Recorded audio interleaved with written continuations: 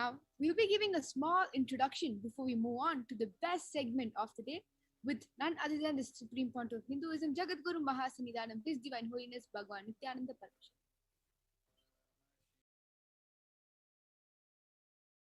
We'll be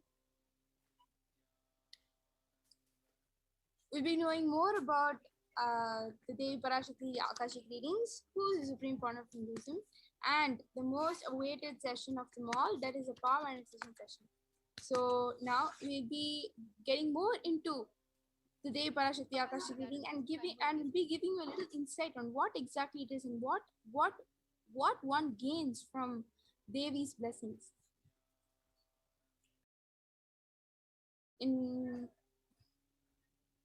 Now, in today's session, we will be covering the introduction to the program, the demonstration of the extraordinary powers of third eye, who is Devi PARASHAKTI, what are Akashic readings, how can we benefit by attending, experiencing an Akashic reading session, Darshan, Diksha and Akashic reading by Devi PARASHAKTI herself, manifesting through the Nija Avatara of the Supreme Pontiff of Hinduism, Jagadguru Mahasannidhanam, His Divine Holiness Bhagavan Nityananda Paramahansa.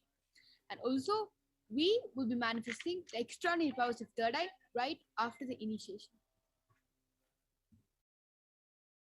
Now, what is Bhava Samadhi Darshan? You would have heard this term quite often, and now we'll be telling you what exactly Bhava Samadhi Darshan is. What is Samadhi? Adi means one with the source. Bhava means attitude, aspect. So Bhava Samadhi put together means being one with the source through this aspect. Definition of Bhava Samadhi: the aspect Bhava you choose through that Bhava, being one with the source Samadhi, is Bhava Samadhi. And knowing this aspect, that is the Bhava, is ultimate Adi, and being in oneness Sama, with that is Bhava Samadhi. Now we'll be looking in a little bit deeper into the science of Bhava Samadhi Darshan. The divine cosmic beings are real. They manifest from Kailasa, the enlightened time-space zone, through deities and incarnations.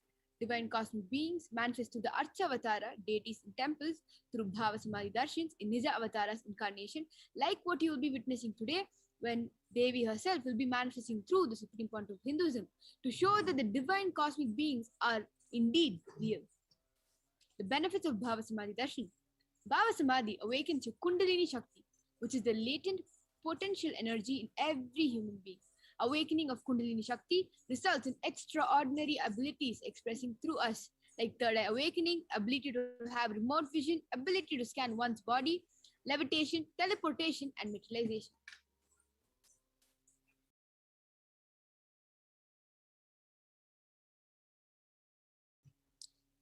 Now, the influx of superconscious energy visibly slows down the aging process and improves immunity to diseases. With increasing levels of coherence, the whole brain comes alive, turning into a superconductor of conscious energies that heal, empower, and transform our lives. So just you present, when you are present and you are able to witness the Bhava Samadhi Darshans, these are the benefits that you reap from just witnessing the Bhava Samadhi Darshans. Now, the benefits of Bhava Samadhi Darshan is just by having a darshan or even a glimpse brings lasting transformation in us, cleansing lifetimes of karmas and raising you to the next level of superconscious breakthrough, like hitting the reset button on your being. And during Bhava Samadhi Darshan, our neurons mirror that of the avatar. So the mirroring of neurons activate and process all the observed movements or information of the avatar just by seeing. That is, our entire body silently and without movement recreates what is happening distances far away, experiencing the superconscious energy radiated by the avatar. So all the Bhava Samadhi Darshans that Swamiji has given us, understand a part of that divine being is there in us. Just by us witnessing the Bhava Samadhi Darshan, we are able to mirror Krishna's neurons, Devi's neurons, Venkateshwara's neurons, and much more, right? And this is also one of the most interesting aspects of witnessing Bhava Samadhi Darshans.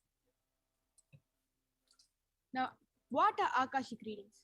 Akashic readings is not prediction. It is reading from the cosmic archives. There is no such thing as past, present, and future. Beyond space, creation and destruction happen simultaneously. In dimension of time starts the past, present, and future. but in Akashic records, there is no past, present, and future. That is why what you call as happening, yet to happen, are clearly already recorded. Now we'll be looking a little bit more deeper into who the Supreme Pontiff of Hinduism is. We have been for so long saying that Devi herself is going to be manifesting through the Nijavatara of the Supreme Pontiff of Hinduism, Jagadguru Mahasannidhanam, His Divine Holiness Bhagavan Nityananda Paramahansa. So with this, we'll be moving on to a small introduction of the Supreme Pontiff of Hinduism. Supreme Pontiff of Hinduism, His Divine Holiness Bhagavan Nityananda Paramahansa, is a reviver of Kailasa, a macrocosmic ancient enlightened Hindu civilization nation, and Supreme Pontiff of Hinduism is the 1008th incarnation of Paramashiva as per Hinduism, recognized by his predecessors who are enlightened masters and adepts.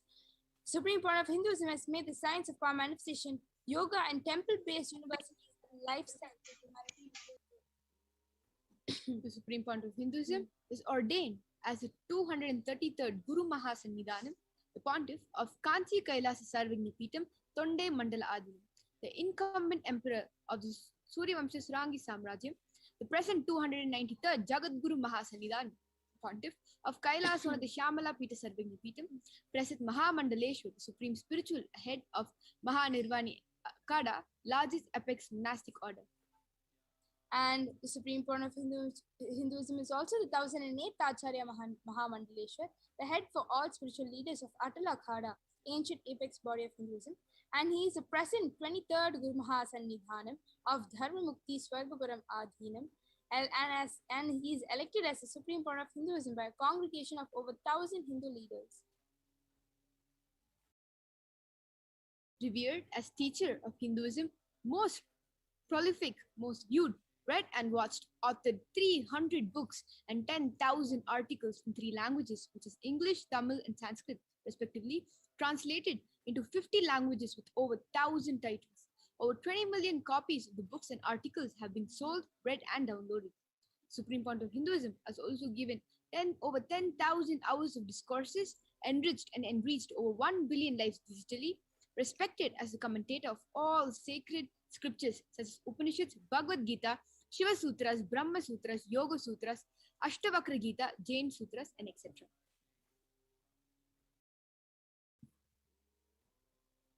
And the Supreme Pontiff of Hinduism is also honored as leader of Hinduism, the most awarded internationally recognized Hindu leader. And he is a reviver of 108 ancient Hindu sampradayas, including the Rudrakanyas, Rudras, Rishis, Rishikas, Bhairavas, and Bhairavis, and Sannyasis.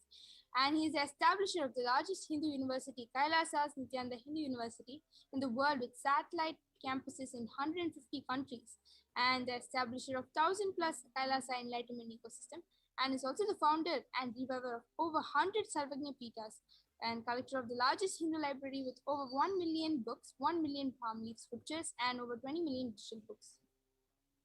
Now we'll be moving on to a very, very exciting segment, which is the demonstration of extraordinary powers.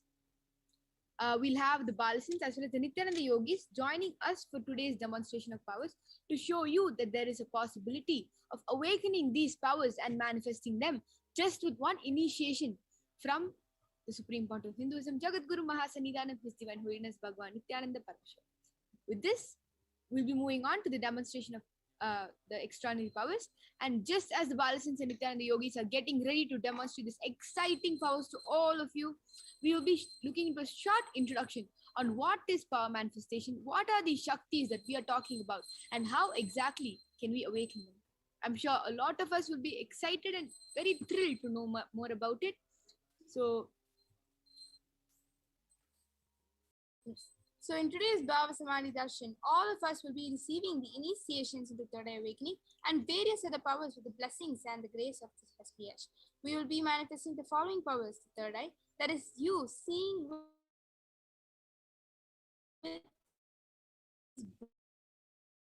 and scanning the thought current. So these are the 2 powers that you will be witnessing, and you'll also be able to do this once the third eye is awakened.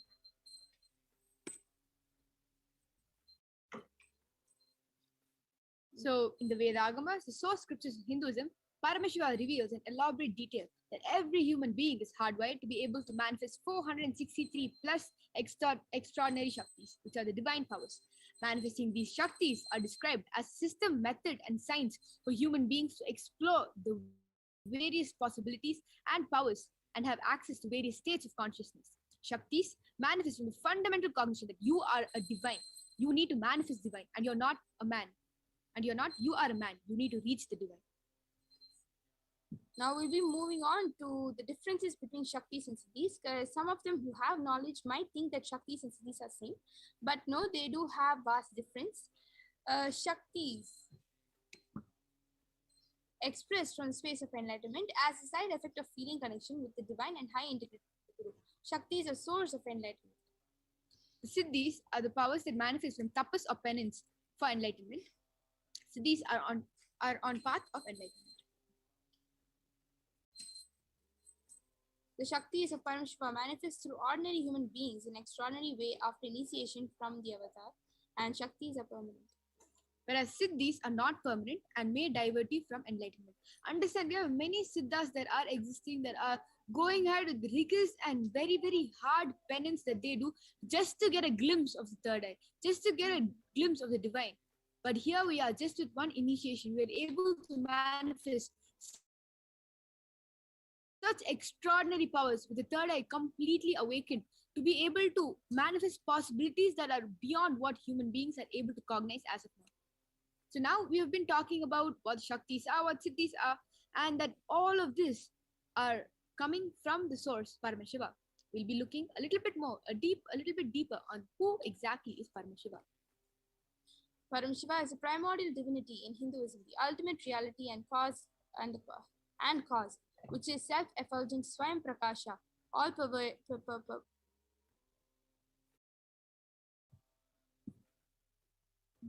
all-pervading, unchanging beyond time, space, form, and causality.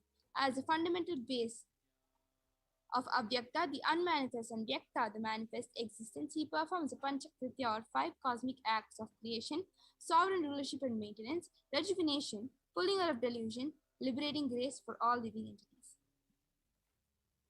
Now, the living incarnation of Parameshiva is none other than the Supreme Part of Hinduism, who is the 1008th living incarnation and representative of Parameshiva and the reviver of Kailasa, the ancient enlightened Hindu civilizational nation, the great cosmic borderless Hindu nation. Ever since the beginning of the civilization, the Sanatana Hindu Dharma has been the cradle of enlightened beings in highly advanced sciences. It was where the science of enlightenment and powers was lived and taught as a lifestyle. For the first time in modern day, the Supreme Point of Hinduism is reviving these yogic sciences and transmitting it to the world at a record-breaking, never accomplished before speed. Now, we'll be directly moving on to the science of power manifestation. Understand that all of these sciences are not something that just came up today or yesterday. It has been there since time immemorial. And all these powers can be authenticated with the pramanas that are from the direct evidences from the Shastras, the life of all the rishis, the life of none other than the Supreme Point of Hinduism, as well as you yourself. When you experience this power, you will understand the authenticity of these powers. Apta Pramana are the experiences and results of Aptas. Yes, so Apta Pramanas are the experiences of rishis and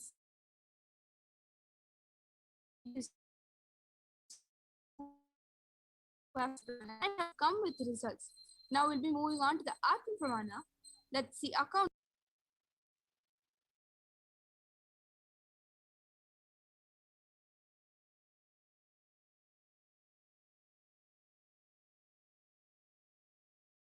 of the Supreme Point of Hinduism and his personal experience of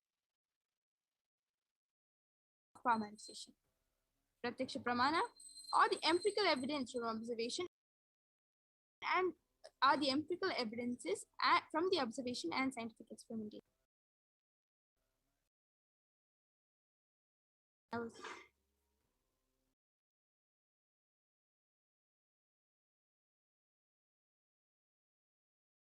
Now, the Shastras are derived from the Vedas, which are the ultimate superior authority for Hindus. Vedas are pure science where the ultimate truths are explained.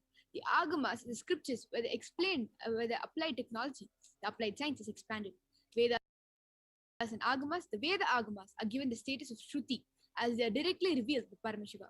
They are the ultimate, eternal, unchangeable truths. A reference cited from these is these Shastras or source scriptures is called the Shastra Pramana. Now we'll be moving on to the power of third eye reading. There's a blindfold reading, and we'll be authenticating this entire power with the Shastra Pramana, the Apta Pramana, the Atma Pramana, and the Sakshi Pramana. So the Shastra Pramana for the power of third eye goes Kapalantar Manonyasa Tishtan Milita Lochanaha Kramena Manasodardhyat Lakshaye Lakshamuttamam. The translation goes, by fixing the mind on the inner space within the crown center and sitting stably without any movement, having the eyes closed in succession, by that stability of the mind and inner space through the power of the third eye, one directly sees the ultimate goal, Lakshyam, by having the vision beyond the sight that reveals any object or place attaining the space of oneness with the source Paramashiva. Now we'll be moving on to the Apta Pramana, where Krishna initiated Arjuna into the power of third eye to witness his Vishwarupa. And the Apta Pramana goes Natu mam shakyase drushtum naneva swachcha chakshushaha divyam dadami te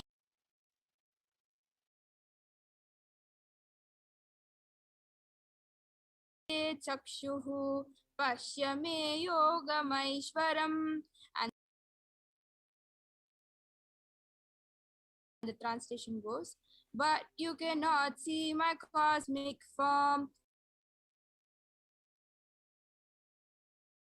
with these physical eyes of yours. Therefore, I grant you divine third eye. Behold my cosmic opulence. In the Hindu Purana Bhagavad Gita, Bhagavan Krishna initiates Arjuna into the power of third eye to behold Krishna's Vishwarupa Darshan, the vision of his cosmic form.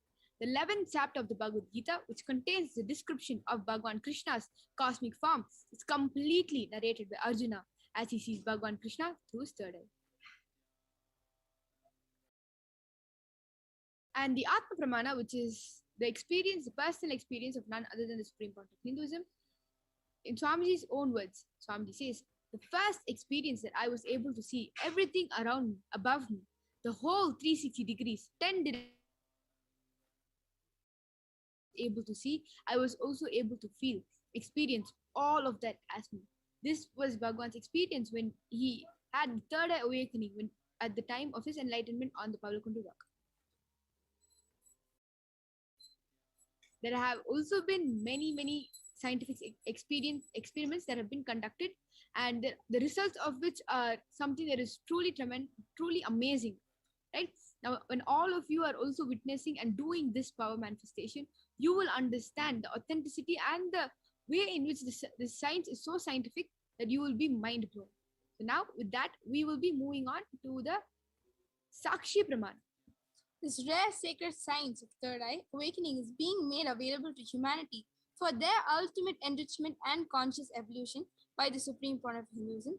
As a living incarnation of Paramashiva, the Supreme Pontiff of Hinduism embodies the most profound yogic states that surpasses all bounds of time, space, and matter. The Supreme Pontiff of Hinduism is gifting this pure, great science of third eye awakening, along with many other spiritual sciences through initiation, Diksha. Millions of people have been initiated by the Supreme Pontiff of Hinduism and are experiencing the profound results as extraordinary powers in their everyday life. With this, we will be moving on to the most awaited session.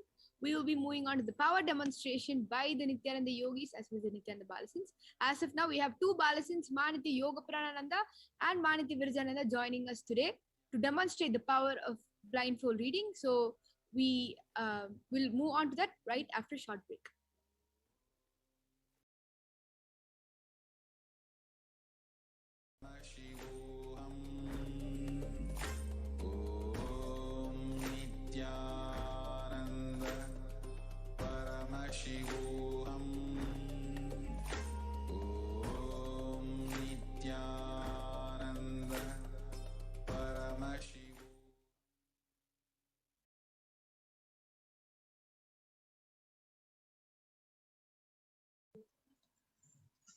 Yes. Let us now witness an extraordinary demonstration of the power of third eye by the Balasants of the Nityananda Gurukul. So we have Maniti Virajananda, who is an extraordinary manifester and a Balasant of the Nityananda Gurukul, and she'll be manifesting this extraordinary power of third eye today.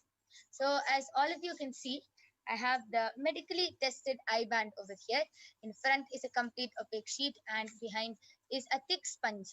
And you can see that from all around it is completely covered, and this eye band is medically and scientifically proven that no light can enter through this eye band even with the eyes open in this eye band. So this is the eye band which we'll be placing on Ma Virija. So now I'll be blindfolding her. So I'm opening the strap in front of all of you.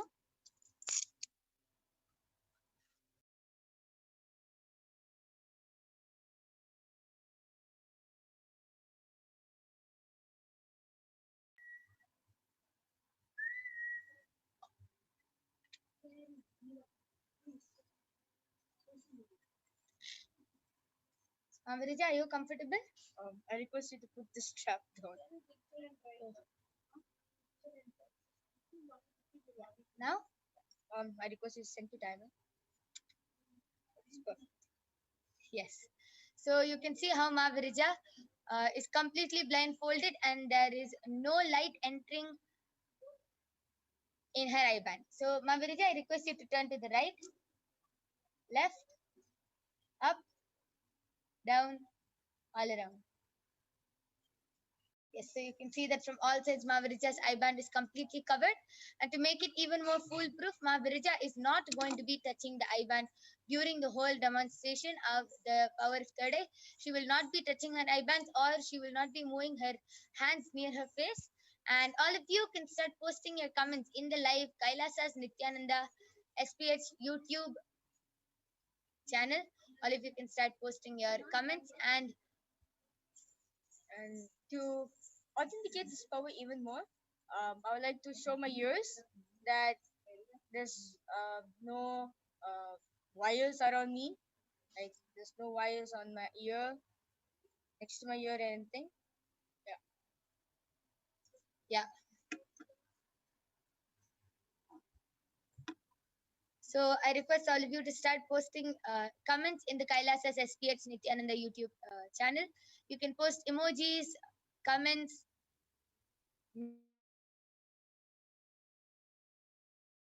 terms, scientific.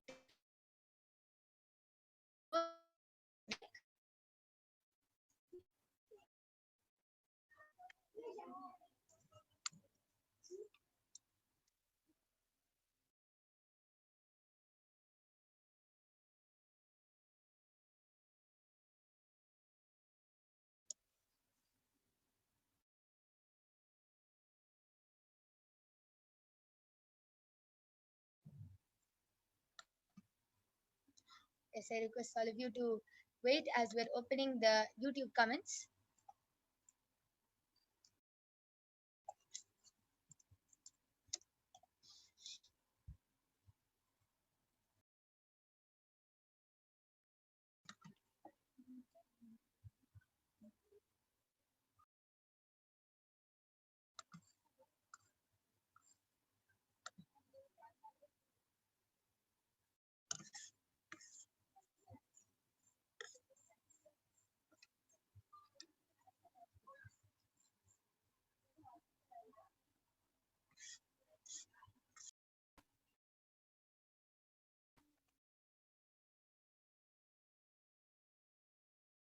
I request all of you to be patient with us. We're completing for the technical glitch.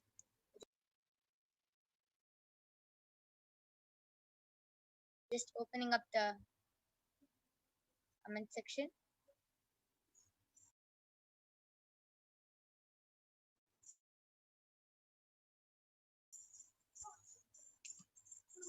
Okay, so Ma Virija, why don't you go ahead and start sharing your experience while the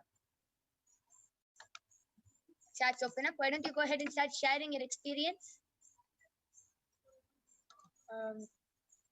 Actually, when I manifest this power of the third eye reading, actually becomes more easier. to like more easier to in my day-to-day life.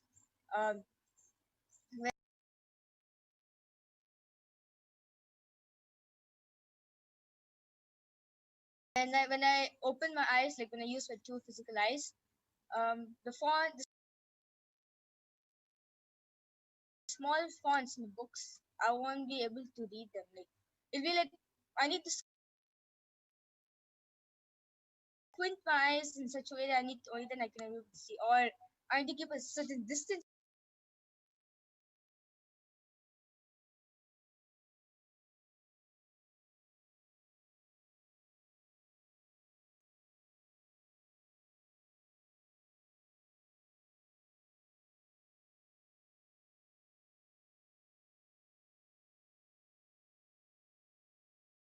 I'll be able to see, but having this third eye awakened, it's completely different level altogether.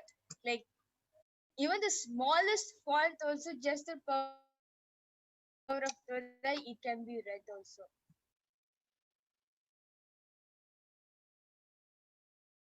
Yeah. So okay. The latest comment, which is posted in Kailasa's SPH YouTube channel, is by Movendran NS has posted Swami G, like Swami space G.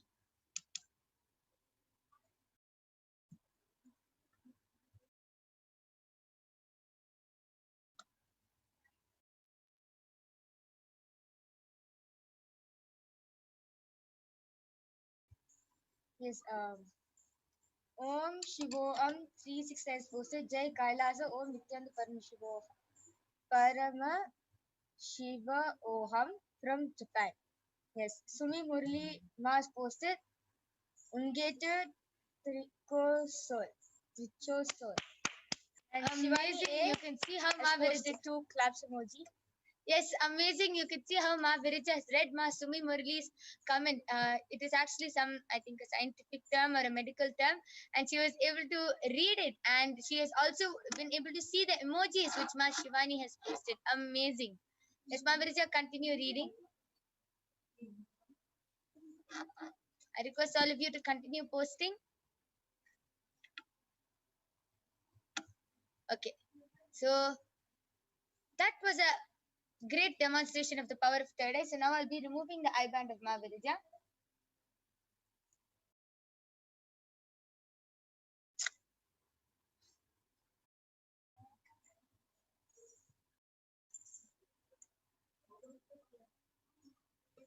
Yes, so you can see how the eye band is completely intact. Yes. So next, you will be witnessing the extraordinary Shakti of the power of body scanning being manifested by the Balasins of the Nityananda Gurukul. So let us see the Shastra Pramana, the Atma Pramana, the Atma Pramana and the Sakshi Pramana for the power of body scanning. So I welcome Ma Nitya Jayeshananda and Ma Nitya Vijayeshananda back onto the screen to share with us the Pramanas for the power of third eye body scanning.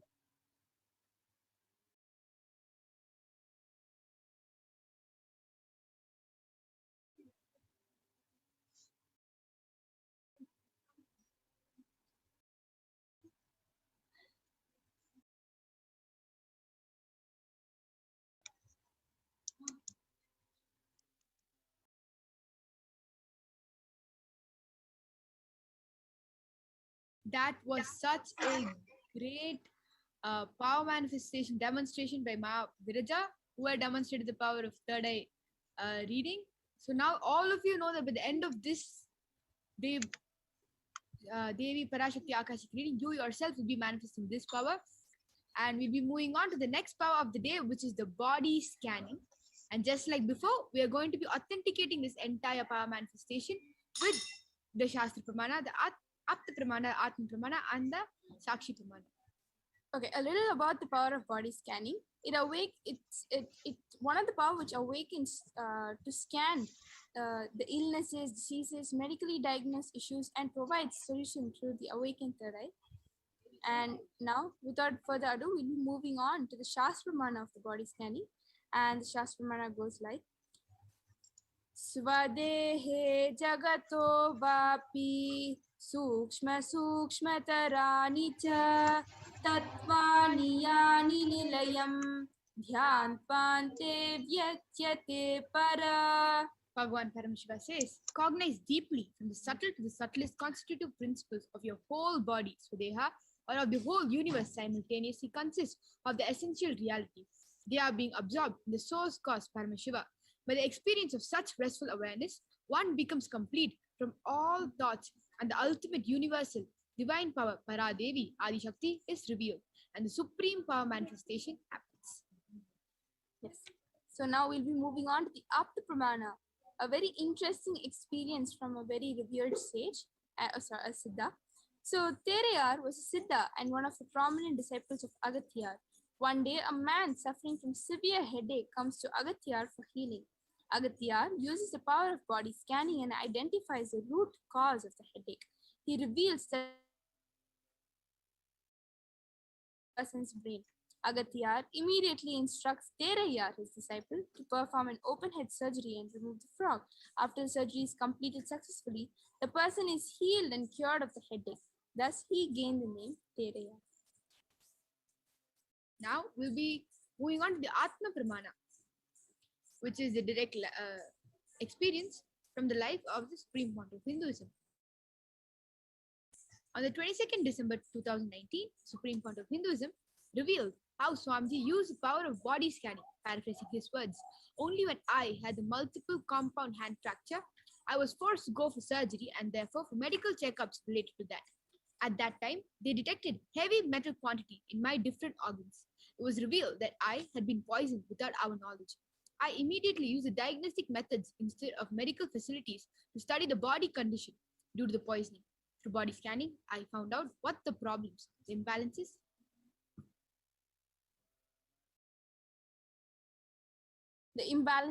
had happened and where balance has to be done. And I used allopathy as a second opinion to verify my findings. So here itself, you can see how the avatar, the incarnation of Paramashiva himself, is trusting completely on just the third eye, revealing whatever the third eye reveal comes to be true, and the solution given is also the only sole solution to heal that particular medical disease or any illnesses that your body is going through. Now we'll be moving on to the Sakshi Pramana, the experiences and results of the extraordinary manifestation happening through the initiation disciples of the Supreme Fount of Hinduism. So if all of you are new people who have joined this platform and are interested and curious about the science of power manifestation, all of you have been presented with an opportunity to join the Paramashiva program, a digital program that is free of cost and that happens every 16 days. In this program, it comprises of different Bhava Samadhi Darshans of Bhagavan, lots of Bhagavan's teachings, and at the same time, the science of power manifestation will be revealed. And the end of the program, be assured, because you will be manifesting 463 plus powers of Paramashiva just effortlessly by just connecting with Swamiji. Now you'll be witnessing just the second power of body scanning. And I'm sure all of you are excited. We can see the YouTube comments are already flooding in. We request all of you all to go down to the Kailasa's SPH Nitya and the YouTube channel. Go ahead and post your questions with your questions for body scanning. Make sure to have your legal name, as well as if you're asking for a body scanning from somebody else, make sure to get their permission beforehand itself. We have the Balasins as well as the Nitya and the Yogis ready for us today to demonstrate this power of body scanning for all of us today. So we request all of you to go down to the YouTube channel and go and leave your comment. Nityanam, we have Ma Yoga Prana as well as the Gurukul Balasins and the Nityananda Yogis with us. Ma Yoga Prana, please go ahead. Yes.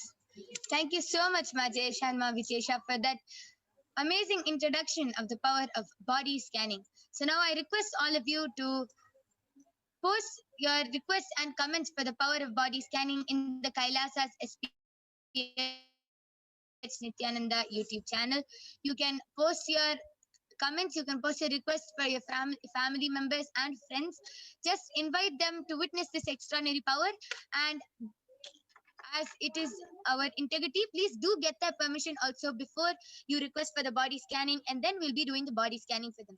You can invite your you can invite your family, friends. You can invite anyone who you want to witness this extraordinary Shakti of body scanning. So, Ma Sumi Murali has posted, Ma, please scan my father. He is in the US hospital. Please heal his prostate cancer. He just got diagnosed. Still doing tests and treatment not yet done. Let him not have pain, Ma. I got his permission. So, Ma Mahavidya, you can do the body scanning for Ma Sumi Murali's father. And Om Shiva Om has posted a request for the power of body scanning. Yes, sir. Yeah, I request you to just post your actual names. Then we'll be doing the body scanning for you. Madhav Kukkala has requested for a body scanning. So, Ma Soni, you can do the body scanning for Madhavaya. Sunil M has requested for a body scanning. So, you can do the body scanning, Ma Brahma Yoga, for Sunil M Aya.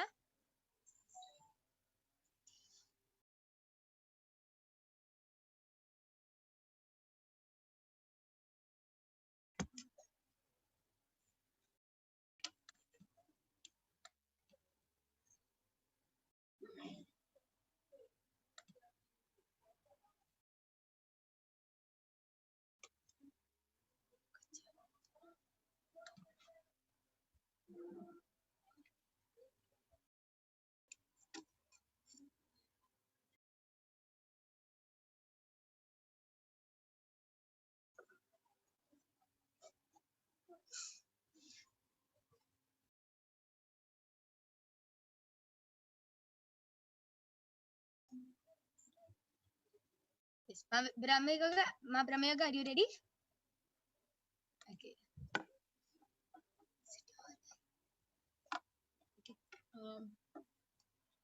Nityanandam, so Ma Sumi Murlima, Paramashiva and Swamiji are revealing. So yes, your father, the diagnosis is correct, the prostate cancer. He'll have to go through the surgery. I think probably by now the doctors must have told you. So Swamiji is showing very clearly that please let him go through the surgery and the treatment as the doctors are suggesting.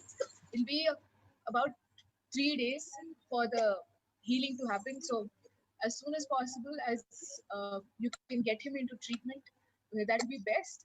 And tell him to continuously remember Swamiji, chant the Mahavakya. And if he has an Atmalinga, let him continue to speak to the Atmalinga and hold it wherever he has the pain. So in his body region, on the right side, so my right. So wherever is the body pain, let him hold the Atmalinga there and continuously chant the Mahavakya. It will be about 3 days. And let him please go through the treatment as the doctors are suggesting. So for the treatment and the surgery, let that happen. Yes. So that is an amazing solution and revelation. So Ma Sumi Murali, this is for your father, Ma. I request you to get back in the chat and please convey this to him. He will be completely healed as per Paramashiva's instructions. Yes. Ma Soni, you're ready? You can go ahead. And I did the body scanning for Madhav Kukkala, and Aya Paramashiva revealed that you have been having problem in your throat and your wrist. So the solution which Paramashiva revealed is that to apply castor oil in those regions will be completely healed. Aya. Yes. So Madhav Kukkala Aya, this was body scanning for you. I request you to get back in the chat whether you were able to relate with the scanning. So Ma Sumi Murali has posted no Atmalinga. Yes. So no problem, Ma. No Atmalinga does not matter. Any picture of Swamiji, as long as he can hold on to a picture of Swamiji, receiving darshan of Swamiji in front of him, and continuously doing ajapa, he will feel the pain. He will not feel that pain so much. So let him be in the continuous remembrance of Swamiji. Yes. And that is amazing. Ma Drew Hurst has requested for a body scanning. I request you to post it and we'll be doing the body scanning for you. Yes, Ma Brahmayoga, you can go ahead.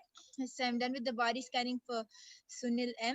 So, Aya, what Parameshwar revealed to me is that you're having tonsils, and for that you should take castor oil and just like try putting it on like as far as your hand can go inside. Just put castor oil over there in your throat, and then on top of that, drink castor oil. Like the moment the castor oil goes in that area and touches that area, it will start healing. So for that, you should have castor oil and also apply castor oil inside, like at the back of your tongue in that area, and your tonsils will heal in a few days. Yes. So that is a scanning for Sunilaya. Yes. So Sunilaya, I request you to get back. Ramesh Jamanapalli has posted, Nityanandam, can you scan my body and let me know my root pattern? So Ma Mahavidya, you can go ahead and do the body scanning. Malleshwari Vemuganti has posted, Ma Nityanandam, scan my eyes and tell me needful and filled with spiritual concentration to meditate. So Ma Soni, you can do the body scanning for Ma Malleshwari.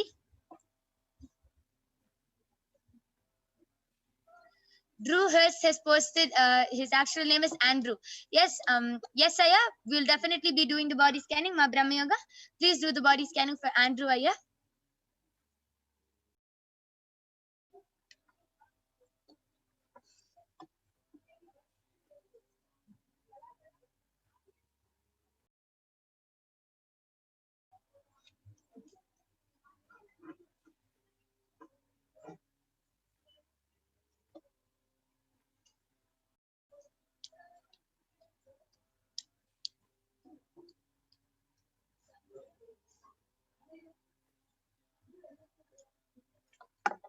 Okay, Sunil M. Aya has gotten back telling, yes, you are correct. Thank you.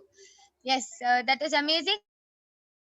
Sumilaya, just follow whatever Paramashiva has revealed and you will be completely healed of all your problems, Aya.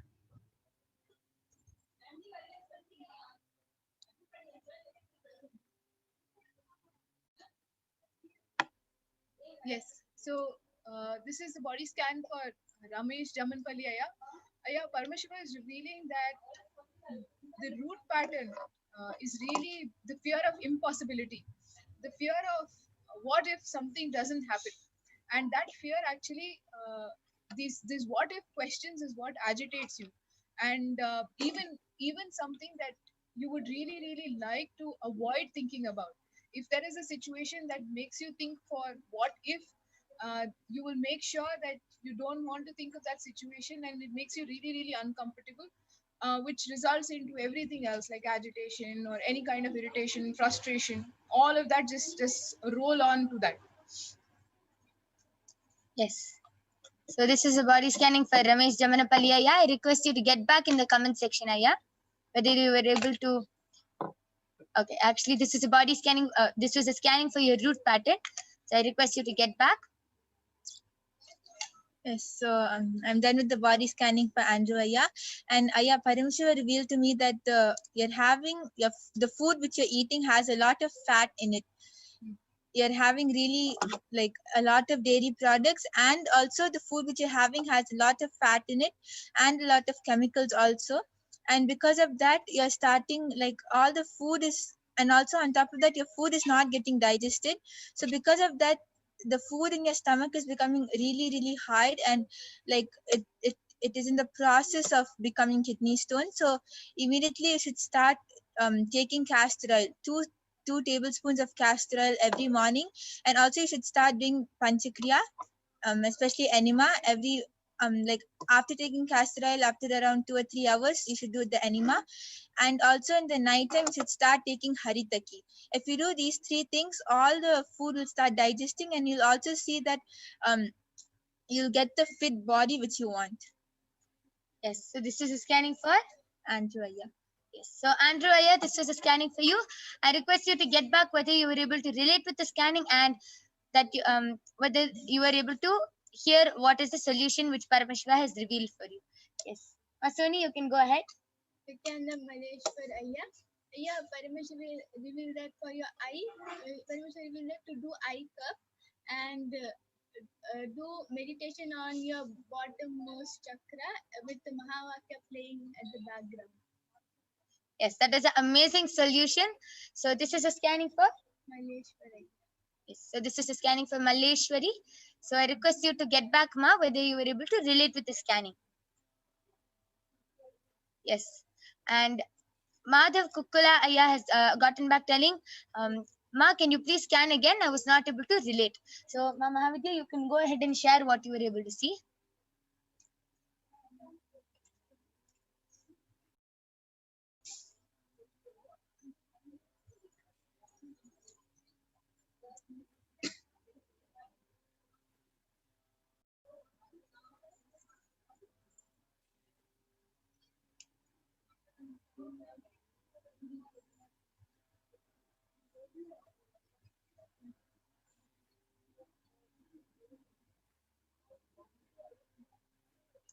Okay, so Sunil M. Ayya has gotten back telling, could you explain one more time clearly, please? You said correctly, but I'm confused. So, Ma Brahmayoga, why don't you go ahead and repeat the scan for Sunil Ayya? Yes, so Sunil Ayya, actually Parameshwar revealed that you have tonsils in your throat, and for that you should put castor oil at the back of your tongue, like as far as your hand can go inside. You should put castor oil over there, and after that you should drink castor oil. Because the moment the castor oil reaches your throat, it will start healing the whole area, and the tonsils will start healing, and in few days the whole thing will get healed. Yes, amazing scanning. Ma Mahavidya, are you ready? Yes. So, Madhavaya, please check your diet, reduce oil, and there is gas forming in your lower abdomen. So, enema will help you. And really, please add haritaki every night. If you're already taking maybe a little, one more spoon after each meal will really help heal your stomach and anything else that's going on right now with your digestion. Yes. So this is a scanning for Madhav Kukkala Ayya. Yes. So I request all of you to get back in the chat, and we thank all of you for joining us. I can see so many people flooding the comments with requests for body scanning for the friends, family members, and for themselves. But due to the interest of time, we have to move on to the next segments now. But you can surely come back 2 a.m. every day, 2 a.m. in IST and 4 p.m. IST, and you will be getting you can get the body scanning for yourself and your family and friends.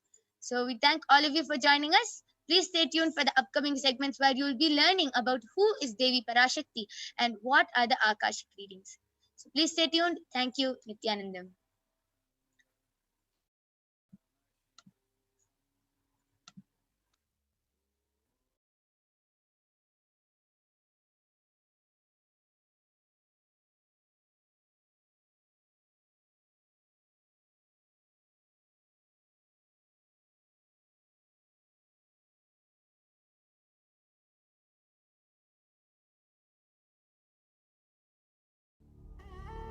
What I mean by the word e-Kailasa, listen intensely. Enlightenment ecosystem, literally enlightenment itself, in your own home, wherever you are. If you cannot come to Kailasa, it's okay. Kailasa can come to you. Kailasa coming to you is e-Kailasa.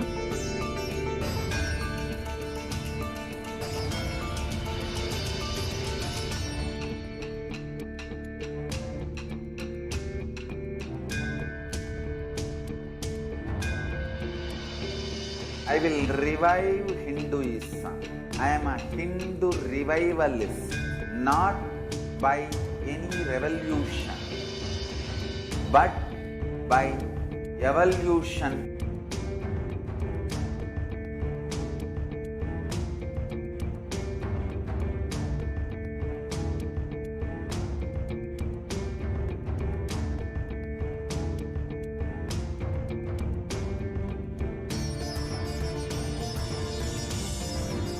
And setting model communities.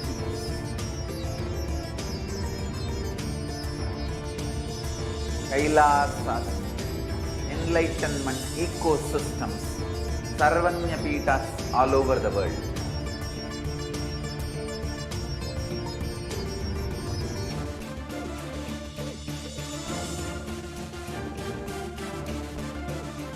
all powerful cognition, knowledge. Only when you live, power manifestation and possibilities manifestation happens.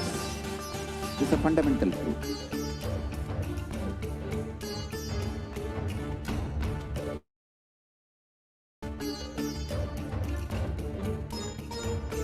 Hinduism cannot live exclusively as one sampradaya. No. All sampradayas of Hinduism is an ecosystem.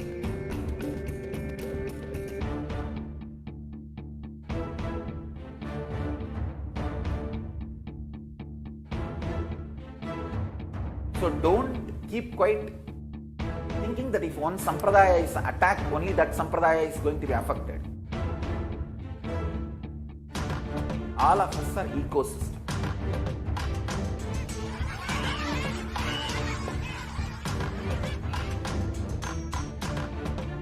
I invite all of you to get involved and enjoy Hinduism by the principle of Dharmo Rakshati Rakshitaha. When you protect Dharma, Dharma protects you. We will make the whole planet flourish spiritually. The spiritual prosperity will happen to the whole planet. We all have to coexist together.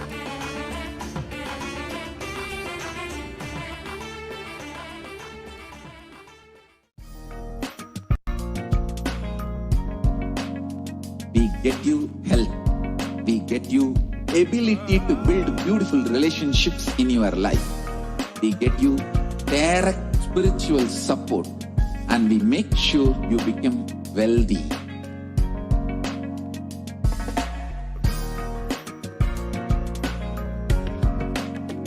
We won't stop giving you just good life. We will literally not stop till you live enlightened life. Manifesting the state of Paramashiva, space of Paramashiva, powers of Paramashiva, being of Paramashiva.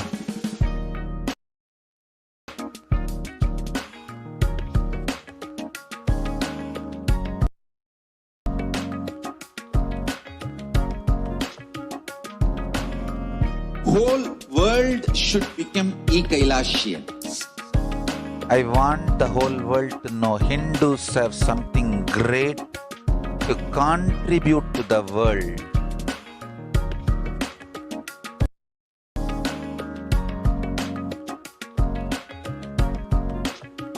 We have something great to contribute to the world. Let us do that.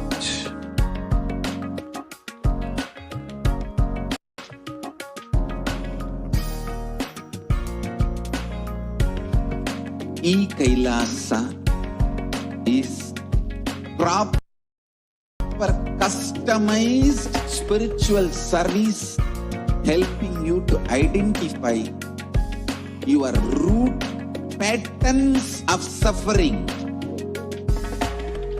We have perfected the science of helping every individual from every cultural, religious, nationality background.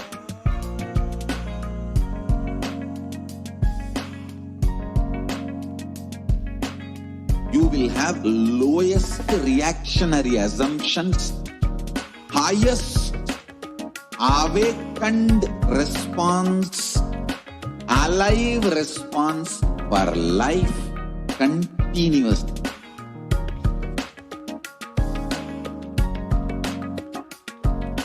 E-Kailasa is enlightenment ecosystem, literally enlightenment itself in your own home, wherever you are. Proper customized spiritual service helping you to complete with your life negativity, withdrawal from life, self-hatred, self-denial, self-doubt, so much of tiredness, laziness.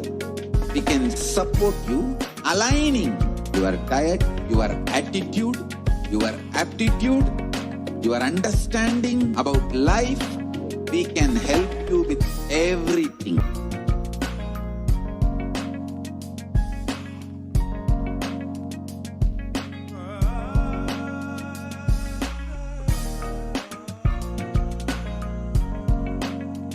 If you are interested in enlightenment, we will immediately bring this to you.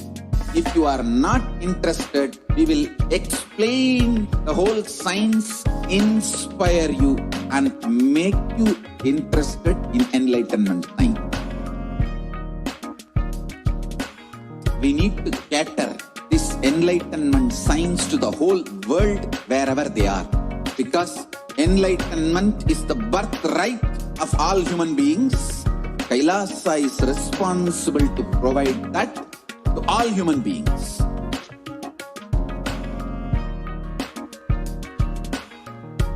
Kailasa is the totality of the knowledge I received from my gurus and practice manifested in my life, perfected by teaching millions of people from all cultures, time zones, backgrounds, genders, nationality, race, from every creed.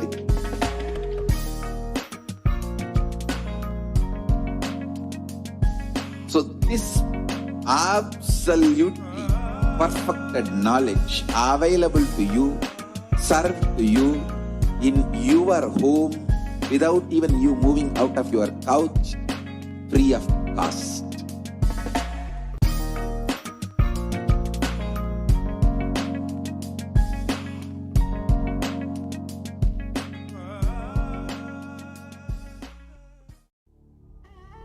What I mean by the word e-Kailasa, listen intensely. Enlightenment ecosystem, literally enlightenment itself, in your own home, wherever you are. If you cannot come to Kailasa, it's okay. Kailasa can come to you.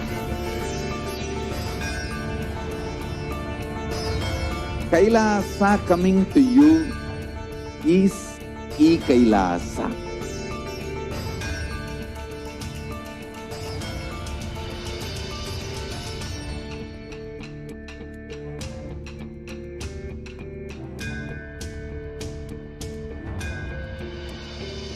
I will revive Hinduism. I am a Hindu revivalist, not by any revolution, but by evolution.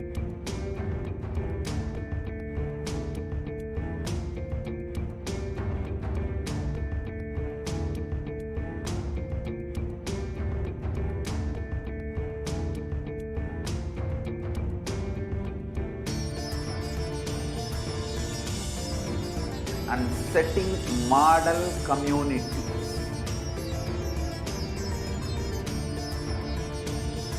Kailasas, enlightenment ecosystems, Sarvanya Pitas all over the world.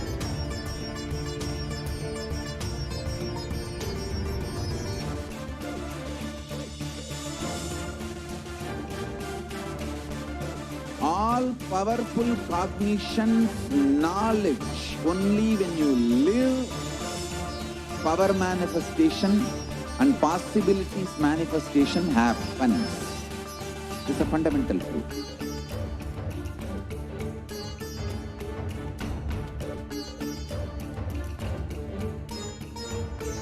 Hinduism cannot live exclusively as one sampradaya. No. All sampradayas of Hinduism is an ecosystem.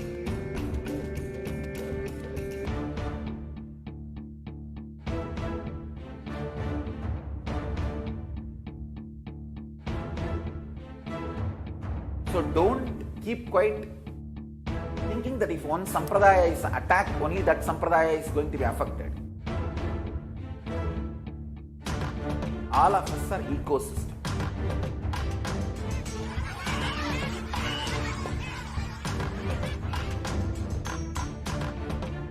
I invite all of you get involved and enjoy Hinduism by the principle of Dharmo Rakshati Rakshitaha. When you protect Dharma, Dharma protects you. We will make the whole planet flourish spiritually. The spiritual prosperity will happen to the whole planet. We all have to coexist together.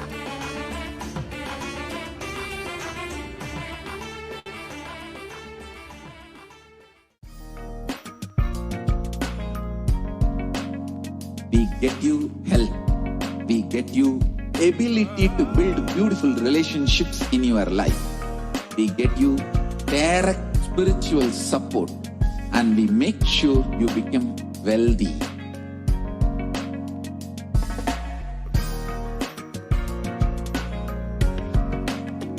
We won't stop giving you just good life. We will literally not stop till you live enlightened life. Manifesting the state of Paramashiva, space of Paramashiva, powers of Paramashiva, being of Paramashiva.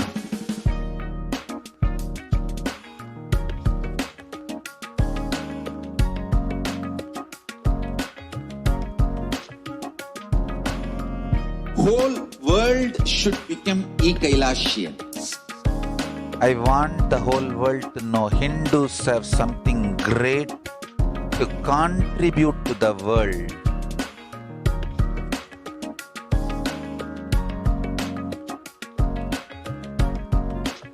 We have something great to contribute to the world.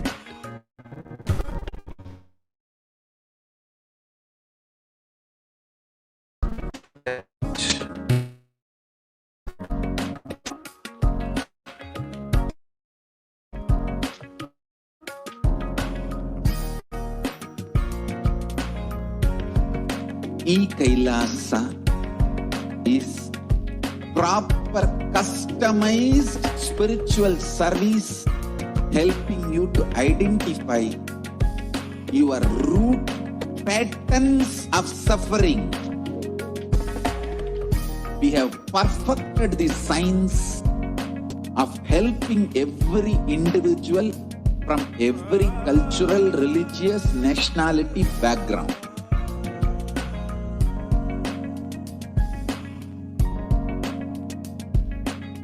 You will have lowest reactionary assumptions, highest awakened response, alive response for life.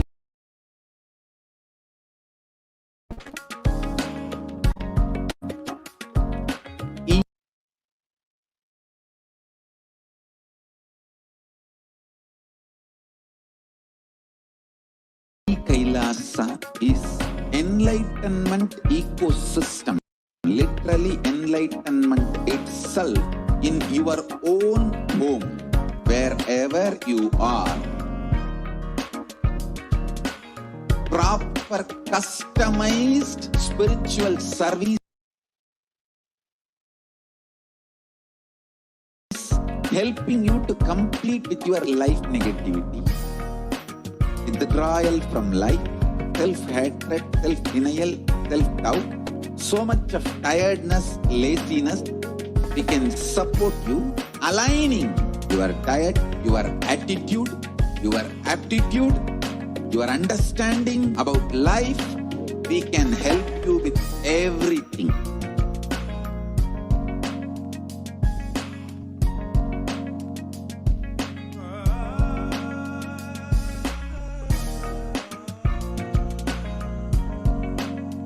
If you are interested in enlightenment, we will immediately bring this to you. If you are not interested, we will explain the whole science, inspire you, and make you interested in enlightenment science. We need to cater this enlightenment science to the whole world wherever they are, because enlightenment is the birthright of all human beings. Kailasa is responsible to provide that to all human beings.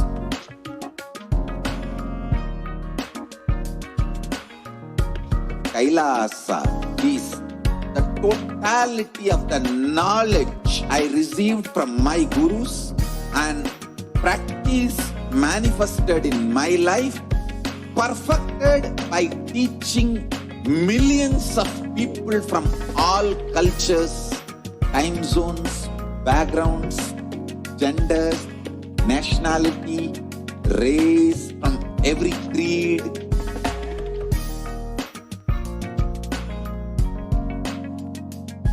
So this absolutely perfected knowledge available to you, served to you in your home without even you moving out of your couch, free of cost.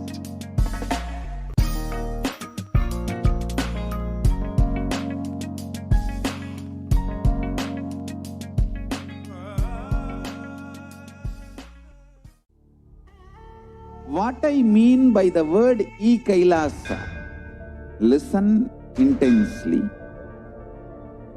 Enlightenment ecosystem, literally enlightenment itself, in your own home, wherever you are.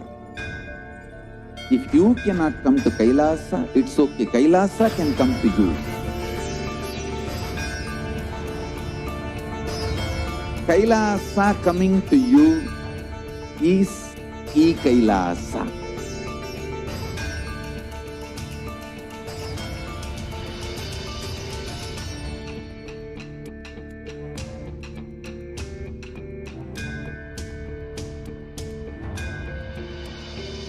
I will revive Hinduism. I am a Hindu revivalist, not by any revolution, but by evolution.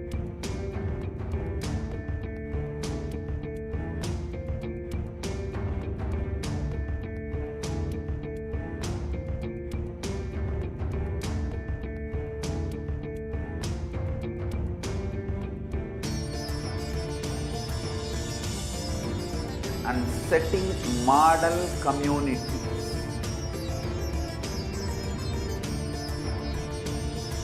Kailasas, enlightenment ecosystems, Sarvanya Peethas all over the world.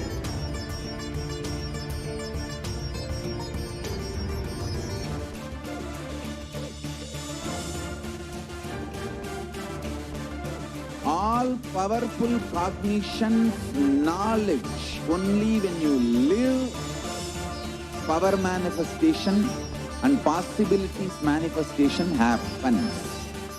This is a fundamental truth.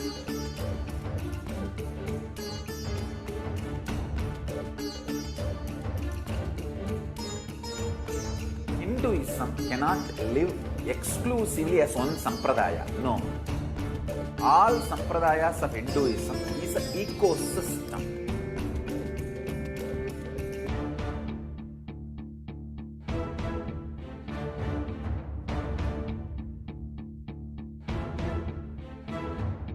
So don't keep quiet thinking that if one sampradaya is attacked, only that sampradaya is going to be affected. All of us are ecosystems.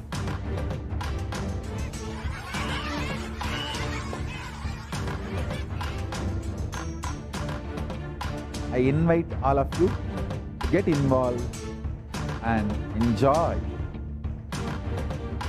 Hinduism by the principle of Dharmo Rakshati Rakshitaha. When you protect Dharma, Dharma protects you. We will make the whole planet flourish spiritually. The spiritual prosperity will happen to the whole planet. We all have to coexist together.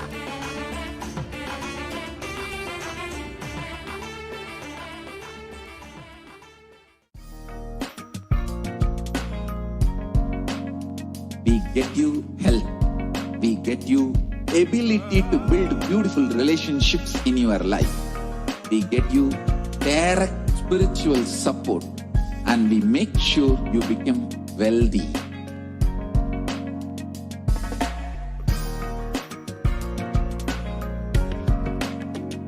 We won't stop giving you just good life.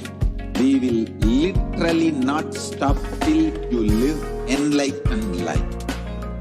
Manifesting the state of Paramashiva, space of Paramashiva, powers of Paramashiva, being of Paramashiva.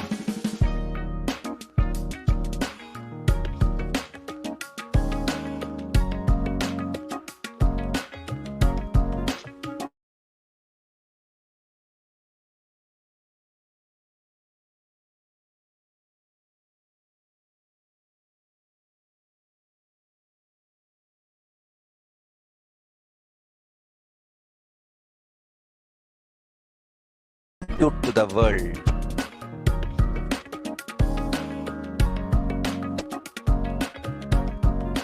We have something great to contribute to the world. Let us do that.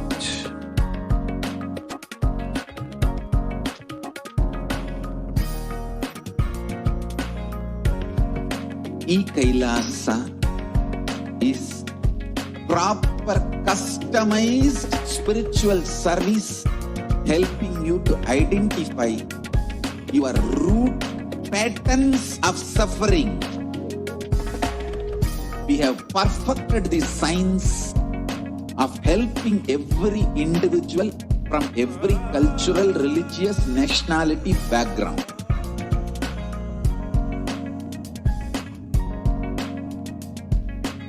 You will have lowest reactionary assumptions, highest awakened response, alive response for life continuously.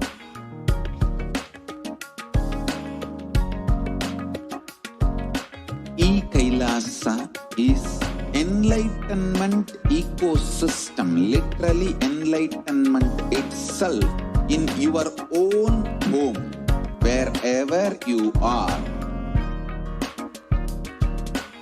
Proper customized spiritual service helping you to complete with your life negativity, withdrawal from life, self-hatred, self-denial, self-doubt, so much of tiredness, laziness. We can support you aligning your diet, your attitude, your aptitude, your understanding about life. We can help you with everything.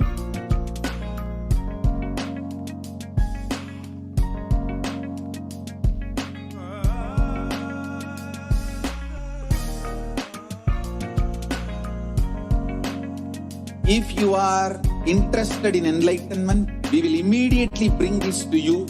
If you are not interested, we will explain the whole science, inspire you and make you interested in enlightenment science. We need to cater this enlightenment science to the whole world wherever they are, because enlightenment is the birthright of all human beings. Kailasa is responsible to provide that to all human beings.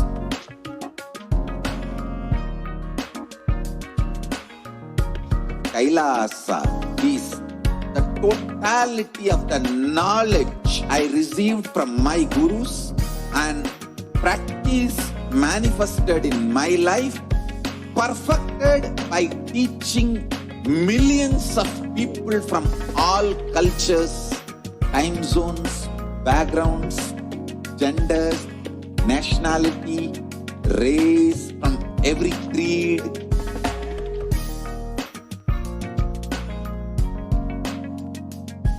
So this absolutely perfected knowledge available to you, served to you in your home without even you moving out of your couch, free of cost.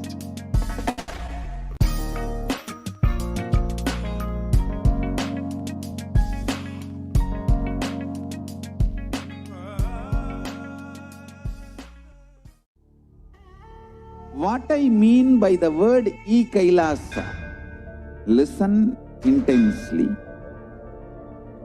Enlightenment ecosystem, literally enlightenment itself, in your own home, wherever you are.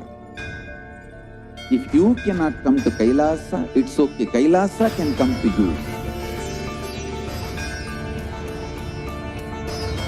Kailasa coming to you is e-Kailasa.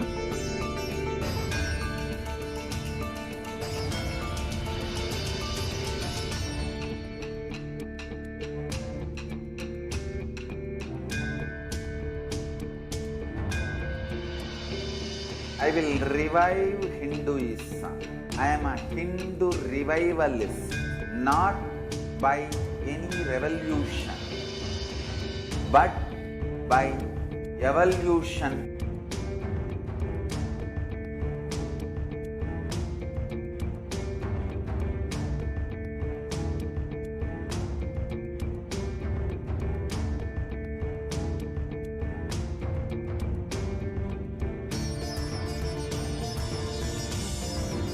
And setting model communities.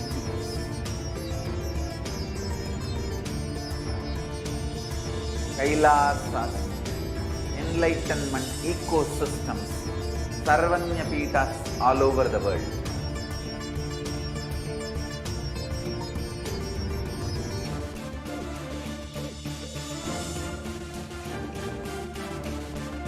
All powerful cognition, knowledge, only when you live, power manifestation and possibilities manifestation happens.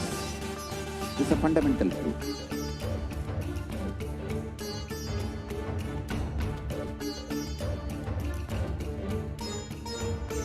Hinduism cannot live exclusively as one sampradaya. No. All sampradayas of Hinduism is an ecosystem.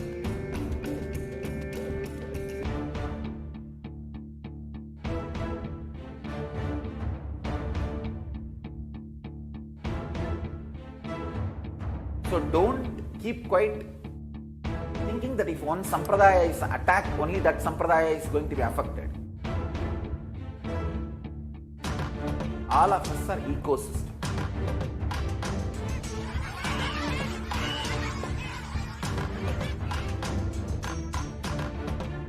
I invite all of you to get involved and enjoy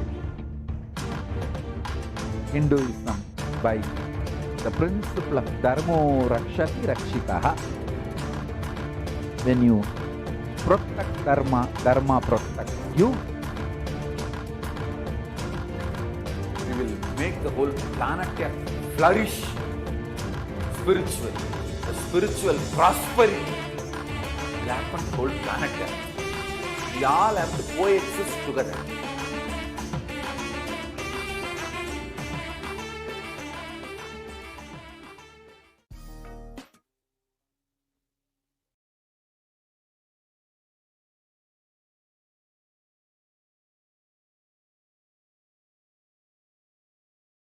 Nityananda?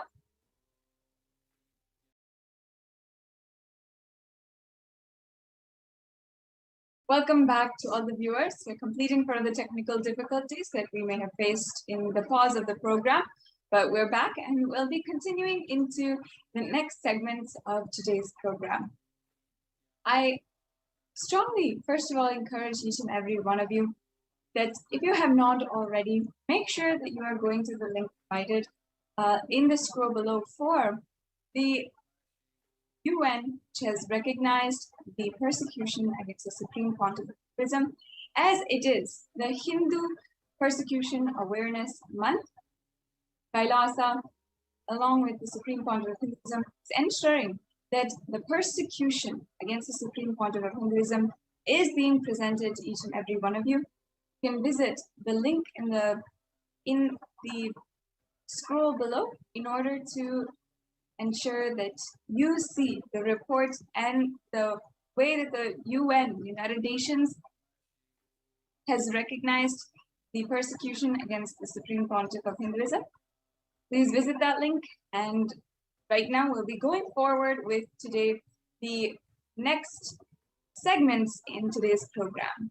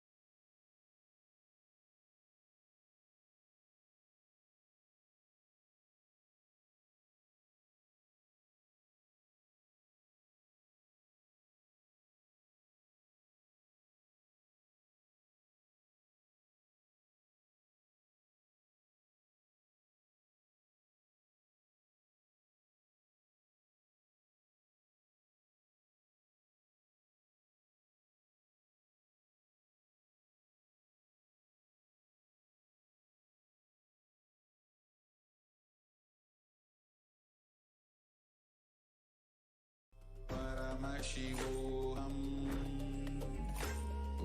ॐ नित्यानन्द परमशिवोऽहम् ॐ नित्यानन्द परमशिवोऽहम् ॐ नित्यानन्द परमशिवोऽहम् नित्यानन्द परमशिवोऽहम् ॐ नित्यानन्द परमशिवोऽहम् ॐ नित्यानन्द परमशिवोऽहम् ॐ नित्यानन्द परमशिवोऽहम् ॐ नित्यानन्द परमशिवोऽहम् ॐ नित्यानन्द परमशिवोऽहम्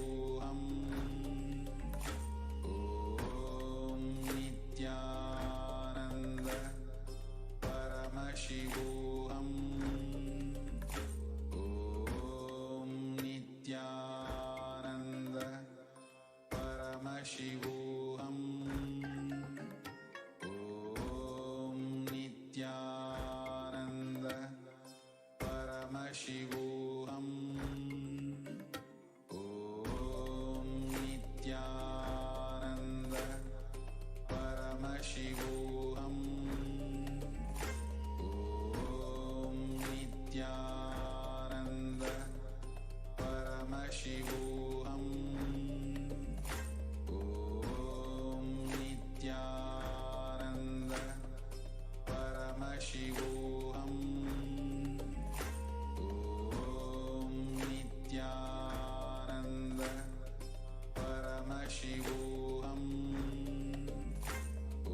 ॐ नित्यानन्द परमशिवोऽहम् ॐ नित्यानन्द परमशिवोऽहम् ॐ नित्यानन्द परमशिवोऽहम् ॐ Nityanand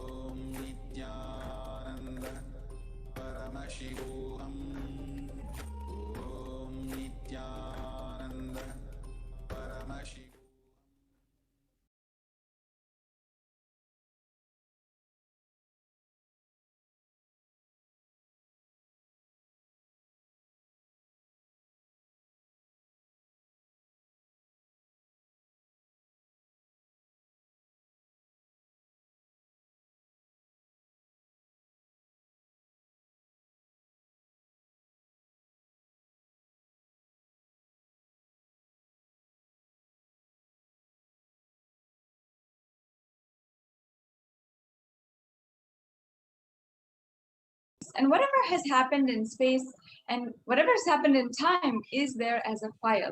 Nothing can be destroyed.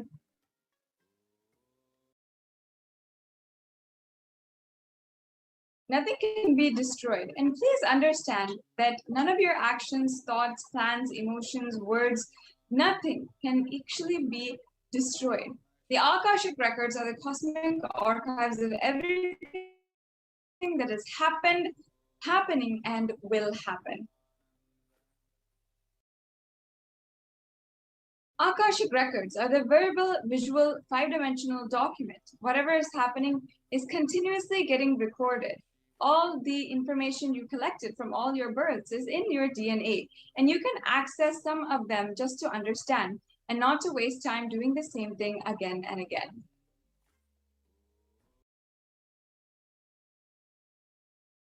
It is not a prediction. Many of us have gone to predictions, have had our horoscope read and that kind of thing. However, we have to understand that this Akashic reading is a sacred spiritual process, and it is a reading from the cosmic archives. There is no such thing as past, present, and future. Beyond space, creation and destruction happen simultaneously. And in the dimension of time starts past, present, and future.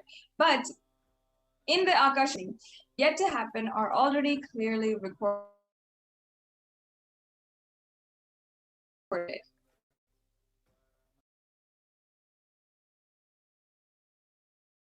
Now, in the concept of Hinduism, nobody has the right to comment on these readings. Nobody has the right to manipulate these readings. Nobody has the right to interpret, comment on these readings. They are complete unto themselves. And for anybody who wants to live enlightenment, live in tune with the cosmos, Jivan Mukti does not need any spiritual practice other than listening to these great readings again and again.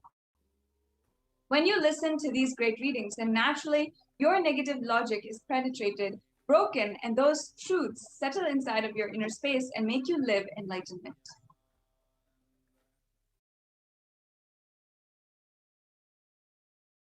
As the avatar of Paramashiva, the Supreme Pontiff of Hinduism has graced humanity with the blessings and darshan of Devi PARASHAKTI, revealing answers to our questions and giving such complete completion to the yearning of seekers as solutions, breakthroughs, and liberating humanity from pain and suffering. Any answer given by Devi PARASHAKTI is not just an answer, but a karmic breakthrough for the receiver.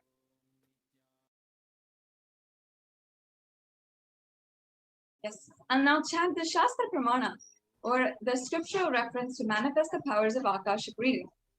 Akasham vimalam pashyam kritva drishtim nirantaram shabdatma tat kshanad devi vairavam vapurapnuyat.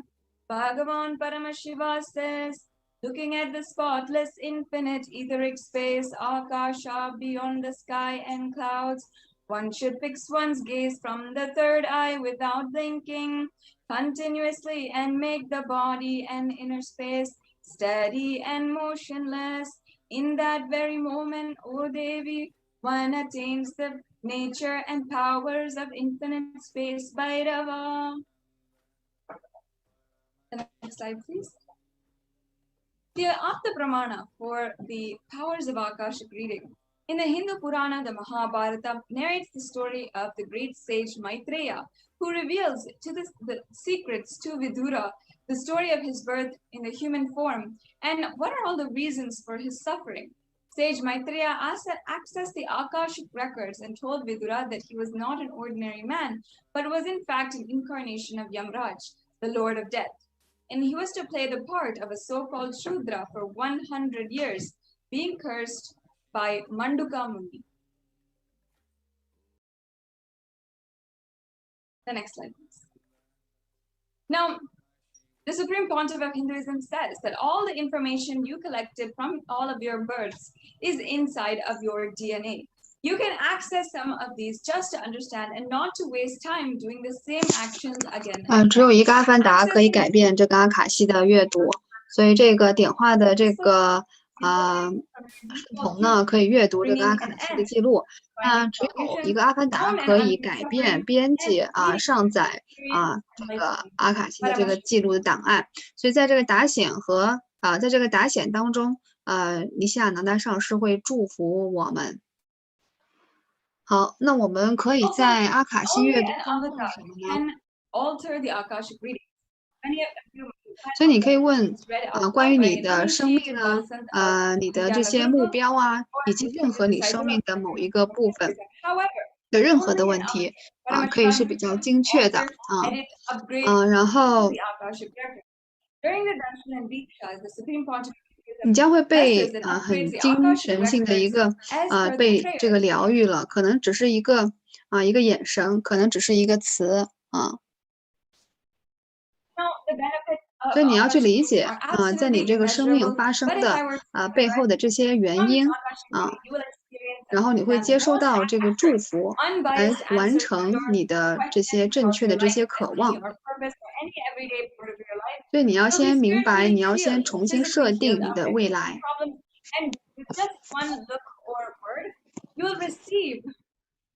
The blessing to fulfill your right desires, and you'll get the clarity to redesign your future.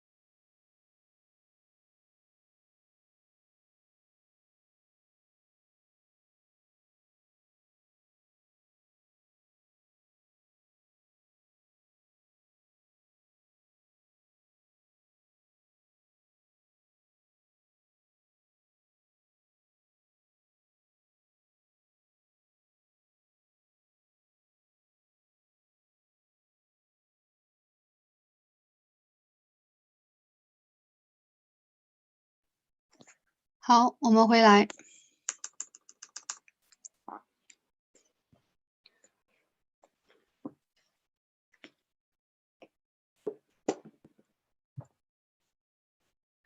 好，我们来看这个神性的女性的这个意识。好，我们来看一段这个冥想的经文，关于这个女神的冥想诗节。好，主持人在念。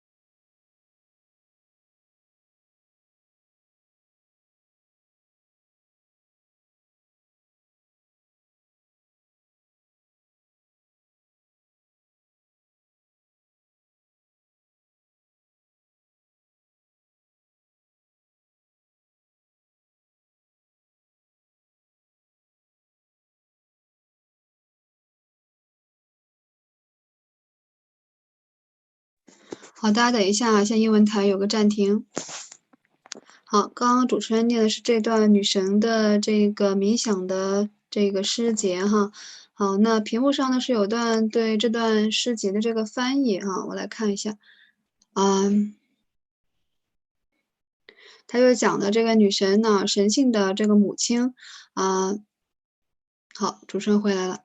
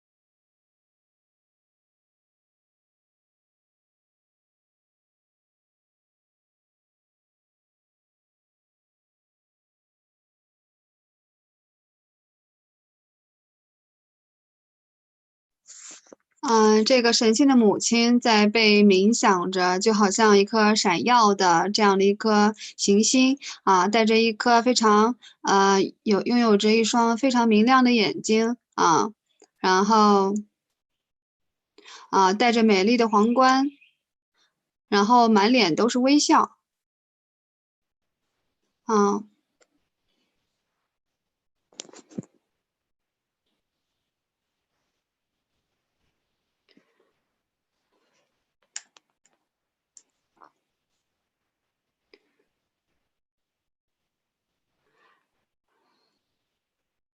好，我冥想，他是在他穿着红色，然后他的眼睛呢是满怀着慈悲然后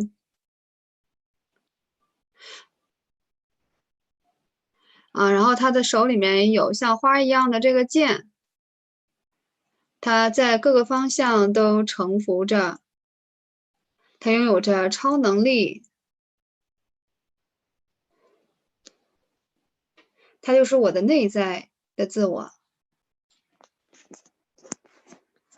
好，所以女神 Devi PARASHAKTI 女神呢，她是终极的纯净的女性能量意识。那女神她是一个宇宙的母亲。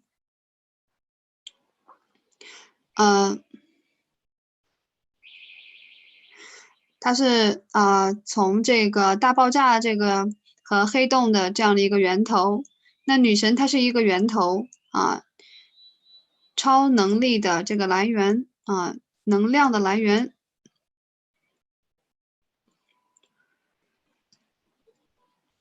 她的终极的爱和慈悲女神她自己呢正在显化通过这个尼西亚南达上师来显化，在祝福我们，回答我们所有的问题，然后回答我们的这些祈祷给我们祝福，疗愈我们，揭示我们的过去、现在和未来，传递非常伟大的精神的真理，并且最终呢给我们这个作为Paramashiva 他自己的这个体验，让我们来体验 Paramashiva， 体验这个宇宙的终极的意识。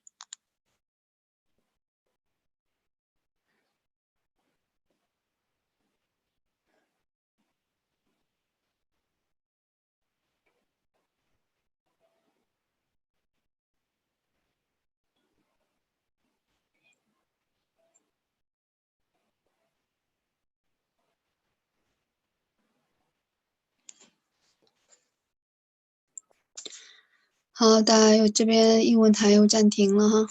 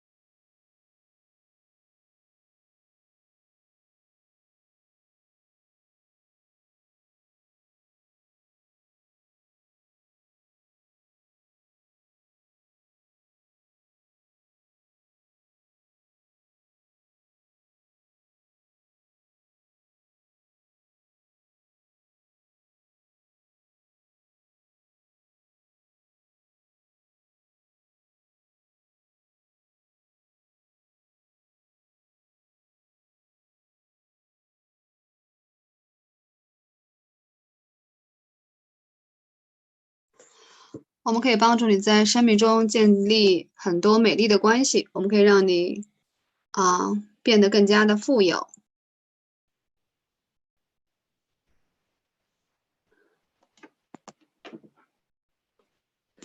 我们不会停止来给到你好的生活，我们不会停止，直到你生活在开悟的生活当中，显化帕尔玛希瓦的状态、空间、超能力和灵魂。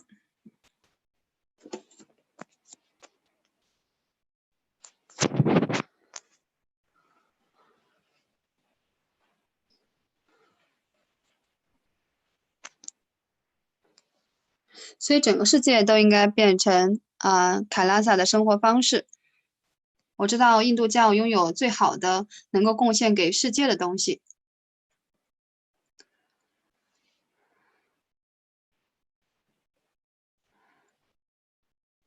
我们拥有很多能够贡献给世界的最好的，让我们一起来完成它。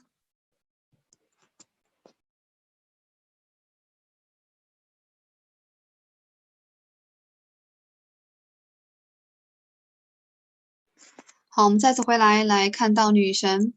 那出于女神的强烈的这样的一个爱和慈悲，女神她自己呢正在显化，通过这个尼西亚南达大师的这个身体在显化，在祝福我们，回答我们所有的问题，在就是参与到我们的祈祷当中，参与到我们的祝福当中，疗愈我们，揭示我们的过去、现在和未来，传递给我们非常伟大的精神的真理。所以在女神的话语中呢，就是说就像太阳一样升起用这个维塔经和阿伽玛经来表达，就像这个花儿一样开放，满满的这样一个能量生活在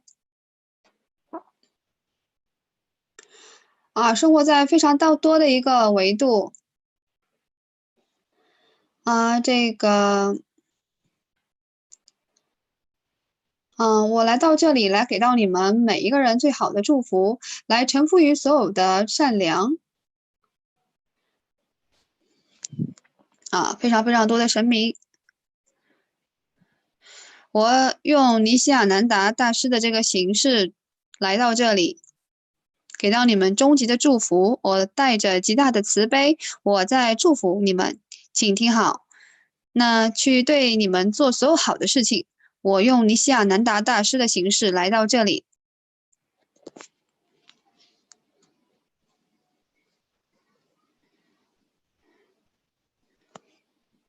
就像太阳一样升起来显化这个我们存在的这个来源，存在的这个超能力，存在的这个表达从这个 Om 的一个宇宙的一个源头来变成这个Prakti and Pashusha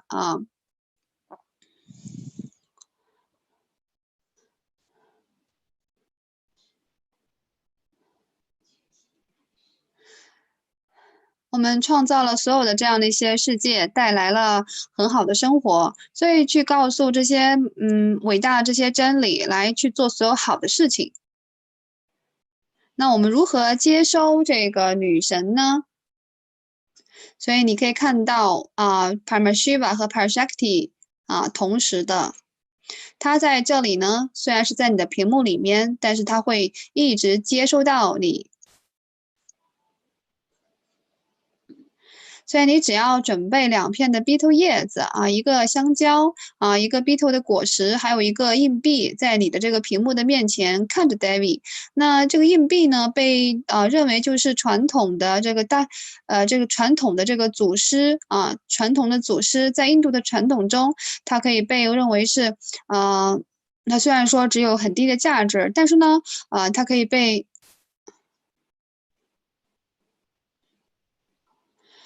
在美国呢，它可能是就是可能它代表着这个1美分哈。那所以我并不能够说我是带着有1美分的没关系，但是它是代表着无上的这个祝福。所以我们来供奉这些给女神的话，在达显结束的时候呢我们可以吃掉这个香蕉然后这个 beetle 的叶子和 beetle 的这个果实。好，那我们可以收集这些硬币，然后把它带到洛杉矶的这个寺庙。哈，那这个 beetle 的这个叶子和 beetle 的果实呢，可能会看起来很小，但是在一些天后啊，你将会看到，它是如何在你的这个感官里面，它是在增加的哦，你会感受到它确实是在那里的，所以你不会感受到说，把这个女神达显当成理所应当的，当成想当然的，所以这些传统的这样的一些仪式呢，会打破你的这些无意识的一些思考的方式。所以我们要准备这样的一个东西哈，就是2片 beetle 的叶子，那一个香蕉，那一个 beetle 的果实，还有一个硬币，准备这边放在盘子里面，放在你的屏幕前面。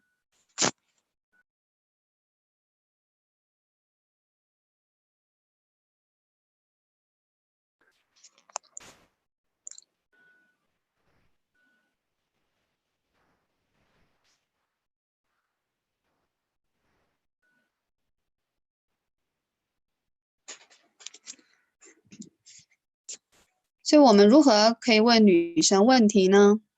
好，我们来介绍一些方法。好，我们该怎样？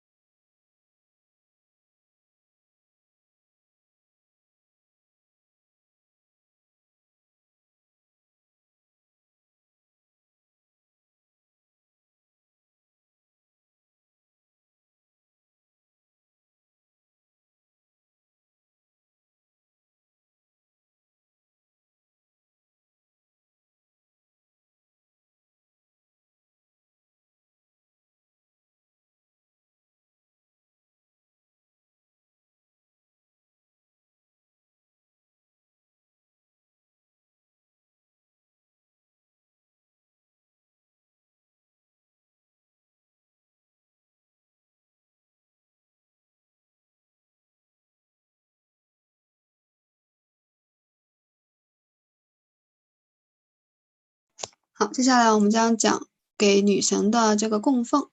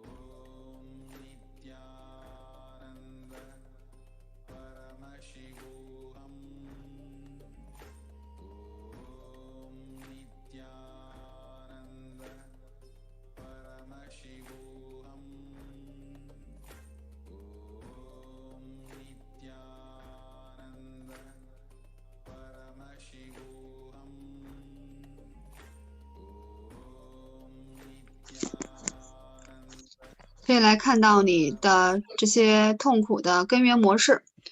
我们有最好的这样的一些科学，能够帮助到你们每一个人，不管你是来自于哪个文化背景、哪个地区、哪个国家。Every individual from every cultural, religious, nationality background. 你将拥有最低的这个反应性的这样的一个模式，拥有最高的这些觉醒的回应，对于生命的积极的回应，不断的。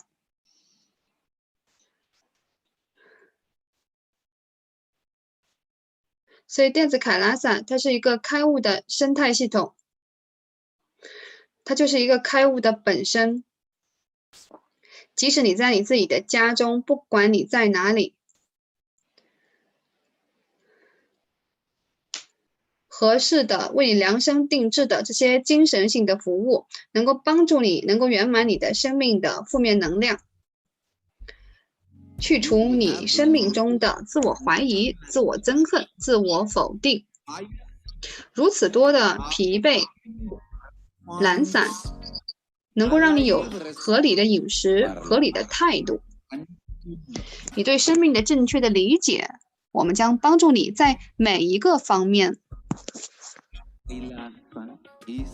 Enlightenment ecosystem, literally enlightenment itself in your own home, wherever you are. 如果你对开悟感兴趣，我们将立刻把它带到你的身边。如果你对开悟不感兴趣，我们将对你解释这整个科学，来激励你，并且让你对开悟的科学感兴趣。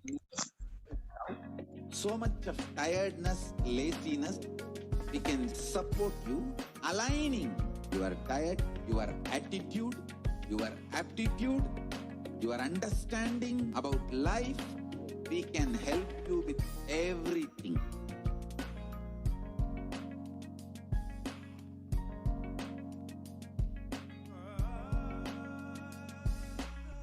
所以凯拉萨它是一个知识的一个整合。那这是我从我的古鲁那边得到的实践，并且显化在我的生命当中，然后我教授给了成千上万的人，来自不同的文化背景、不同的时区、不同的种族、不同的国籍。We need to cater this enlightenment science to. 所以呢，完全的拥有最好的知识能够给到你的，服务于你即使在你的家中，即使你不用从你的沙发中移动出来都没关系，而且对你来说是免费的，就是你躺在沙发里就能开悟哈。好，欢迎大家来加入这个电子护照。所以我说的关于这个词电子凯拉萨，请强烈的聆听。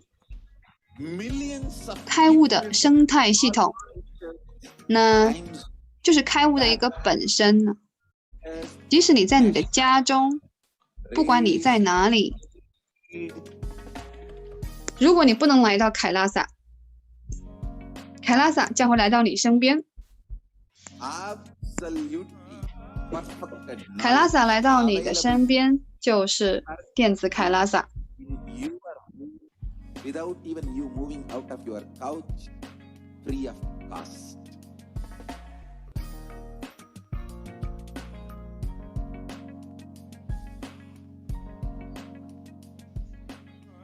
我将能复兴印度教，我是一个印度教的复兴者，而不是一个革新者。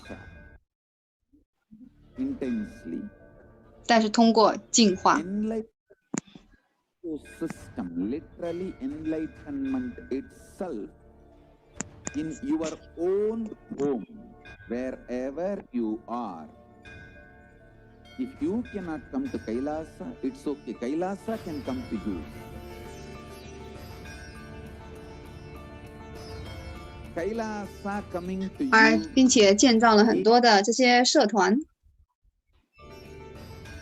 凯拉萨的开悟的生态系统，还有全世界的这些捐助者、志愿者。好，请大家注册电子护照，输入凯拉萨点 org e-passport。 not by any revolution. Hello， 欢迎回来。好，在下一个单元呢，我们将跟大家分享用不同的方法，我们可以跟女神做供奉的。好，我们来看第一个伊烘底。好，我们来看第一个供奉的方式伊烘底。好，那什么是伊烘底呢？好，伊烘底它是一种可以兑现的金融票据哈。好，你可以供奉任何的金额的伊烘底。好，主持人在念这样一段经文。他的意思是说，女神喜欢真正的奉献，是通过真正的奉献来实现的。她可以通过真正的奉献来赢得，她消除了所有的恐惧。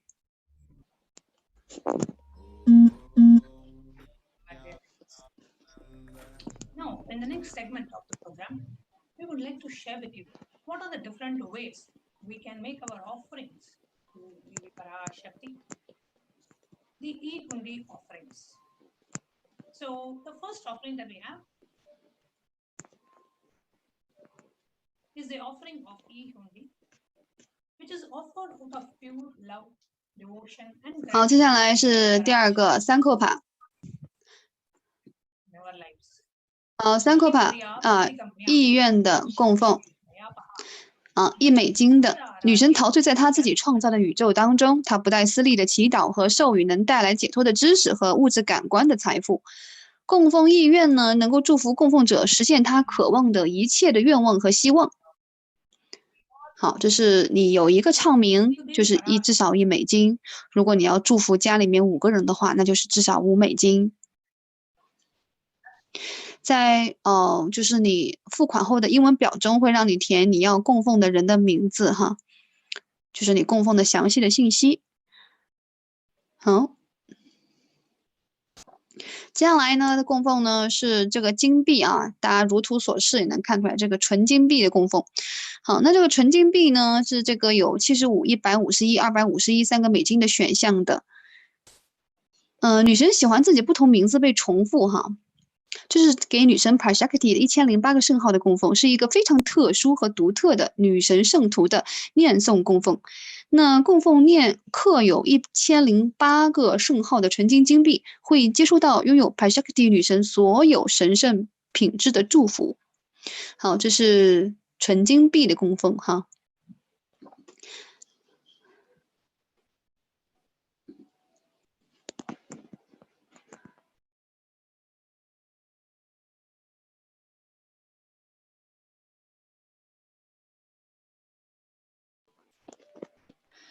好，接下来的供奉呢是Mukta Aguti 珍珠指环的供奉是251、501、750美金的这是一段梵文。好，主持人在念诵哈，在唱诵。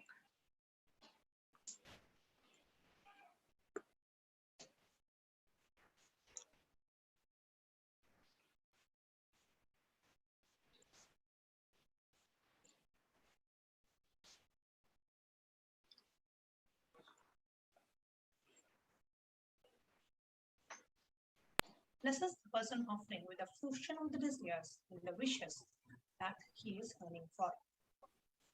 So you can go ahead and make the Sankalpa offering, and you can offer it is just $1 per person. So you can request it every time Devi PARASHAKTI comes, every time you can go ahead and make the Sankalpa offering. 我向米纳克女神鞠躬，她头上戴着珍珠花环，脸上闪耀着满月的光芒，她戴着镶有宝石的脚镯，还有小铃铛，像莲花的光辉一样闪闪发光。她满足了所有的愿望，是山的女儿，被瓦尼和罗摩女神崇拜。我永远向慈悲的海洋米纳克女神鞠躬。那供奉珍珠指环，接受祝福，在你所有的事业努力中，被她的慈悲和纯洁的爱赐福。好，那下一个供奉是纯金莲花 Swana Padma Pashupa 纯金莲花，好，是600美金的。好，我们来看这样一段。所有的水壶都应该用合适的绳缠绕，并用新布覆盖。它们应该用黄金制成的莲花来装饰。那供奉纯金，供奉我们想要的任何尺寸的纯金莲花呢，在生活中任何每一个不利的情况下，赋予你的内心空间，拥有女神的境界、空间、力量和超能力的祝福。好，那PARASHAKTI崇拜的这个崇拜中使用莲花的经文有数百种。在终极的崇拜中，几乎所有的神灵供奉或冥想，或者崇拜中使用的瑜伽手印和瑜伽体式涉及莲花荷叶、大量的果皮和花瓣。那莲花是一种神圣的花。PARASHAKTI的生命力也被称为是莲花。PARASHAKTI Linga 的底座也是莲花。好，我们来到下面一个供奉了下面供奉是这个女神的莲族的这个纯金的指环的供奉，750美金的莲族指甲的亮度摧毁了俯伏在莲花足下的信徒心中无知的黑暗。莲族的亮度是超过了莲花的亮度。那我们供奉莲族纯金指环呢，来装饰女神神圣的莲族，给予我们持续不断的感激之情，即使在人生最困难的时候，也能得到女神的祝福。太棒了！好，那接下来的祝福是，接下来祝福是纯金丝的首饰，也是750美金的。这个纯金丝的首饰是什么呢？如图所示，它是通常戴在额头上的一件珠宝。它让花蜜从牵绊流入我们所有的神经，也就是说，它给了我们非常愉快的终极体验。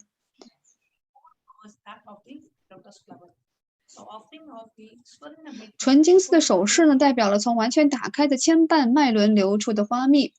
供奉纯金丝的首饰给女神，并接受祝福，以达到感恩满意的极乐状态和大圆满的空间。The next offering is that of the Swarna Mantika, the golden hairline jewelry, which Devi is referred to as Sudha Sara Bhivarshini. She who makes the nectar flow in our nerves from the Sahasrara. So the Swarna Mantika, the golden hairline jewelry, represents the nectar from the Sahasrara, which is fully achieving the state of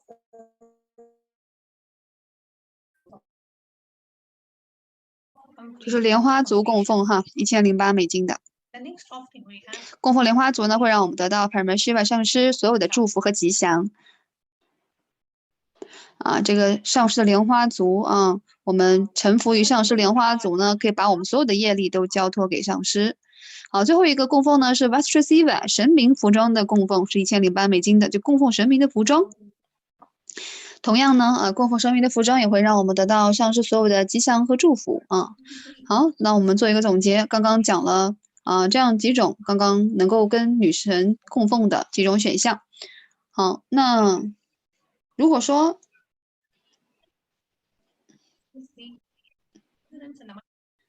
你很想要供奉，但是你现在还没有这个方法那就是说你需要做一些显化。那这个时候你可以填写你的这个供奉的意愿。第一个表格 tiny.cc Bahava Samadhi 这个网站来进行填写的表格，就是说你很想要供奉，但现在还没有显化啊。好，那如果说你现在立刻要做供奉，立刻要这个完款的话，就点击第2个网址 10.cc Devi Offerings 这个网址进行这个付款。进行付款哈，那付款完之后呢，就要填写这个英文表格 10.cc 3/2021来填写具体的这个铺架的一些这个供奉的一些详细的一些细节啊，比如说这个3的一些唱名啊，对吧？好，所以就是2步骤，第一个是付款，第2个是填写英文表格。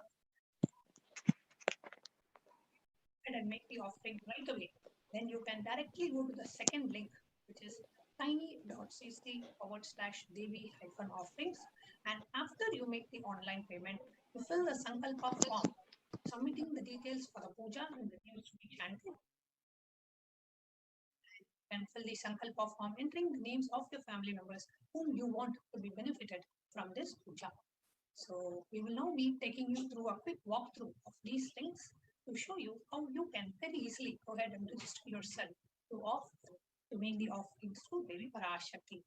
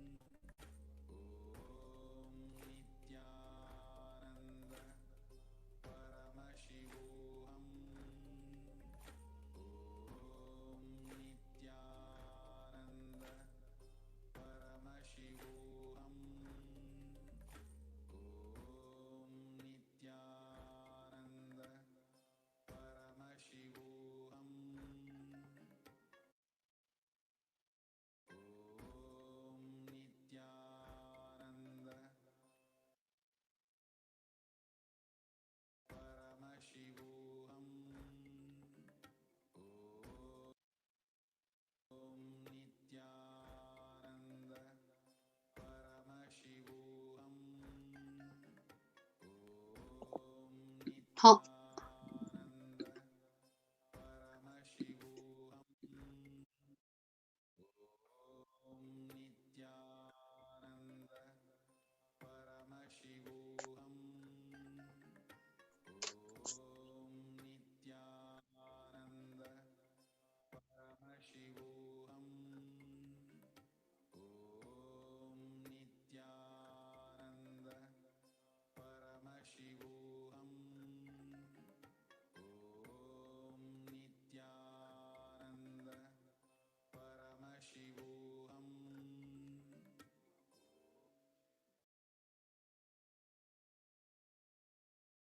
Welcome back, dear viewers. So for you to make the offerings to Devi PARASHAKTI, we had shared about the link, which is tiny.cc/Devi-offerings. However, there are some technical issues on the website, so we are resolving this. So we should be updating back shortly that you should be able to access tiny.cc/Devi-offerings to be able to make your offerings. However, in the meanwhile, those of you who would like to make your offerings as an e-hundi offering, as a contribution and as a support to Kailasa to continue. 好，我们来看到这个我们的这个 YouTube 的官方频道上的右下角有个评论区。 To access the live chat screen, and in the YouTube live chat itself, you are able to make your offerings, e-hundi offerings to Devi PARASHAKTI. So if watching us on YouTube, so this is the YouTube live stream, and on the right side you will see the live chat option.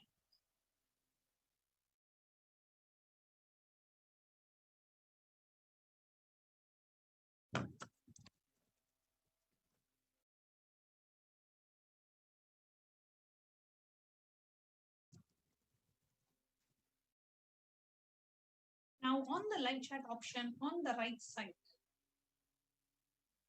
in the bottom, you will see two options. One is an emoji, and then the second one is the dollar symbol. Now, if you click on the emoji, which is to put some emoticons in the chat, and then the dollar symbol. Now, when you click on the dollar symbol, you will see three options opening up. We're just going to show it to you.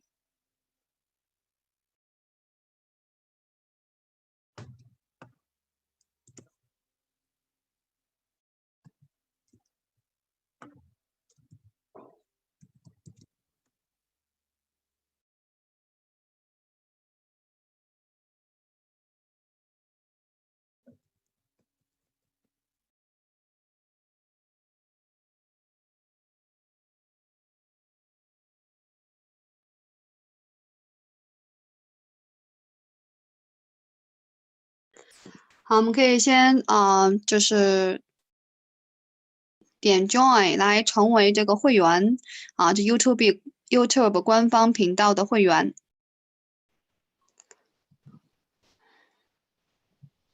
好，我们成为了会员之后呢，就可以在评论区进行提问了。这个提问女神就会看到。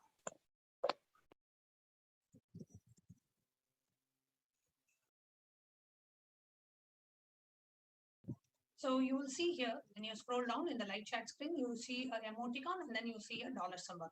When you click on the dollar symbol, you will see three options: join, super chat, and super sticker. If you click on join, it gives us various options in which you can become a member of the channel: bronze, silver, gold, platinum, and premium options. So you can click on join and be able to join the channel. So let's say I want to choose the premium option. I click on join and it opens a pop-up where it asks me to either add a debit card or a credit card, or I can add the PayPal details. So you can go ahead and enter those and click on save card, or you can click on add PayPal and you can add the details.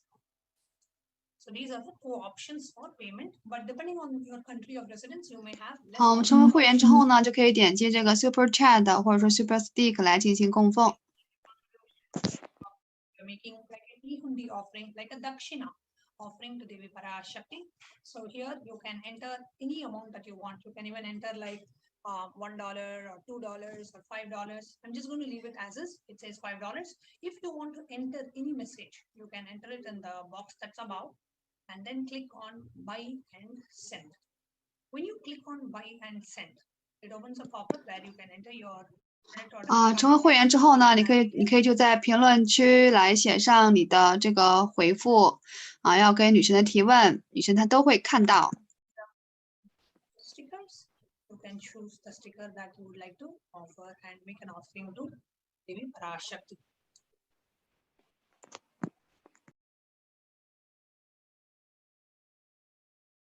So this is the way you can make your offering, an e-hundi offering to Devi PARASHAKTI. And I hope all of you are seeing the message on the screen. Today, live Devi PARASHAKTI Akashic reading at 10 p.m. Indian Standard Time. So today Devi PARASHAKTI herself is coming to bless us live with the Devi PARASHAKTI Akashic readings, and all the members of the channel, you will be able to submit your questions in the YouTube live chat itself. And if you are not yet a member of the channel, we welcome you and invite you to become a member of the channel. However, all the non-members of the YouTube channel, you can submit your questions on Facebook Live as a comment, or on the Twitter Live as a comment, as a reply tweet to the main live stream, yeah, or in Instagram, or in the kailasa.org website. We have a WhatsApp option and a live chat option. So you have 6 different options in which you can submit your questions to Devi PARASHAKTI. So there are multiple ways you can go ahead and submit your questions. In the next part of today's program, we are going to share with you. 所以它是一个基础的真理，基本的真理。 For us, the various different revelations of Devi PARASHAKTI, and how Devi PARASHAKTI comes time and again to bless us all, to give us all the boons and the blessings, and to give us the message that we all need to be aware of after a short break.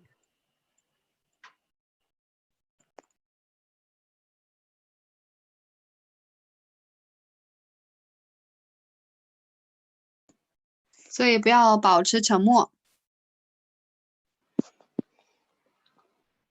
不要觉得只是一部分被袭击、被影响了。所有的我们都是生态系统。 Manifestation happens. It's a fundamental truth. 我邀请所有的你们来加入到并享受印度教大法的这个原则。当你保护大法的时候，法也会保护你。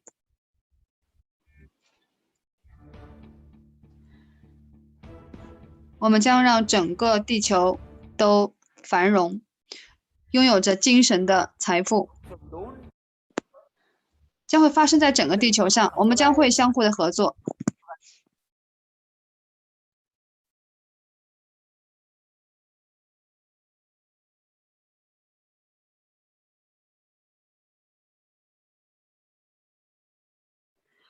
我们将会带给你最美好的关系。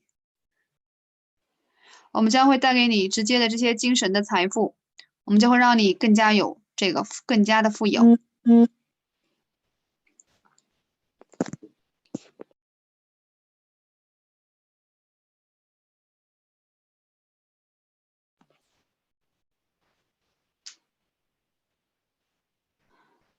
显化帕冉希瓦的状态、空间、超能力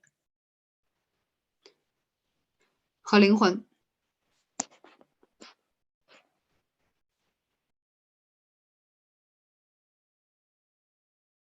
is going to be affected. All of us are ecosystem. .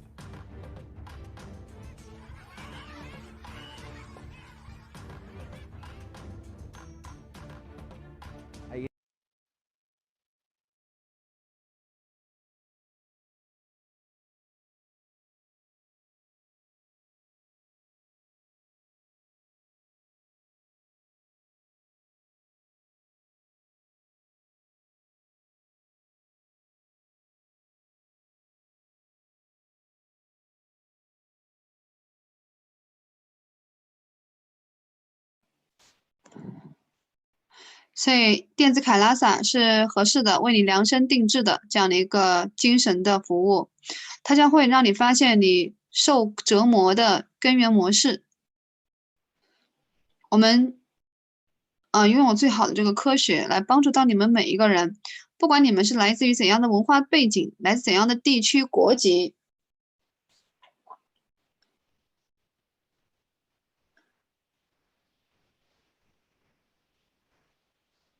你将会拥有最低的这些，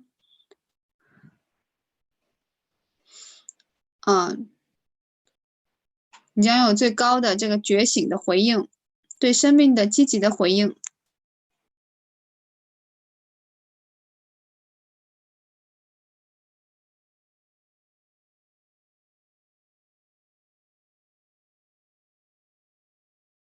所以电子凯拉萨它是一个开悟的生态系统，它就是开悟的本身。你只要在你自己的家中，不管你在哪里啊，合理的为你量身定制的这些精神性的服务，将会帮助你能够圆满你生命中的负面的模式，移除你生命中的自我怀疑、自我否定和自我憎恨。这么多的这些疲惫啊、懒惰啊，我们都可以帮助到你，让你有合理的饮食，让你有合理的态度。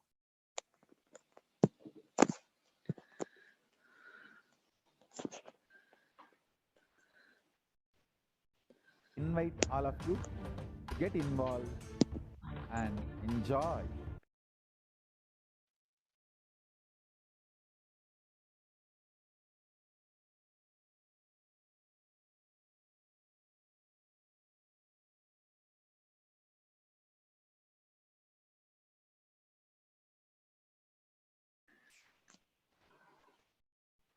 啊，如果你对开悟感兴趣的话，我们将会直接把开悟带到你的身边；如果你对开悟不感兴趣，我们将会对你解释整个科学，来让你对开悟感兴趣。我们要把这整个开悟的科学传递给整个世界，不管他们在哪里，因为开悟它是我们每个人的出生的权利，这也是凯拉萨对这个要承担起的责任，对每一个人。欢迎大家来注册电子的护照。凯拉萨它是一个知识的总和，我从我的古鲁那边、上师那边来得到的，并且实践显化在我的生命当中。通过教授了成千上万的人，来自不同的文化呀、时区背景啊、这个性别、国籍、种族。ability to build beautiful relationships in your life. 所以这个呢，非常这些知识对你来说是非常有用的，能够服务到你的。其实你在家中其实你坐在沙发里面都可以开悟哈，都不需要有任何的花费。We will not stop till you live enlightened life. Manifesting the state of Paramashiva, space of Paramashiva. 好，欢迎回来。Paramashiva, being of Paramashiva.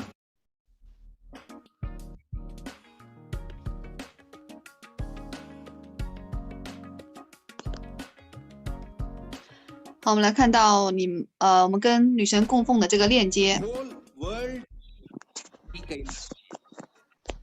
I want the whole world to know Hindus have something great to contribute to the world.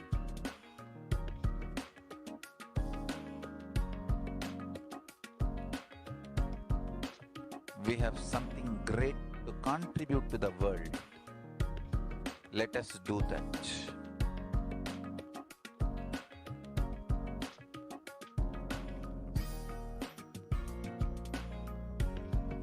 E-Kailasa is proper customized spiritual service helping you to identify your root patterns of suffering. You have perfected the science of helping every individual from every cultural, religious, nationality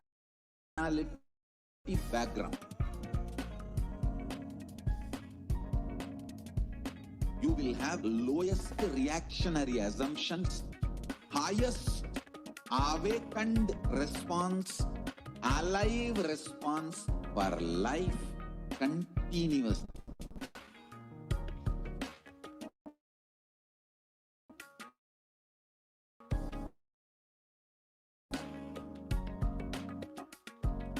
E-Kailasa is enlightenment ecosystem, literally enlightenment itself in your own home.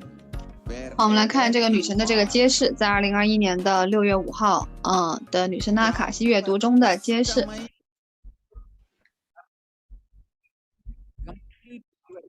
所以人们不仅在这个在经济上面在精神上面崩塌，你将会看到他们在意识上面也在崩塌了。所以对于所有的这些折磨来说，唯一的自由就是活在开悟当中。所以呢，这个3年你最重要的事情就是让自己活着，这是你唯一的职业，就是让自己活着，把这个当做你最重要的事情。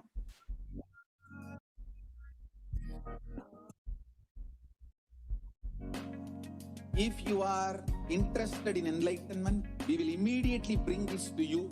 If you are not interested, we will explain the whole science, inspire you, and make you interested in enlightenment. 我们来看到这些，现在这些这个抑郁这些焦虑就是因为这些疫情而引起的这些大规模的这些症状。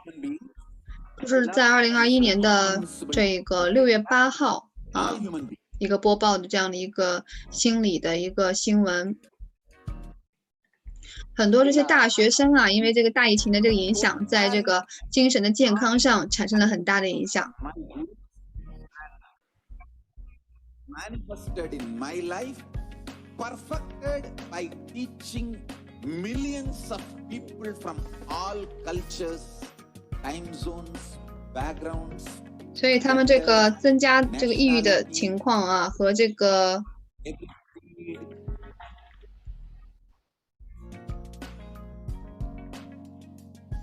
So this absolutely perfected knowledge available to you, served to you in your home without even you moving out of your couch, free of cost.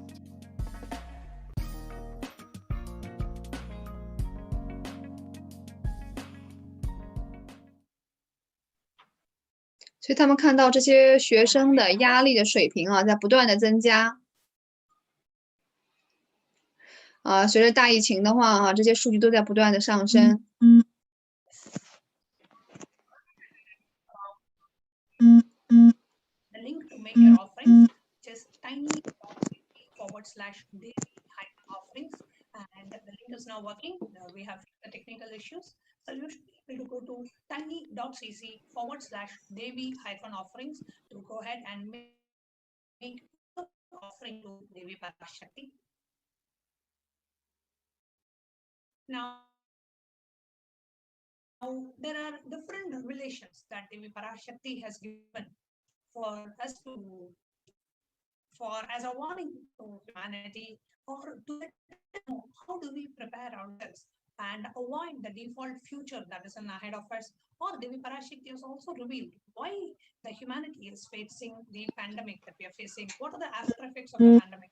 How the pandemic is going to affect us, so we can be prepared and we can prepare ourselves and prepare the near and dear one to better handle the situation that is coming out here. So this segment, 接下来呢，我们将邀请这个凯拉萨的一个 SJP 的志愿者来跟大家分享。 whatever Devi PARASHAKTI has given, we are able to see. 好，我们中断一下，来到下一个环节。 So whatever Devi PARASHAKTI reveals is a direct revelation from the cosmic light. Revelations of Devi PARASHAKTI with various different researchers, media articles, university journals. We have been able to confirm whatever Devi PARASHAKTI has revealed with all of these. So today we are going to present one such revelation. Now, one of the revelations that Devi PARASHAKTI gave is what we are going to see today.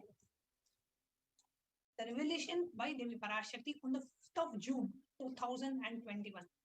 Devi PARASHAKTI revealed saying that not only people dying in crores, financial and mental retardness, you will also see the minds getting collapsed. Freedom from all this suffering is the life of living enlightenment. First, prevent yourself from this deadly corona, O people. Do the job of saving your lives as the first priority. So here Devi PARASHAKTI is revealing just not just people dying. Like there will be a lot of mental diseases and minds getting collapsed. And the first priority is for us to save and protect ourselves at this time. So here we have the revelation about the mental health issues by Devi PARASHAKTI on the 5th of June. And we are able to also confirm through a media article by the Global News on the very next day. We have revelation saying the psychiatric symptoms like depression, anxiety exhibited by the COVID-19 patients study. According to a new study, the neurological symptoms like depression and anxiety are shown to be common in those who have contracted COVID-19. There is a research article by the BMC Psychology, which was published on the 8th of June, which says that the impact of COVID-19 on the mental health. 所以我在讲的这个凯拉萨，请强烈的听好。那开悟的生态系统，那就是开悟的这个本身。其实你在你自己的家中，不管你在哪里，如果你不能来到凯拉萨，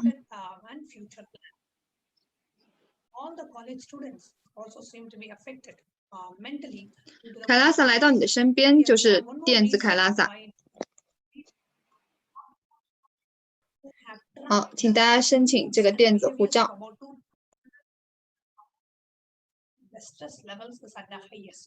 So the rates of anxiety and depression among the college students continue to increase. The researchers are revealing that 我将复兴整个印度教，我是一个印度教的复兴者，而不是一个革新者。来通过这个进化。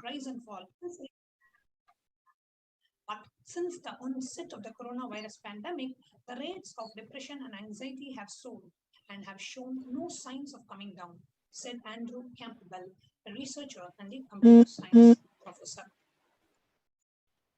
So we have various different revelations. 然后建造了很多的这样的一个社团。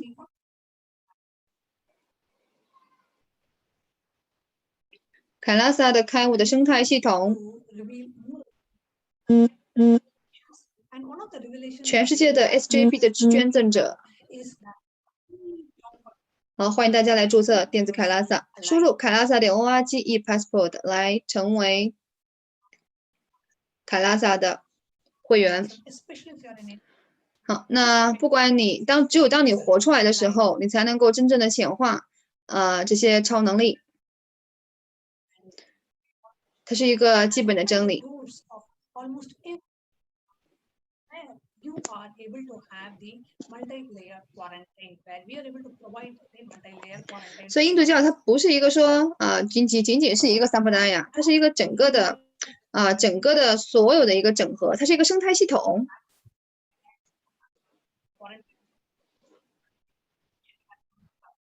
To anybody and everybody, absolutely free of cost.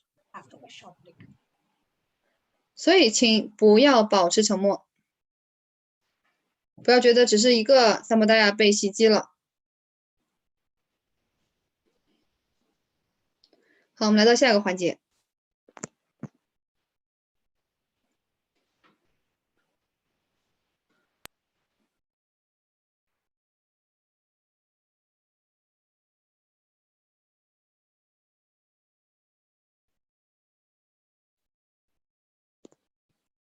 好，屏幕上显示今天晚上的印度时间10点，就是北京时间的12点半，将会有现场的女神的阿卡西的阅读。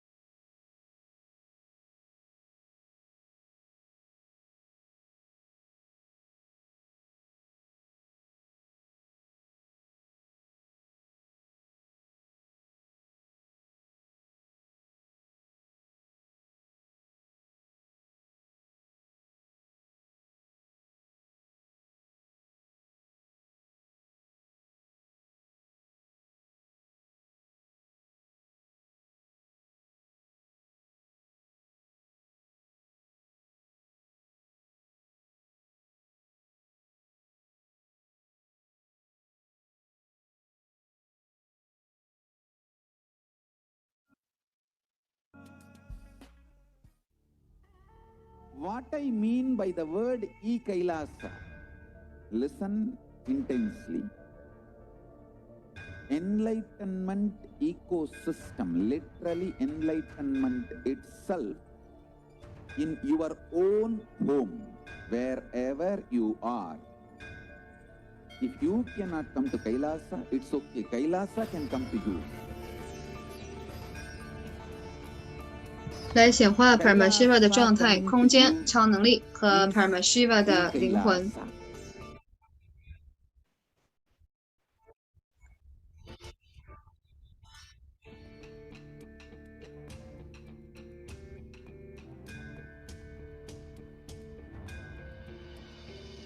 I will revive Hinduism. I am a Hindu revivalist, not by any revolution, but by evolution.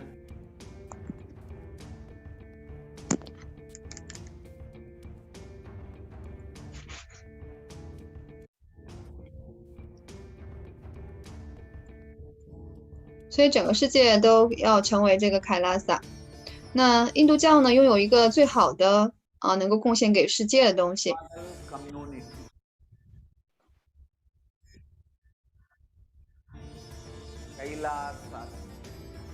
我们拥有最好的能够贡献给世界的，让我们一起来完成它。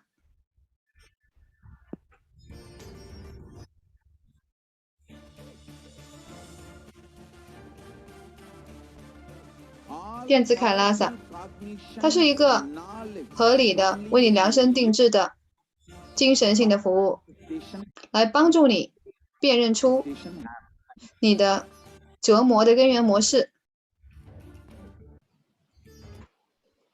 我们拥有显化这些科学，来帮助到每一个人，不管你来自于哪个国家、哪个地区、哪个文化背景、哪个国籍、哪个种族。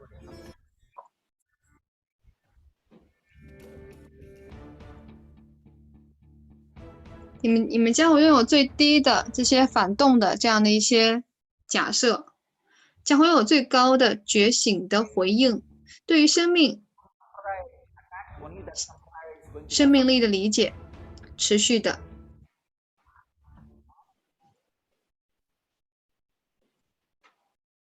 电子凯拉萨，它是一个开悟的生态系统，它就是一个开悟的本身。其实你自己在家中不管你在哪里，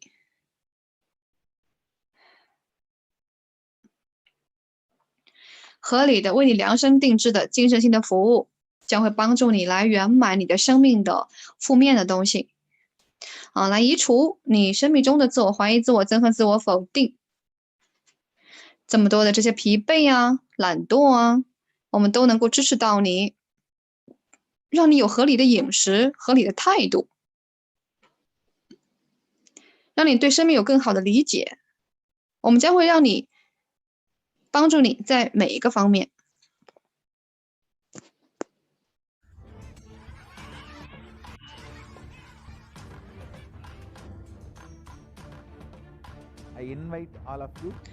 如果你对开悟感兴趣的话，我们将会立刻把它带到你的身边。如果你对它暂时不感兴趣，我们将会对你解释整个科学，来激励你，来让你对整个开悟的科学感兴趣。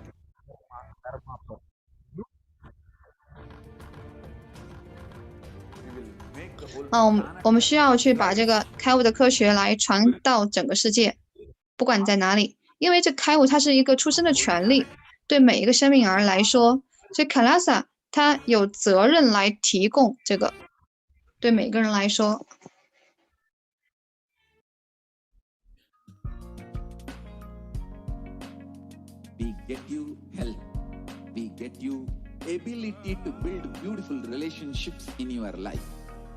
所以卡拉萨它是一个知识的总和，这些知识我是从 Guru 那边得到的，然后实践便显化在我的生命当中，我并且教授了非常非常成千上万多的人，这些人来自不同的国家地区背景性别种族等等。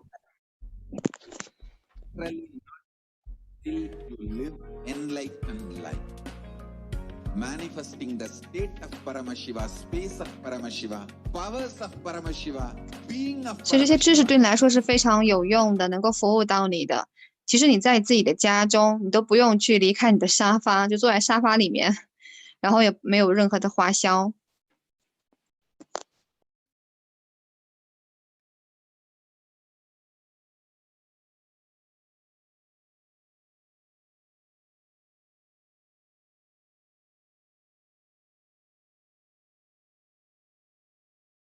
好，在下面一个单元，我们将讲到凯拉萨的这个多层隔离多层隔离的防护。好，我们来看这个现在这个世界现在这个世界，这个人类这个权利人类的这个权利被报道的呢，就是说很多这些学生已经离开学校了，就大概有91%的现在的这个世界上的学生呢，都会有这个精神上的这些问题。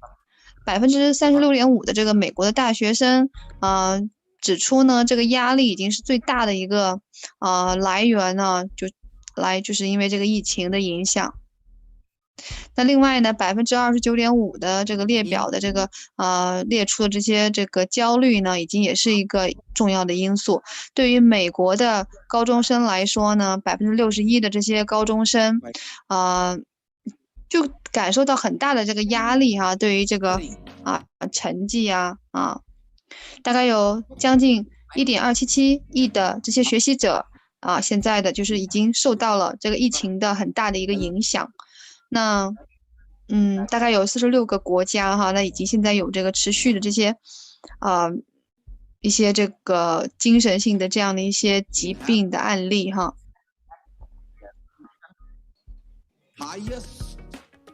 Awakened response, alive response for life continuous.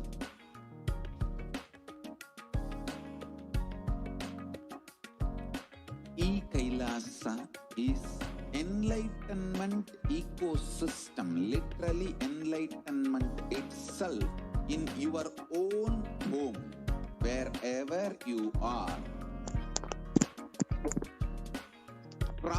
好的，谢谢。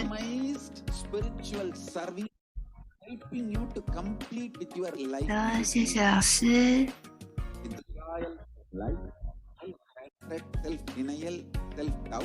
So much of tiredness, laziness, we can support you, aligning your diet, your attitude, your aptitude, your understanding about life. We can help you with everything.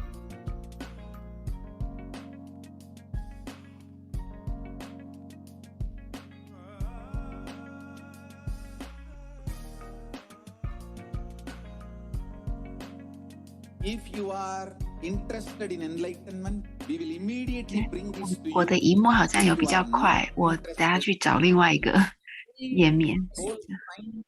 Inspire you and make you interested in enlightenment time. We need to cater this enlightenment science to the whole world wherever they are, because enlightenment is the birthright of all human beings. Kailasa is responsible to provide that to all human beings.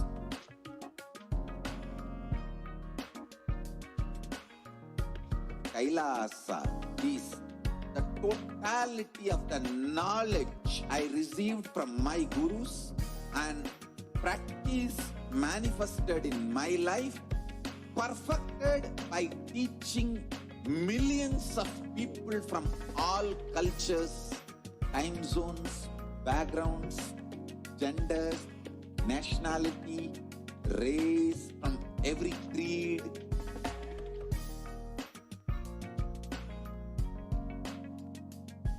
So this absolutely perfected knowledge available to you, served to you in your home without even you moving out of your couch, free of cost.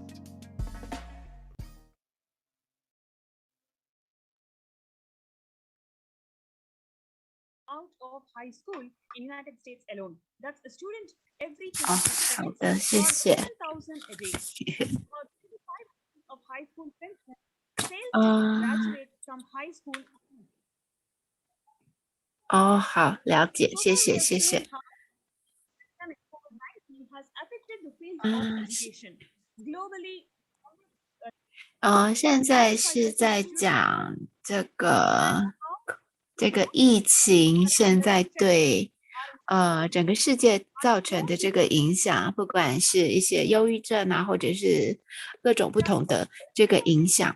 我看到开示的时间是印度时间晚上9点、10点、11点，差不多北京时间11点半。对，好，所以说就是如果你要过着有意识的这个生活的话，在这样子的这个疫情期间，欢迎加入这个凯拉萨的这个中心的这个就是申请来前往阿迪凯拉萨，就是印度凯拉萨在各点的这个分点，所以可以欢迎各位来做申请。现在讲的是个印度的这个咕噜库的这个教育。还有就是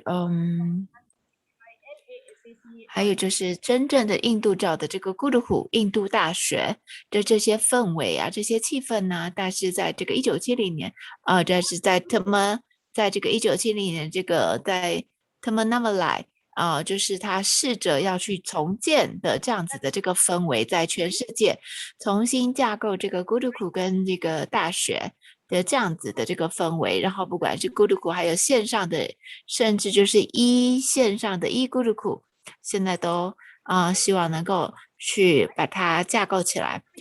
就是尼加南达的这个咕噜库尼加南达的这个咕噜库是印度教最高教皇建立的一个它是一个所谓的这个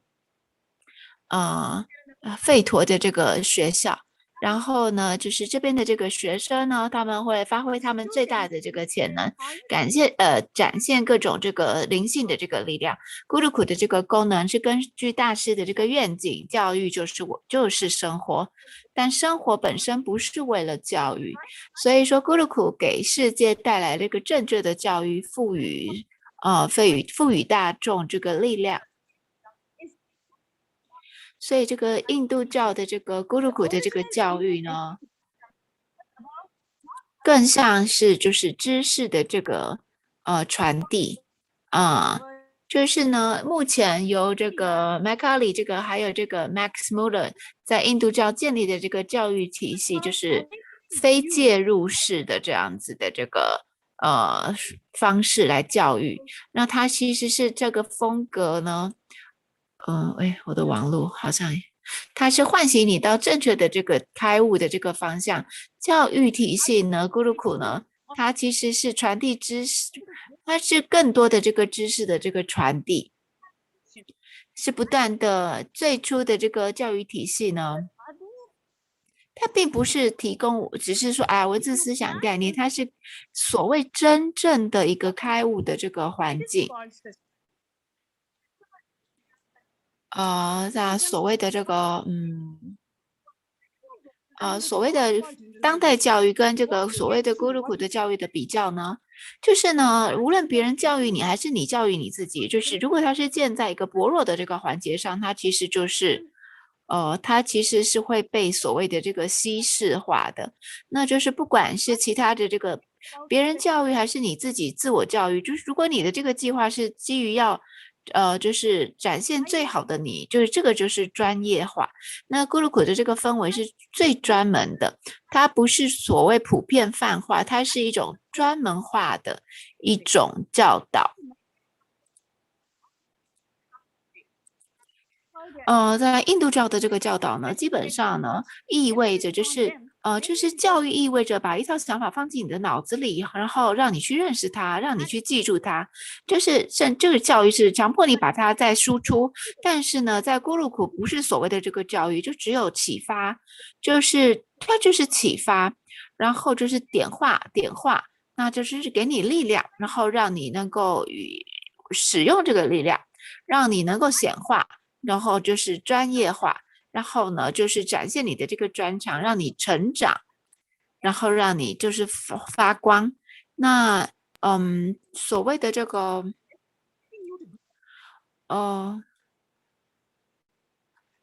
purpose of education is educating the child to be manifesting whatever Guru 其实教育的目的要让孩子表现出他的这个能力，要成为一个非常好的、美丽的，还有对地球人类有贡献的这个公民。在这个吠陀传统中呢，考试不是通过问答的方式来完成的，这个就是所谓的这个在吠陀传统中，所有的考试是由你所期待的这个思想来进行的。所以这个人呢会被要求在掌握了那个思维的这个专家面前来讲话。他们看学生是否能够自发的表达那个思维。那如果学生能够把这个思维连贯流畅的表达出来，其实等于说他就是算是掌握了这样子的一个所以他不是为了考试的问答，他其实是真的要知道，就是这个学生他是不是能够真的这个彻底的理解到他所学的，你要认知的这个思维。所以说呢，到底什么才是真正的这个教育呢？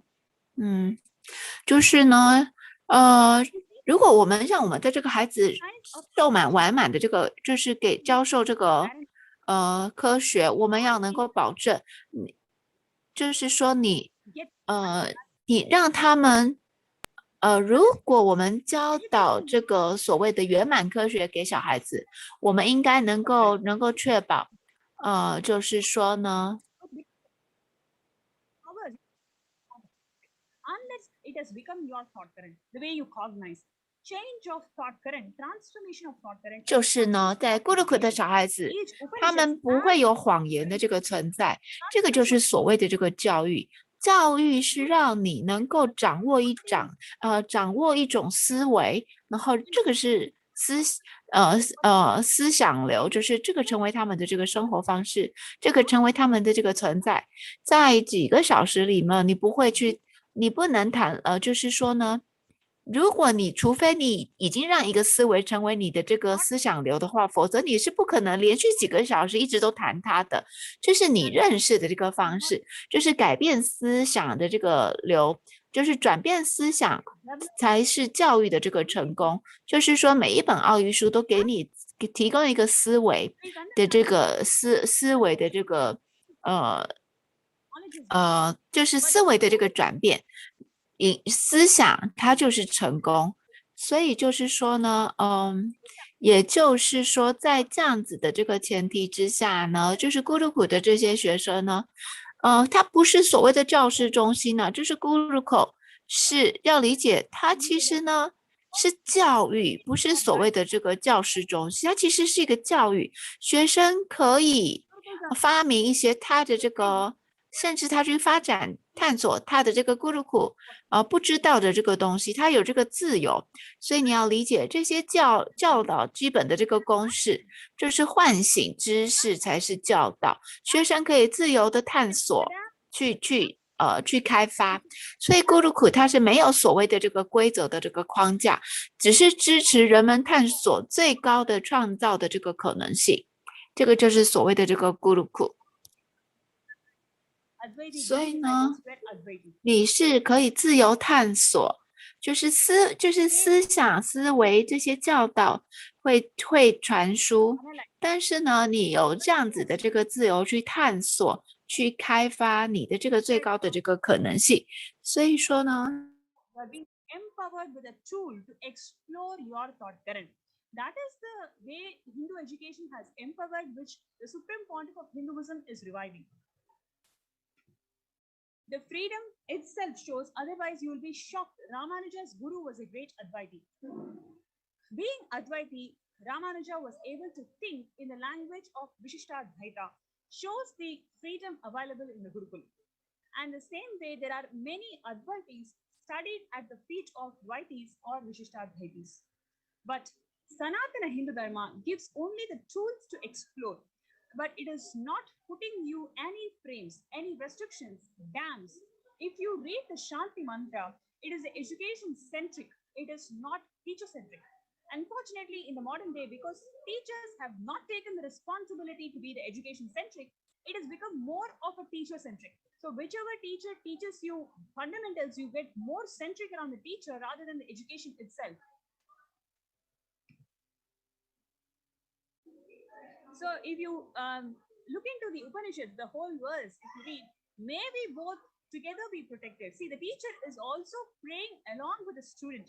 Actually, it is because we are education centric, we are able to explore and reach the new heights of seeking. New heights of seeking is what the Ishta Devata concept has come. Guru encourages the disciple to travel, discover, reinvent their own paths, their own methodologies. He continues to encourage the disciple to explore on their own.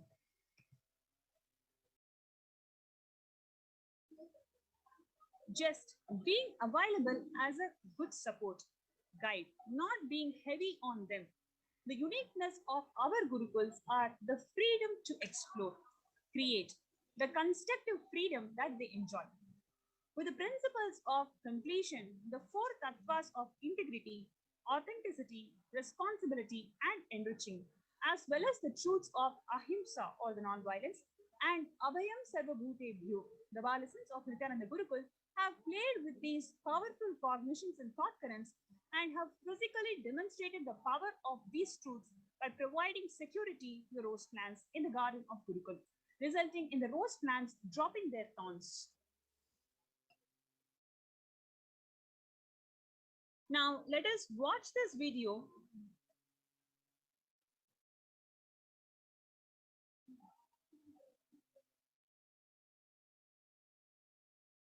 We're going to watch a video where we're going to see how Swamiji has shared the importance of the Hindu.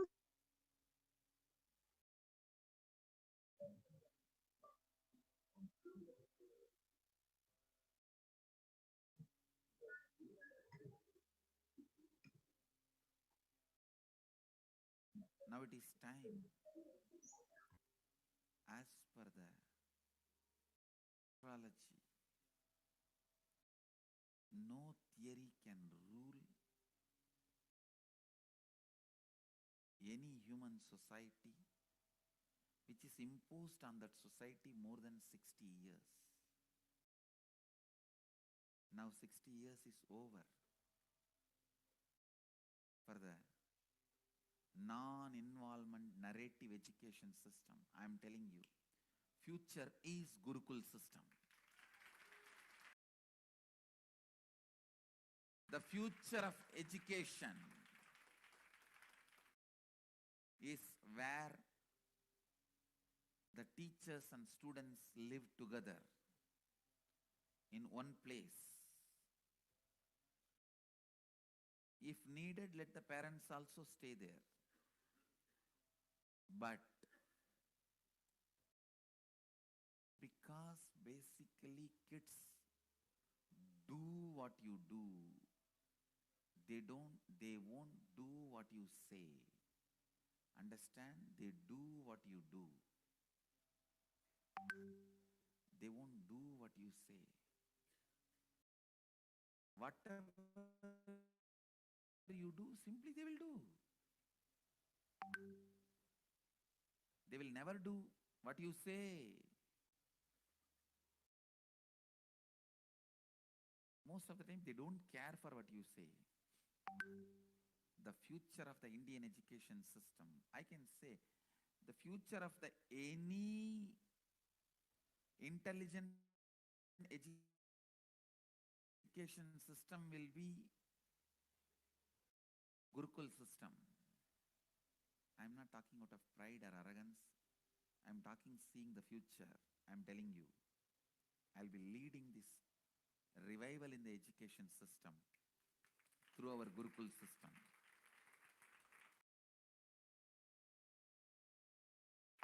Through our Gurukul system. It is going to be the Gurukuls. In Indian education system, complete involvement is required from the side of the teacher and the student. Student need to study the teacher. Teacher need to study the student. Understand? After thoroughly studying the student, teacher identifies the right subject in which the student will be successful. Few things are basic for everyone, like science of completion and enlightenment. Other than the science of enlightenment, all other things, master selects the subject in which the student will be successful.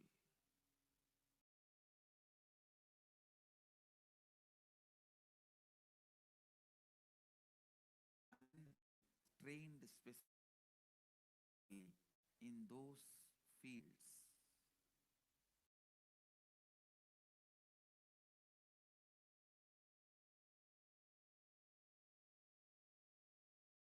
With the knowledge of enlightenment, with the science of enlightenment, with the truth of enlightenment, as the context. Even if you learn the archery, enlightenment is the context. If you study administration, enlightenment is the context. If you learn about business, enlightenment is the context. If you learn plumbing, building houses, sculpting, enlightenment is the context. Indian education system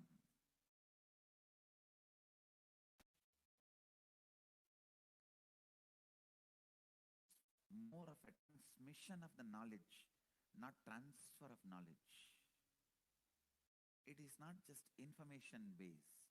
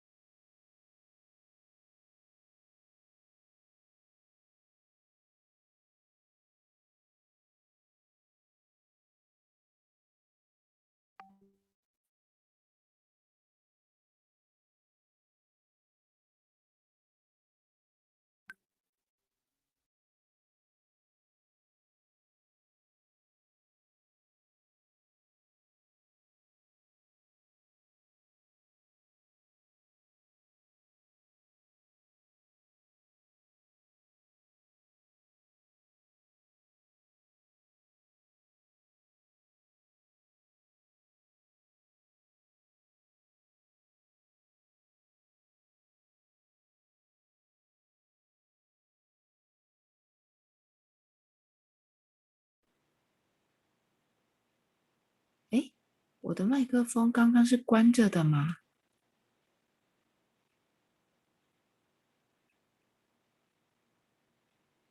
等一下，我确认一下。我刚刚竟然发现我麦克风是静音。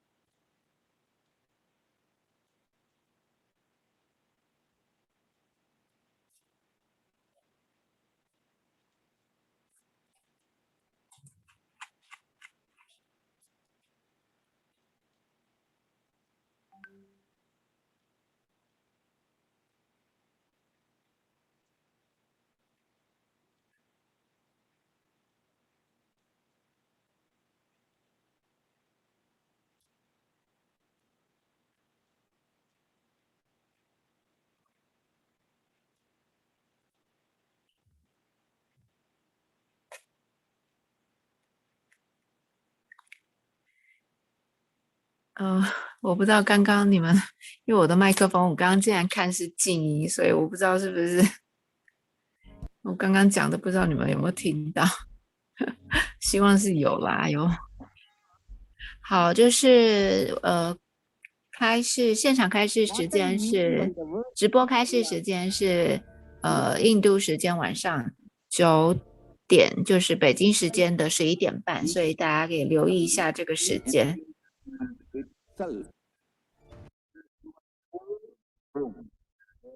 Where you are, if you cannot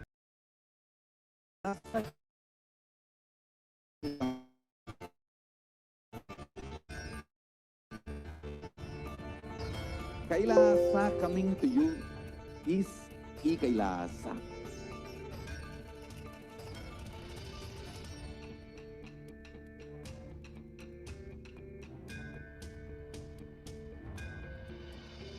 I will revive Hinduism. I am a Hindu revivalist, not by any revolution, but by evolution.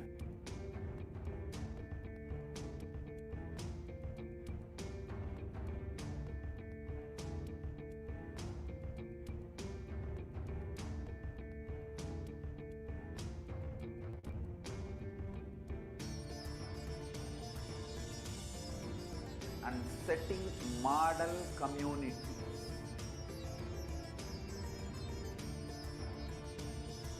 Kailasas, enlightenment ecosystems, Sarvanya Pitas all over the world.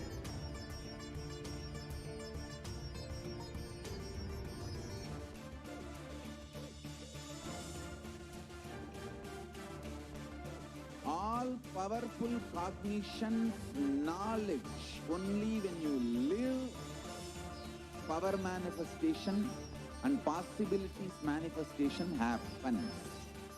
It's a fundamental truth.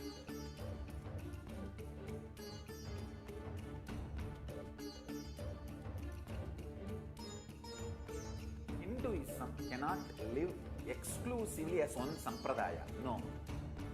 All sampradayas of Hinduism is an ecosystem.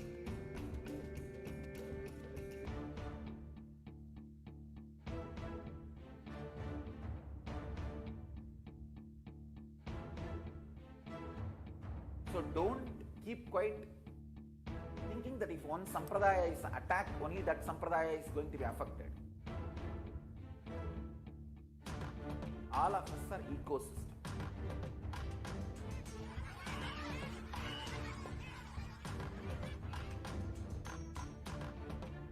I invite all of you to get involved and enjoy Hinduism by the principle of Dharmo Rakshati Rakshitaha.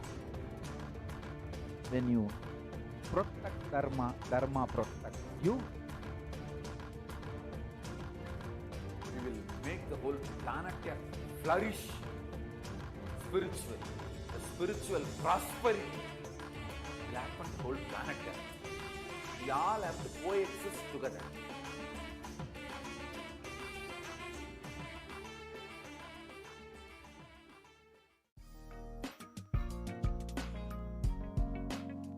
We get you health. We get you ability to build beautiful relationships in your life. We get you direct spiritual support, and we make sure you become wealthy.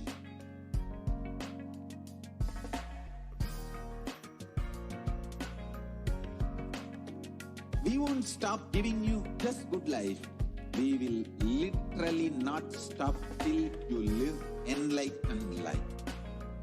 Manifesting the state of Paramashiva, space of Paramashiva, powers of Paramashiva, being of Paramashiva.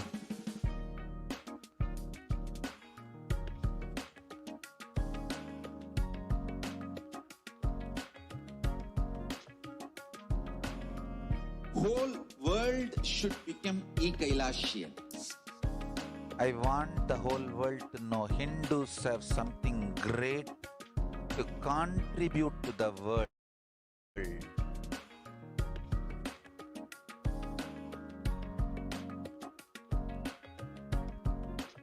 We have something great to contribute to the world.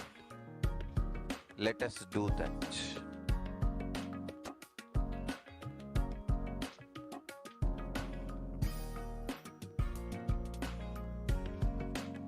Kailasa is proper proper customized spiritual service helping you to identify your root patterns of suffering. We have perfected the science of helping every individual from every cultural, religious, nationality background.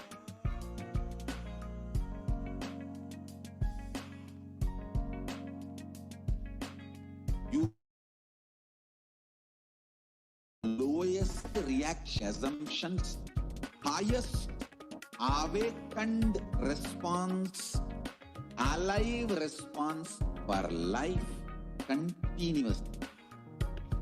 好，我现在要换翻译教室了。你刁难的，记得11点半是大师开示哦。你刁难的。In your own home, wherever you are, proper customized spiritual service helping you to complete with your life negativity. Withdrawal from life, self-hatred, self-denial, self-doubt, so much of tiredness, laziness, we can support you aligning your diet, your attitude, your aptitude, your understanding about life. We can help you with everything.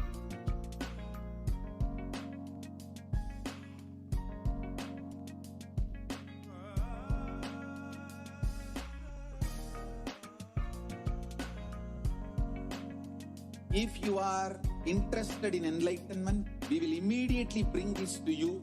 If you are not interested, we will explain the whole science, inspire you, and make you interested in enlightenment science.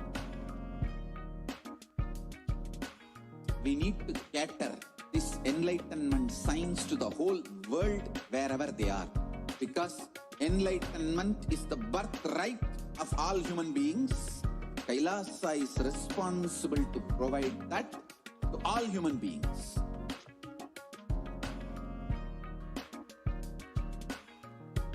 Kailasa is the totality of the knowledge I received from my gurus and practice manifested in my life, perfected by teaching millions of people from all cultures, time zones, backgrounds, genders, nationality, race, from every creed.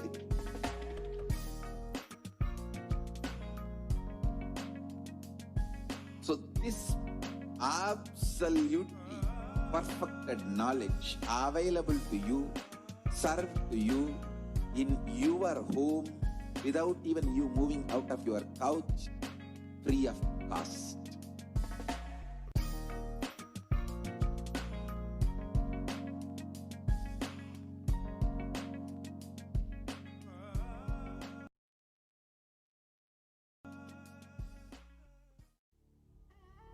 What I mean by the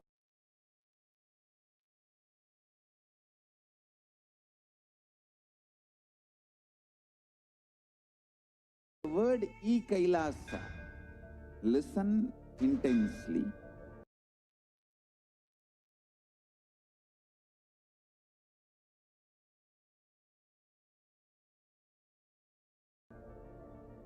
Enlightenment ecosystem, literally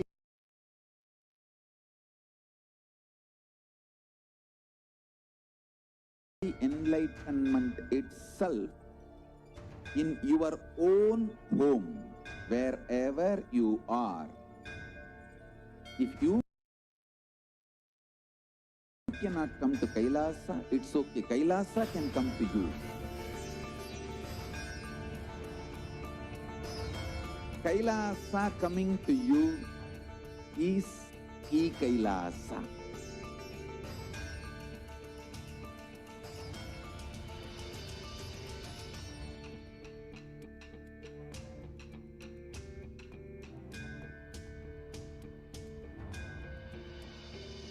I will revive Hinduism I am a Hindu revivalist, not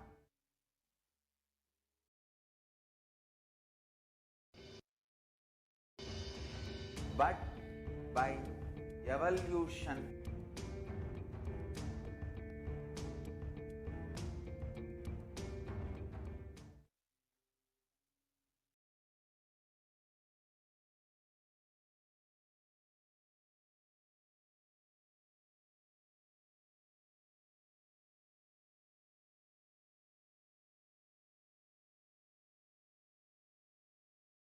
Welcome back.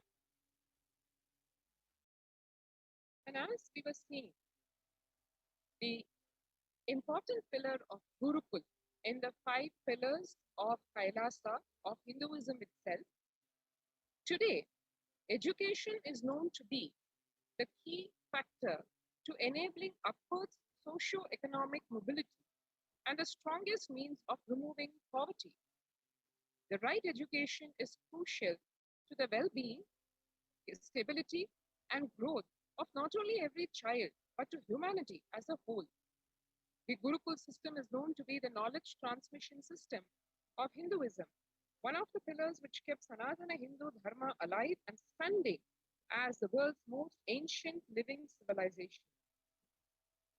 Through Kailasa's Department of Education, the Supreme Pontiff of Hinduism, Jagadguru Mahasannidhanam, His Divine Holiness Bhagavan Nityananda Paramashivam, the Gurukul system is actually being revived in its entirety through Kailasa.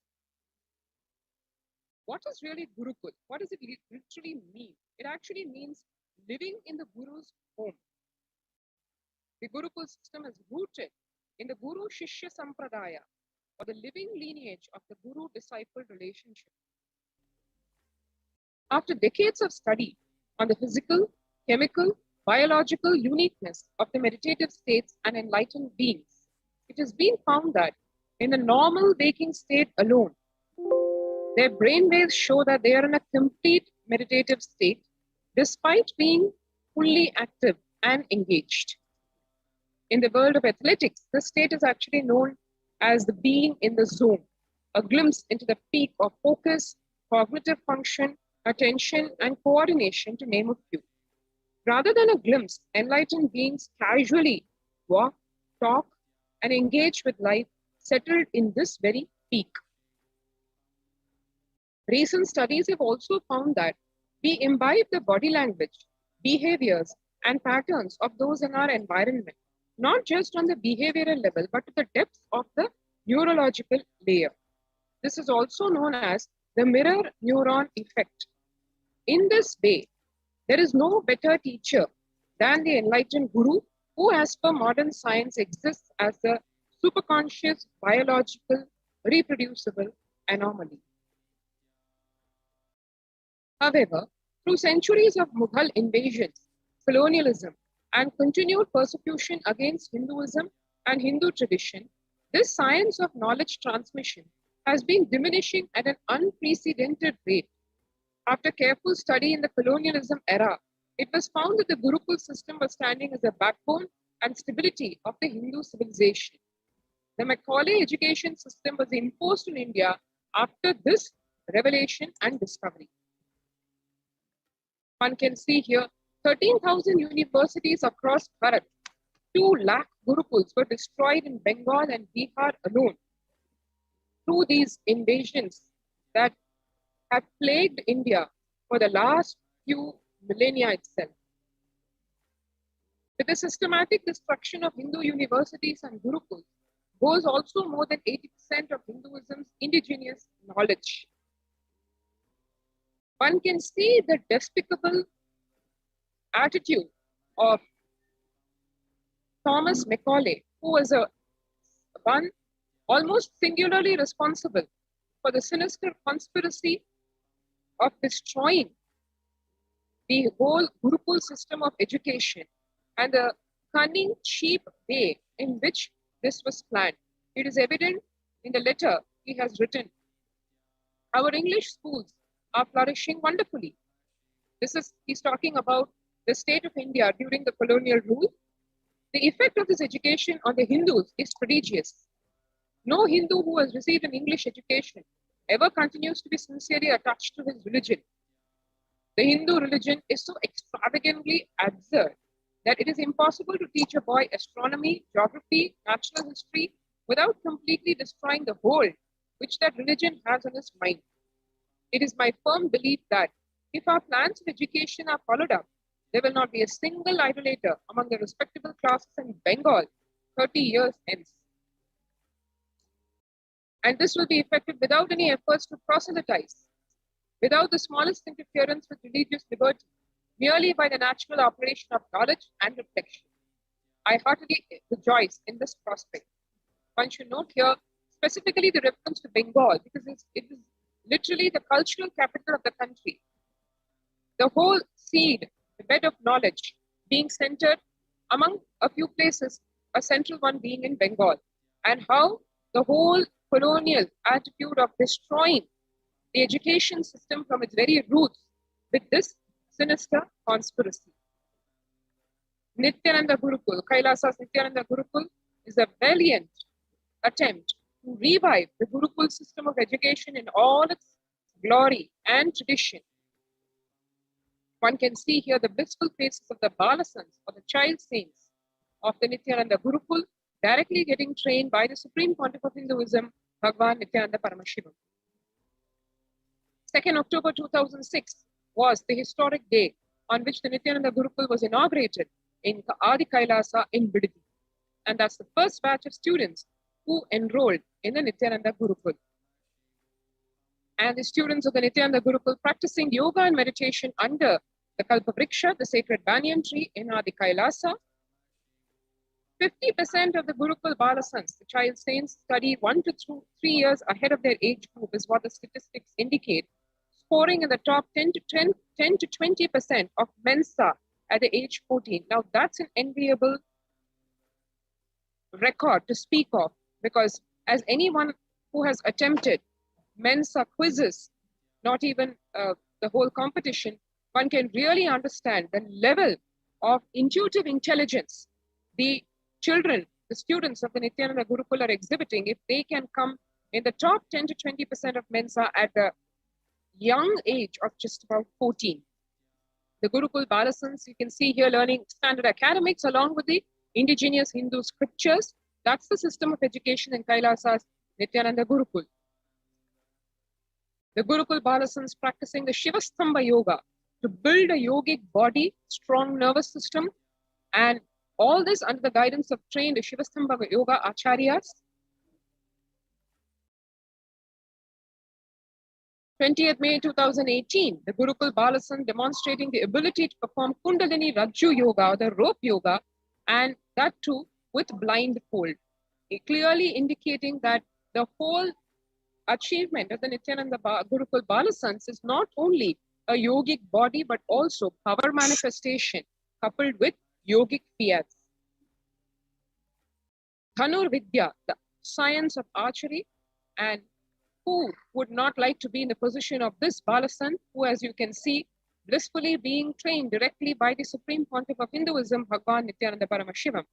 The once lost science of Dhanur Vidya, which is not just the science of archery as we understand it, it is a lot more than that, because it teaches one how to be focused, and it directly trains one's consciousness towards the ultimate. That's exactly what the Supreme Pontiff of Hinduism, Bhagavan Nityananda Paramashivam, not only through his teaching of the science, but literally transmitting his own biomemory into the Balasans of the Nityananda Gurukul, so that they are established in the state, space, being, and superconsciousness of Paramashiva.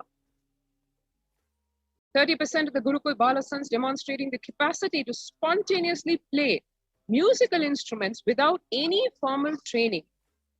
All this is a result of the powerful Kundalini awakening by the Supreme Pontiff of Hinduism in these Balasans well before their physical maturity, thus preparing their bodies and minds to experience the quantum leap into superconsciousness and to be established in the state, space, and being of Paramashiva. The Balasans living the Agama Shastra-based lifestyle. The Balasans demonstrating the ability to read blindfolded, which is one of the 420 Shaktis, which Paramashiva himself reveals. All these Shaktis, the Balasans are initiated into just with the one touch of just one initiation of the Supreme Pontiff of Hinduism. The Gurukul Balasans participating in the Vakyartha Sadas, or loosely translated as debate, when they are internalizing the supreme truths, the ultimate truths revealed by the Supreme Pontiff of Hinduism, and all those cosmic truths after experiencing, after living them, experimenting with them, sharing their learnings, their experiences. That is what Vakyartha Sadas is all about.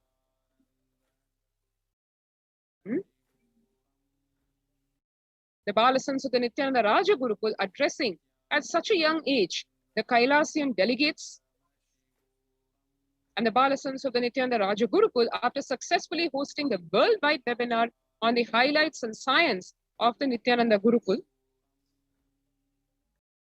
And one can see here the impact of the Gurukul in, to put it very succinctly, whole brain learning, stress-free living, zero teen violence or aggression, quantum memory activation, recalling verbatim after a single hearing, which is called the Shakti of Ekasantha Grahi. And Kailasa's Nityananda Hindu University, which is the world's largest Hindu university established around the globe, having 450 plus campuses in 150 plus countries, available to the public from as early as 2003. Reviving and presenting the world's most ancient lost knowledge in a user-friendly way, where the ancient truths are taught in a way directly applicable for the modern man's personal, practical, and professional life. 20 million enrollments and still counting, over 7,000 courses already available, and delegates and teachers from over 50 countries directly contributing to Nityananda Hindu University. And having said this, the whole Nityananda Gurukul is all about reviving the spiritual enlightenment ecosystem as existed pristinely in the Vedic ages. So if one wants to experience more, try out the Nityananda Gurukul. One can enroll. First, we can enroll as of today in the COVID care protection centers. We have a lot of the COVID care protection center participants bringing their families, their children, and needless to say, every single child who has come for the COVID care center is, all they have on their lips is their one ask, please, asking their parents, please enroll me in the Nityananda Gurukul. And for parents, we all know what the Gurukul education can do to your child, as one saw, not only living a blissful, stress-free life, but becoming leaders, natural leaders, awakening your child's Kundalini energy much before the physical maturity, and therefore being receptive to enlightenment at a very tender age. If you really want your child to flower to the ultimate, this is the ultimate place to be in. So with this, we'll conclude this segment of the Adi Kailasa ship. Thank you. And let's wait for the next segment. In the next few minutes, let's take a short break. Thank you. Nityanandam.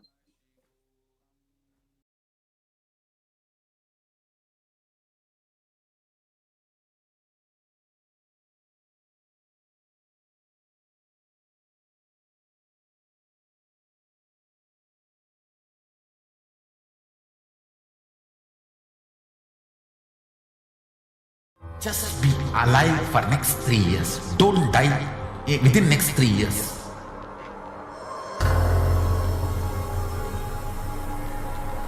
Just don't die within next 3 years.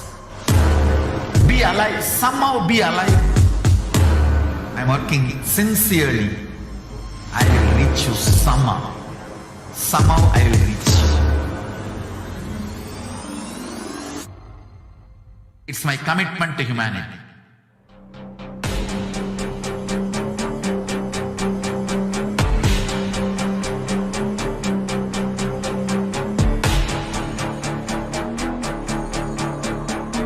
Just don't die within the next 3 years. I will reach you wherever you are, whichever corner of the world you may be.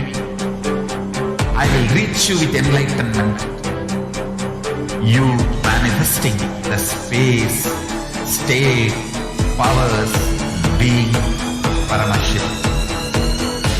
It is possible, and it is possible for you.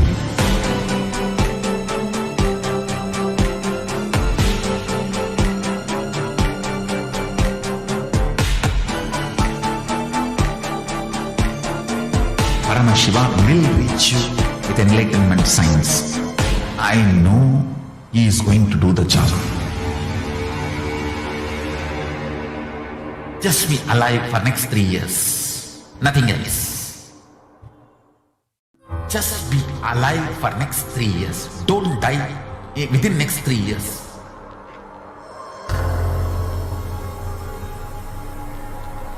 Just don't die within next 3 years. Be alive, somehow be alive. I'm working sincerely. I will reach you somehow. Somehow I will reach you. It's my commitment to humanity.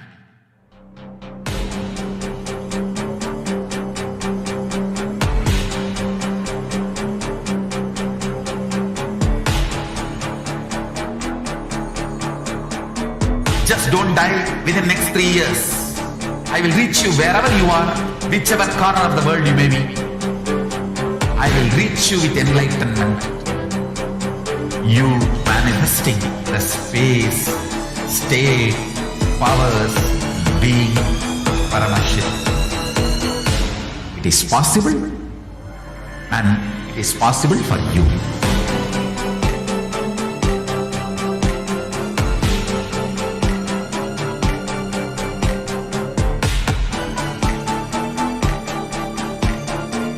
Paramashiva will reach you with enlightenment signs. I know he is going to do the job. Just be alive for next 3 years. Nothing else. Just be alive.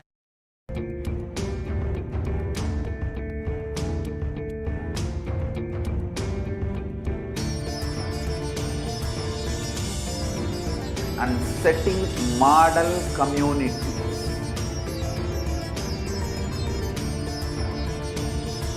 Kailasas, enlightenment ecosystems, Sarvanya Pitas all over the world.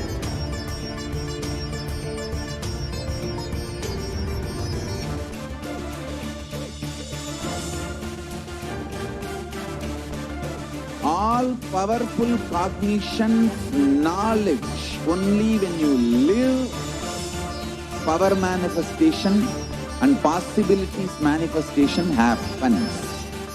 This is a fundamental truth.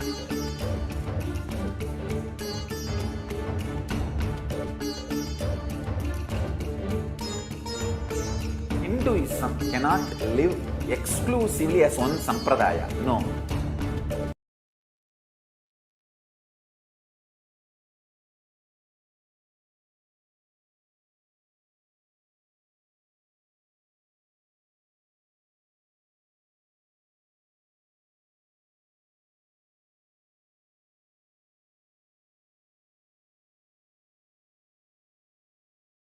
All sampradayas of Hinduism is an ecosystem.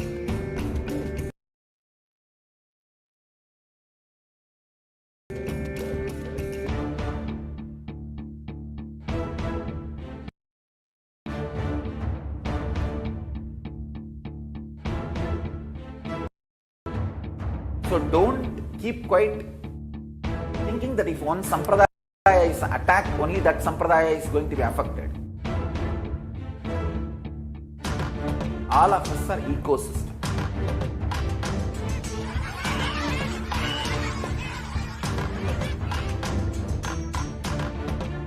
I invite all of you to get involved and enjoy Hinduism by the principle of Dharmo Rakshati Rakshitaha. When you protect Dharma, Dharma protects you. We will make the whole planet flourish spiritually. The spiritual prosperity black and gold planet Earth. We all have to coexist together.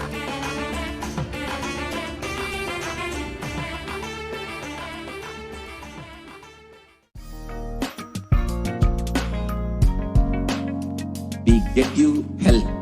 We get you ability to build beautiful relationships in your life. We get you direct spiritual support, and we make sure you become wealthy.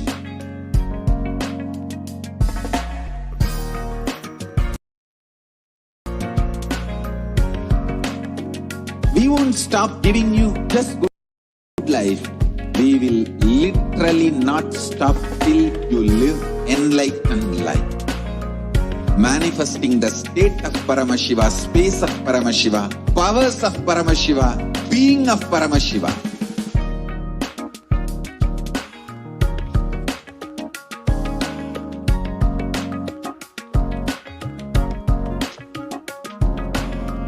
Whole world should become e-Kailashians. I want the whole world to know Hindus have something great to contribute to the world.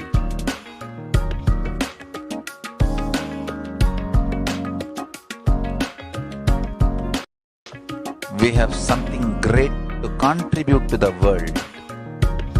Let us do that.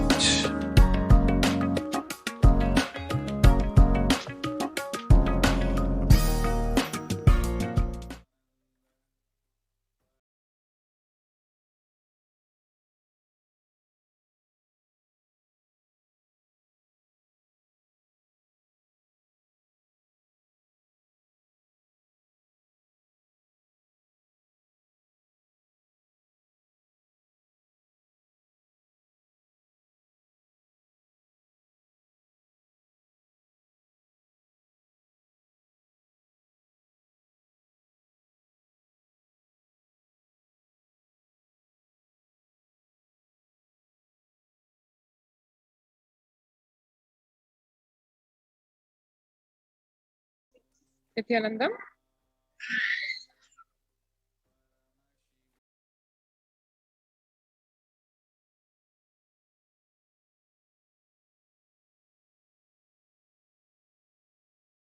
And welcome to this segment where we will go over in observance of and in recognition of this whole month of July being the awareness of persecution month. Yes, the world is finally waking up to even the persecution of Hinduism, Hindus, the Supreme Pontiff of Hinduism, Kailasa, as one saw. The United Nations recognizing the persecution done to the Supreme Pontiff of Hinduism and to Kailasa.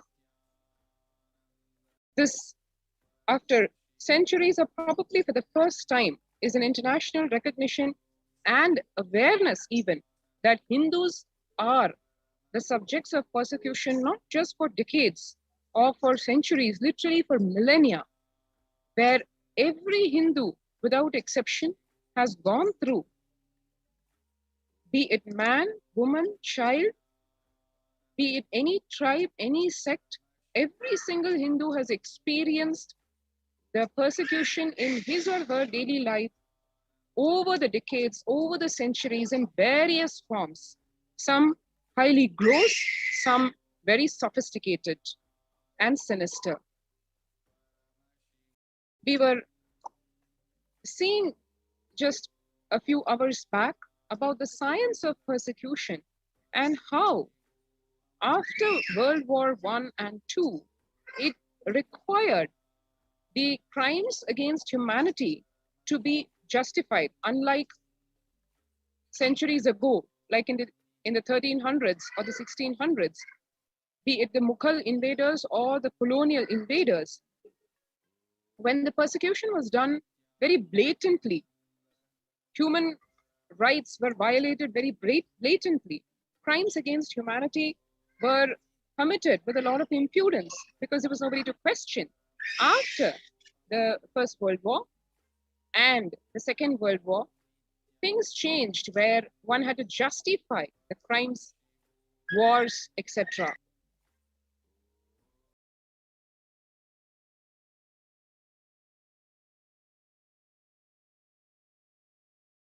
As humanity globally civilized and democratic systems evolved, law and order and regulations were set in place, the need to justify the acts of violence was required to keep the society pacified, while the anti-humanity forces continued to execute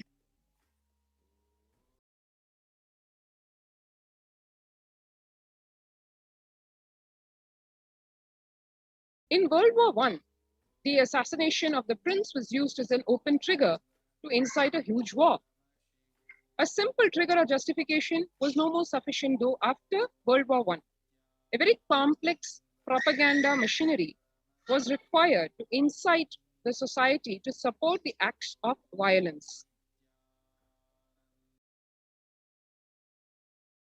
In World War II, that was the whole science changed to having racist ideologies of racial supremacy, and that was used as a justification for extermination of the entire Jewish population. And in the following years, the whole methodology became highly sophisticated, allowing the silent persecution of the entire population or the entire community or leader in such a way that literally no social, legal, or humanitarian questioning or backlash would happen. So, for example, one can see here, call a dog a mad dog, and even if you kill it, people will only thank you. This is literally the strategy that was used and continues to be used in very many ways, as one can see in the further slides. Hindu Holocaust. This term itself got recognition only now when the United Nations recognized, after being explained in a lot of detail through the various documents, literature, statistics, news, studies, journals, etc., of the history of Hinduism over the past few centuries. The untold history where more than 500 million Hindus were killed, massacred, raped between 3200 BCE to 2007 CE.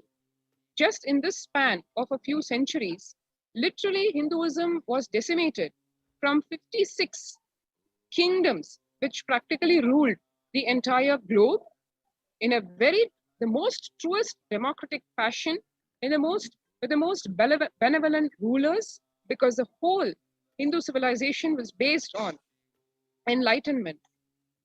With enlightenment comes only the best of qualities, the most adorable qualities like love, care, compassion, and power manifestation being a way of life.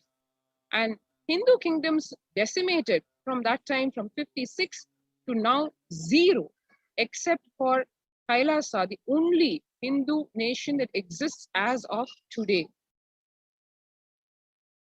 The Hindu Holocaust involved multiple stages of genocide.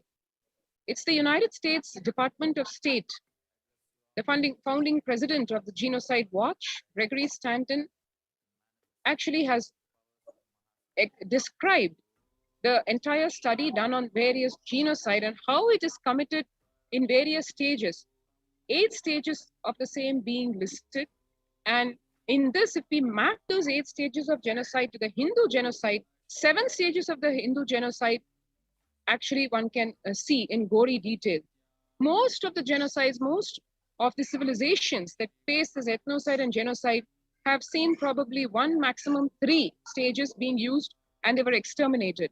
But in the case of Hinduism, 7 stages of Hindu genocide have been perpetrated across the ages on various segments of the population at various times.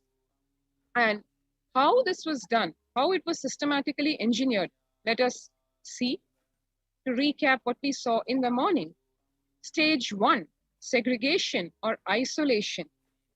This may sound, the whole sinisterness in this whole thing is, it is presented as a very natural happening so that the common man does not even question what is being fed to him. But it is actually a very planned attack, a very sinister attack, For example, if one sees from 1000 CE to 1600 CE, that's 600 years, was a time when barbaric terrorist tribes, the barbaric invaders, the uncivilized tribes, Mughals invaded, and for them to justify the killing any Hindu was simple as calling them just a kafir, meaning infidel, one who doesn't believe in their religion. And that was enough to just behead them or massacre them in the most brutal way after subjecting them to unimaginable torture. Even if a person was factually non-believer, on what basis could it justify killing the person? There was no justification, but that was it. Those were the times when the barbaric invaders invaded, and there was nobody to question them back, because that was the level of uncivilized, uncouth, barbaric invaders, the levels in which they were in. However, in that era, it was enough. Just call the person a kafir, and if you are not able to convert him, kill him.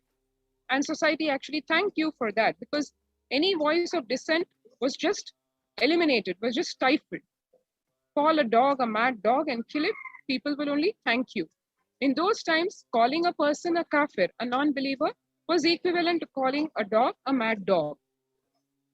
But now, in the more so-called advanced times, when civilization, when planet Earth has become so-called more civilized, the sophistication of the genocide and the justification of the crimes has obviously increased. So the first stage of the genocide, especially when it is being committed on Hinduism, if one unravels the science behind it, one can see the first thing that is done is isolating the victim of the genocide. Basically, act of isolating from the human family to make the victim very vulnerable, and he's so easy to persecute. So one can see way back a few centuries ago, when the kafir was used as the way of segregating or isolating. That was done on the basis of religious identity. So it's Hinduism versus Islam. So religious identity was used to isolate the victims, in this case, the Hindus. And that was used to commit even this kind of horrific crimes, as one can see pictorially over here, where women, where mothers, the Hindu mothers were forced to go through such inhuman torture as having to wear a garland of the skulls of the heads of their own children who were beheaded right before them. And the wives of the Hindu men having to ascend the funeral pyre along with them, because if they would not do so, they would not only be violently, brutally, horrifically raped, but even it went to the extent that if they somehow managed to escape this brutal violation of their bodies, the invaders would go to the extent of raping their dead bodies even.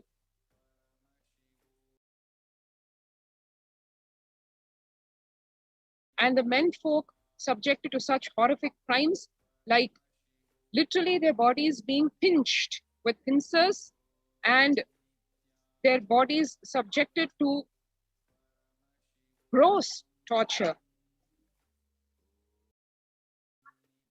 The same thing experienced in modern history by Kashmiri Shaivites.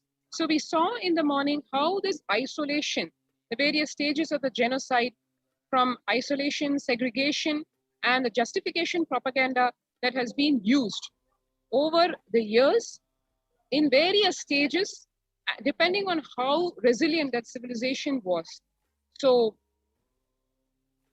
that was to recap the importance of understanding the stages of genocide, because only if one understands the science of this persecution, one can even understand the gravity of the seriousness that we are facing today, because this has not ended.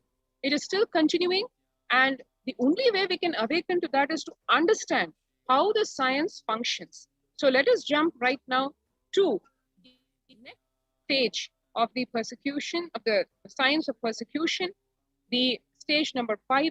We went over the 4 stages of the science of persecution, and now we'll right away jump into the next layers of this science. So let's take a short break and then we will jump right into the next layers of the science of persecution.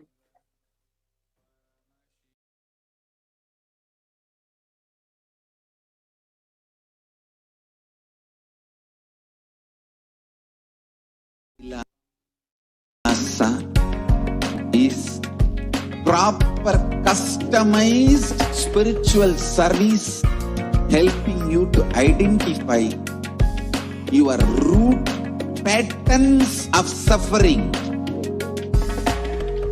We have perfected the science of helping every individual from every cultural, religious, nationality background.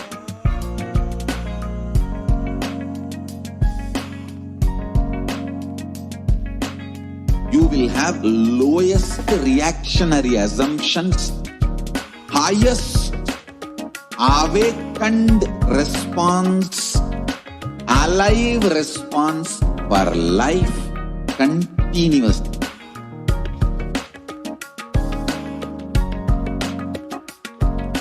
E-Kailasa is enlightenment ecosystem, literally enlightenment itself in your own home, wherever you are.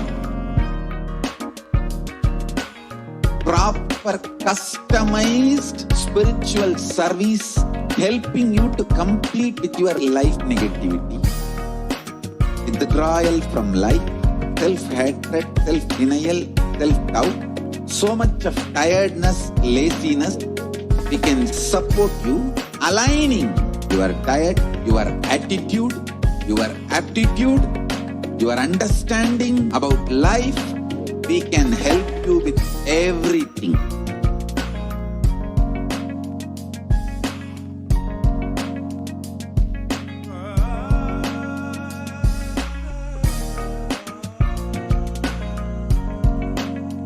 If you are interested in enlightenment, we will immediately bring this to you. If you are not interested, we will explain the whole science, inspire you and make you interested in enlightenment science. We need to cater this enlightenment science to the whole world wherever they are, because enlightenment is the birthright of all human beings.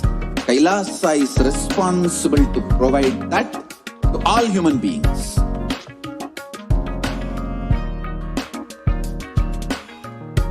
Kailasa is the totality of the knowledge I received from my gurus and practice manifested in my life, perfected by teaching millions of people from all cultures, time zones, backgrounds, genders, nationality, race, from every creed.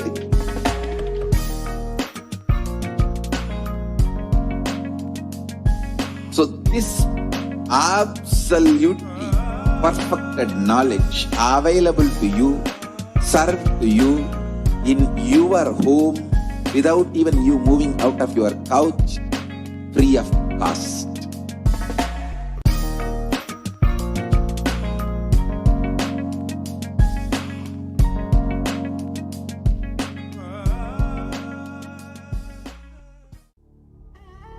What I mean by the word E-Kailasa, listen intensely. Enlightenment ecosystem, literally enlightenment itself.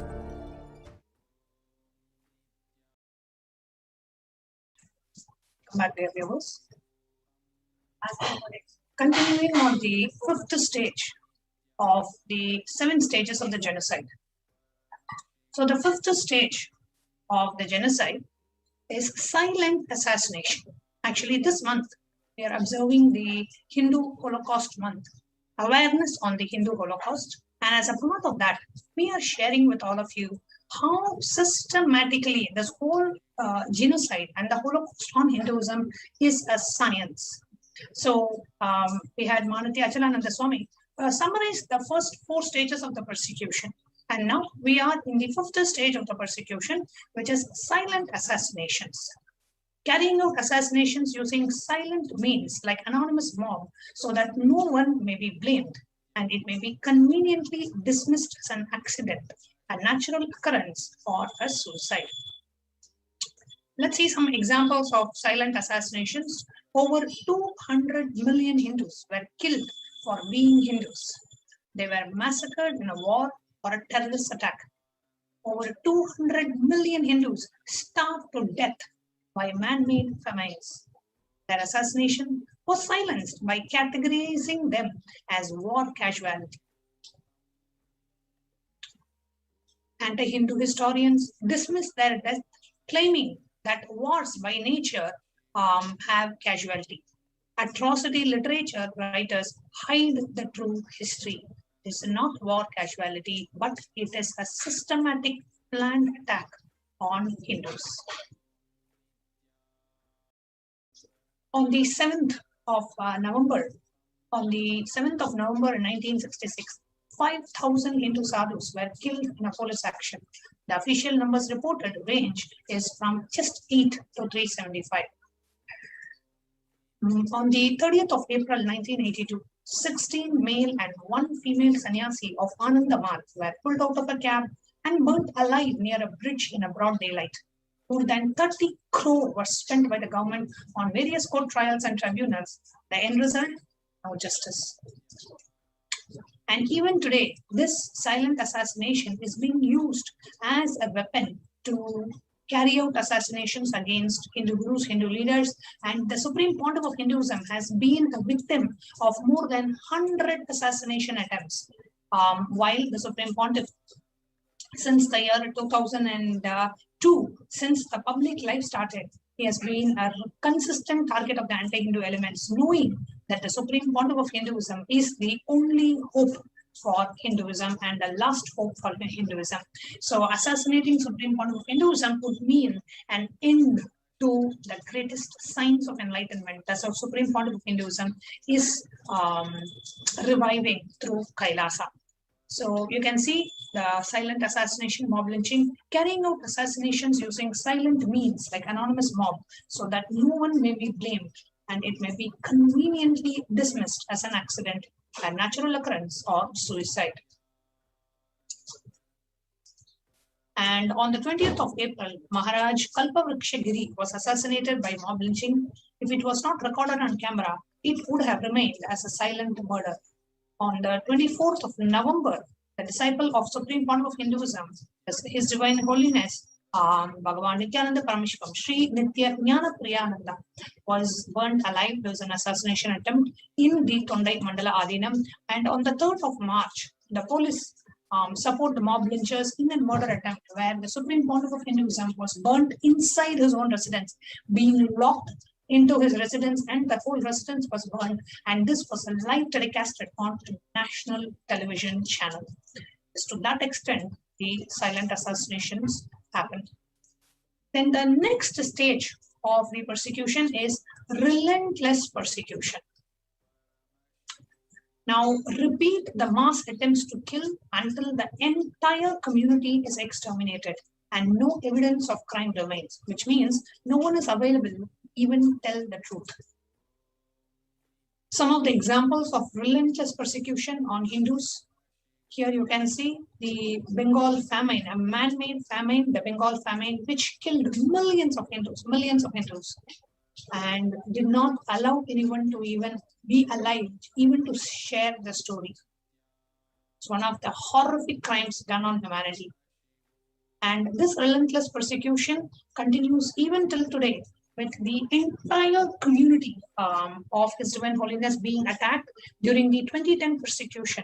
All the Kailasas all over India were attacked on the same day, like just in a few days, in the same week, I should say, since the 3rd of March 2010, simultaneously, the anti-Hindu elements attacked hundreds of Kailasas, temples, sadhinams, monasteries, Sarvanyapitas, gurukuls, satsang centers, padaka mandirs, home temples were attacked relentlessly until they were closed or forced to shut down. People were forced to be displaced. So much happened, and this relentless attack and the relentless persecution is used as one of the powerful weapons to attack Sanatana Hindu Dharma. And the relentless persecution, they try to exterminate. Actually, they try to eliminate the entire community so that nobody is even alive or nobody is even following this particular, following the Supreme Pontiff of Hinduism, or would continue to remain as Kailayavasis. This was their plan. So here you can see multiple rapid assassination attempts just in a span of about 48 days. The Supreme Pontiff of Hinduism went through more than 40 assassination attempts. So the whole idea is to continuously attack. There were multiple poisons to kill and poison Supreme Pontiff of Hinduism. We have proofs to show that the entire body of Supreme Pontiff of Hinduism was poisoned when the Supreme Pontiff of Hinduism was in illegal custody, and a huge amount of lead content was discovered in Supreme Pontiff's body, which is a slow poison, which leads to the death of the person, but without having any suspicion on who was the one who actually induced and poisoned Supreme Pontiff's body. All these are used as attack and assassination tactics against Hindu leaders and Hindu gurus.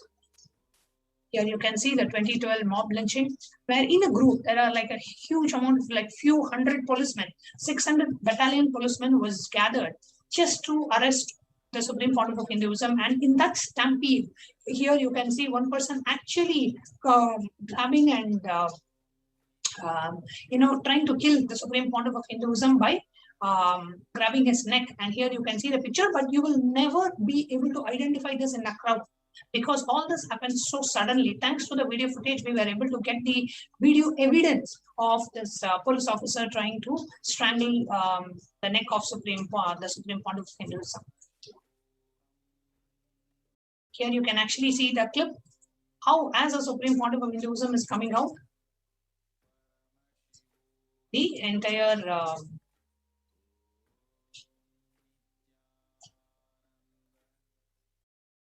600 battalion police is gathered outside, and as the Supreme Pontiff of Hinduism is coming outside the court, he is being strangulated by the police officer.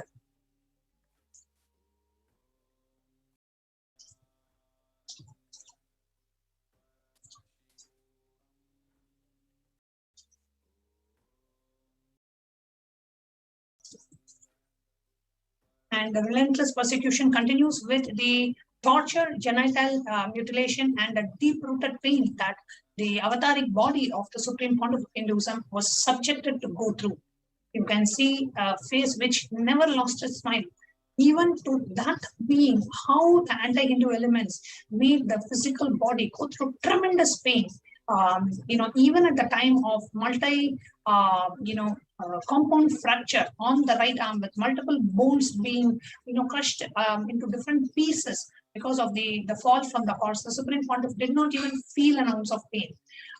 So to that kind of a yogic physiology, they have completely destroyed the body to an extent where you can actually see the pain on the face of the Supreme Pontiff of Hinduism, so much of torture, genital mutilation under the name of the illegal medical test that happened on the Supreme Pontiff. The attack continues not just on the Supreme Pontiff, but on the entire nation itself, and on all the Kailayavasis and on the entire nation Kailasa. Here you can see the Kailasa-vasis, the residents of the monastery. Here on the left side, a huge stone was actually smashed on the head of the administrator of the monastery, and he was bleeding and he was not even allowed to be taken to the hospital. Such kind of brutal attacks. And on the right side, one of the Kailayavasi, one of the living monastic member in the Tondai Mandala Adinam in Kanchipuram was burnt alive. And he suffered 70% burns on his body. His whole skin burned, and the first layer of his skin throughout the body had to be, got burnt completely.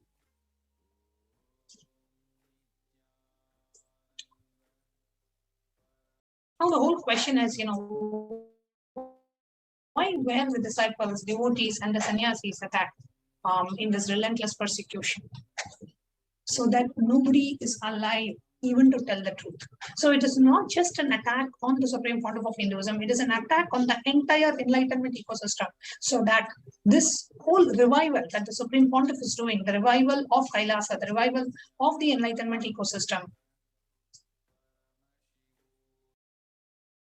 the revival of Kailasa and the revival of enlightenment ecosystem can be completely eliminated, can be completely stopped. Here you can see more attacks on the disciples of the Supreme Pontiff of Hinduism, more attack on the members of Kailasa, more attack on members of the indigenous community. Women, children, men, adults, nobody gets spared.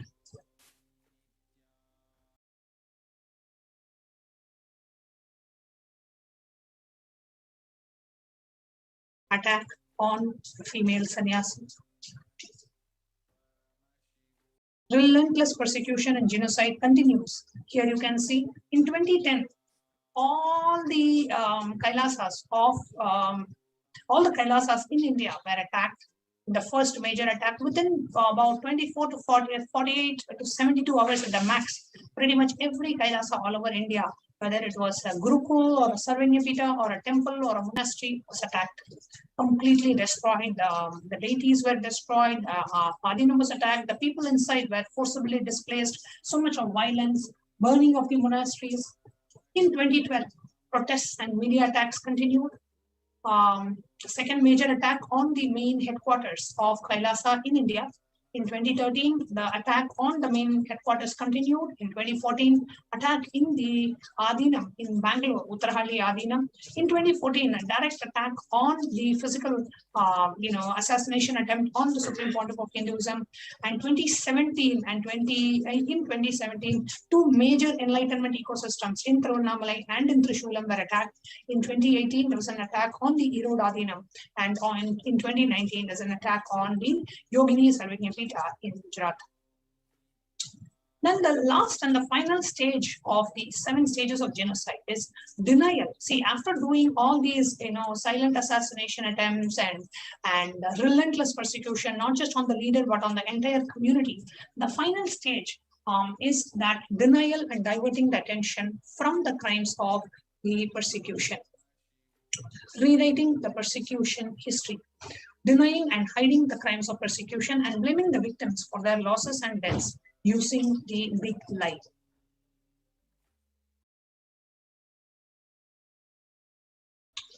Here you can see 29 million, 3 crore people were starved to death to finance the wars of the colonial empire.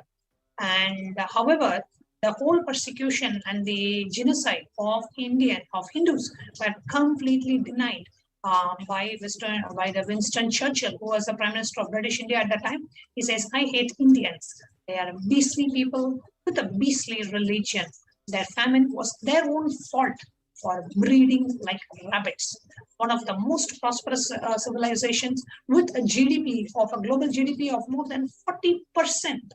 And it was one of the most prosperous and most abundant economy that was there, was reduced to poster child of a third world country.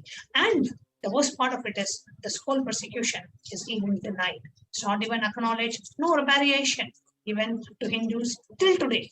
And so much of denial of what was done to Hindus in India.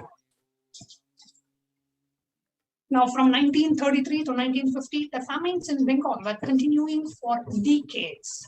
In spite of this, the colonial empire exported the grains to other countries where it was not even required, causing even more death in Bengal. Their Prime Minister denied it, claiming that Hindus deserved it because they bred like rabbits. No state education board Indian history book talks about the Hindu Holocaust. So today, the Hindus in India are completely aware what happened just 60 years back, 70 years back.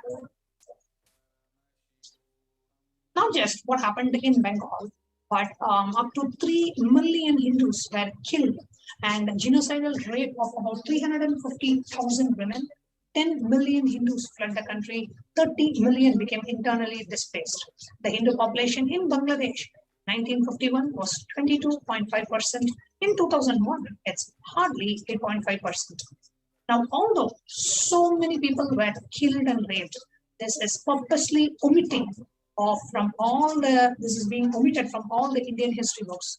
This topic is completely denied and not even discussed in any part of the world, neither as a war casualty or as a religious persecution. So again, reinforcing that the 7th stage of the persecution is to deny that the persecution happened in the first place. From 1990 to 2018, for a long time until recently, the suffering of the persecuted Kashmiri Hindus were ignored and their human rights were denied. The Indian media mafia repeatedly suppressed the atrocities done to Hindus, done on Hindus by purposely not giving the coverage.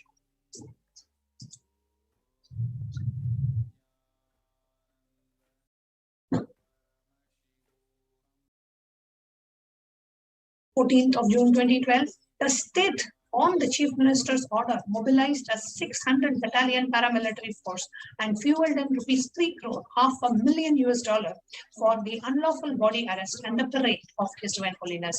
The High Court termed the entire exercise as illegal and an abuse of power. The state and the media always denied the persecution they executed.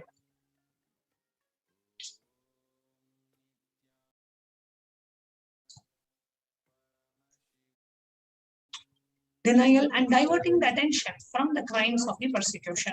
So just to deny what the persecution, the religious persecution that has been done on the Supreme Court of Hinduism, continues the media abuse, the hate speech continues in the media, just to divert the attention from all the illegal activities and the religious persecution that the Supreme Court of Hinduism is forced to undergo. Denial and diverting the attention from the crimes of the persecution by continuous hate speech in the media.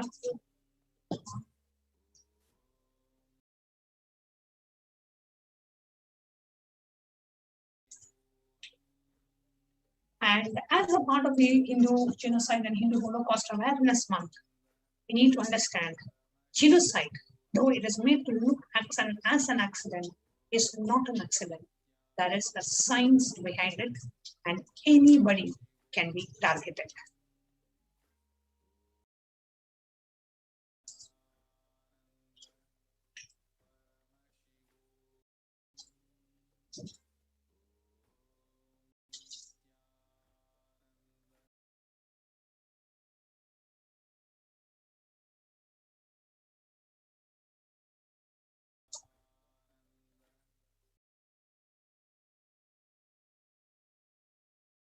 So, as a part of the Hindu Awareness Month, we share with you what are the 7 stages of persecution and how these 7 stages of persecution are being used to attack the Hindu leaders. And we really request each and every one of you to come and share. What do you think about these 7 stages of persecution as you are hearing this? And especially in the Hindu Holocaust Awareness Month that Kailasa is observing in July 2021 as a part of the Hindu Holocaust Awareness Month, we are sharing with you how systematically Hindus have been attacked and persecuted. Over 500 million Hindus have been killed, raped, massacred in the last 1,000 years of relentless persecution on Hindus. The worst part is we are even denied to know the facts of what happened to our ancestors. That is the worst part. And Kailasa is taking the collective responsibility by bringing out this information to all of you, by sharing with you about the information about the Hindu Holocaust. So we request each and every one of you to share in the YouTube live comments what is it that you feel about when you are hearing about the Hindu Holocaust, and we are going to be right back with you after a short break.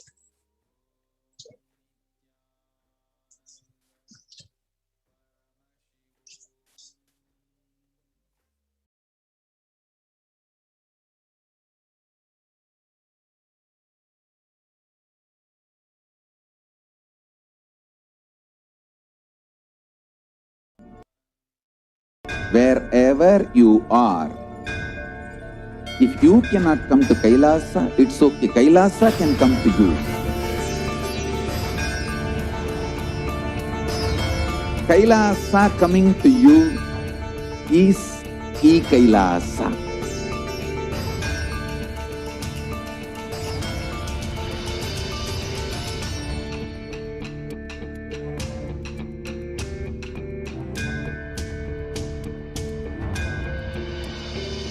I will revive Hinduism. I am a Hindu revivalist, not by any revolution, but by evolution.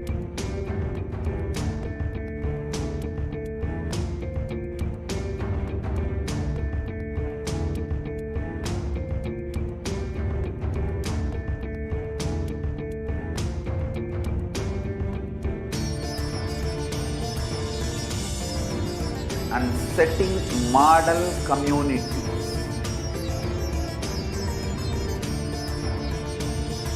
Kailasas, enlightenment ecosystems, Sarvanya Peethas all over the world.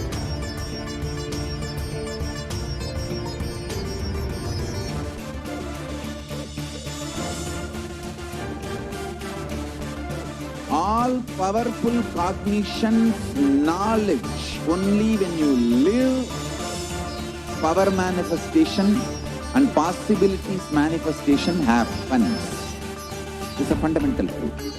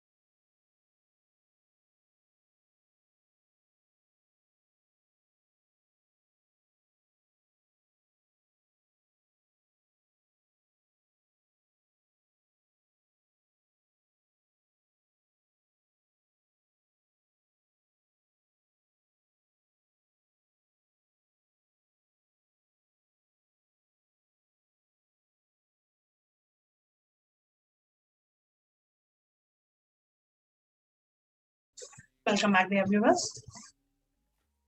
So it's time for us to get ready for the live Nityananda Satsang by the Supreme Pontiff of Hinduism, followed by Devi PARASHAKTI Akashic readings. So today we are going to have everything. We have the live satsang and we have Devi PARASHAKTI blessing us in Devi PARASHAKTI Akashic readings, which will be following immediately after the live satsang. So we request all of you, even when the satsang ends, please stay tuned because we are going to be having the Devi PARASHAKTI Akashic readings starting immediately after the darshan. So for all of us who are eagerly waiting to have the darshan of the Supreme Pontiff of Hinduism and eagerly waiting to hear what Devi PARASHAKTI is going to reveal to the world today. If you would like to offer your support, your dakshina, your support to Kailasa, or your dakshina at the divine lotus feet of the Supreme Pontiff of Hinduism, you can just go to the YouTube live stream, and on the right side, you will see a live chat option. And you will see a dollar symbol on the bottom. So you can click the dollar symbol and you can click join if you have not yet a member of the channel. During the Devi PARASHAKTI Akashic readings, only the members of this channel will be able to ask questions in YouTube Live. All others will be able to ask questions in 5 other platforms: Facebook, Twitter, Instagram, WhatsApp, and the website live chat. So we have 6 platforms open for all of us to access, and the YouTube alone is restricted to the members members of the official channel. So the offering that we have, if you would like to make any kind of a contribution and support Kailasa, or if you want to make an offering out of gratitude at the divine lotus feet of our beloved Swamiji, all you need to do is click on the dollar symbol and you will see a pop-up, and you have to click on super chat. Now, as you click on super chat, you will have this dialog box open, a window open on the right side, where you can enter any message that you would like to share along with your offering, and you will also have the amount. You can enter as minimum as probably even just $1, right? The most important fact here is that having that that space of gratitude. Thank you, Swamiji, for happening in our lives every single day and blessing us with the darshans and the dikshas and the initiations and Devi PARASHAKTI Akashic readings, just out of gratitude. So Swamiji beautifully said, Smaranat Mukti. So just remembrance liberates. So the more and more you remember that space of gratitude, you make it even be $1 you contribute whenever you come for one live satsang, or whenever you come for a live darshan, just $1 you contribute. The amount doesn't matter, but the context from which we are offering, that space of gratitude matters. So that is why let's, we should have it as a habit and a lifestyle, that whenever you go to a temple, we always put some offering, just remembering and thanking the divine and for supporting that ecosystem. Just like that, this is like an online contribution that you are doing to keep the Kailasa ecosystem alive and to offer your gratitude and the divine lotus feet of our beloved Swamiji. So whoever would like to participate, you can go ahead and click on the super chat, enter any amount that you would like to offer. It can even be as less as probably just $1. You can even offer just $1 and you can click on buy and send. As you click on buy and send, you will see a pop-up that opens where you can enter your credit card, debit card details, your PayPal details, and you can go ahead and make the contribution. So now it's time for us to enter into the meditation to receive the darshan of the Supreme Pontiff of Hinduism. Please sit straight and close your eyes.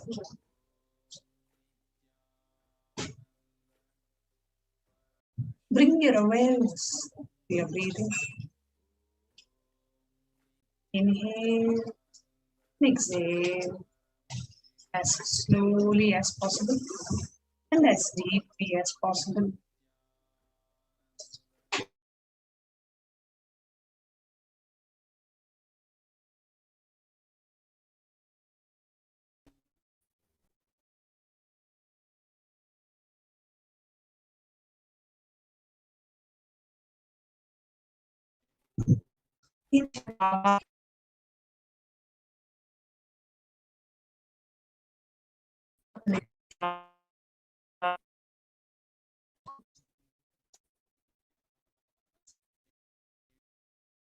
Intensely chant the Mahavakya as we connect to the Supreme Pontiff of Hinduism and get ready to receive the live darshan.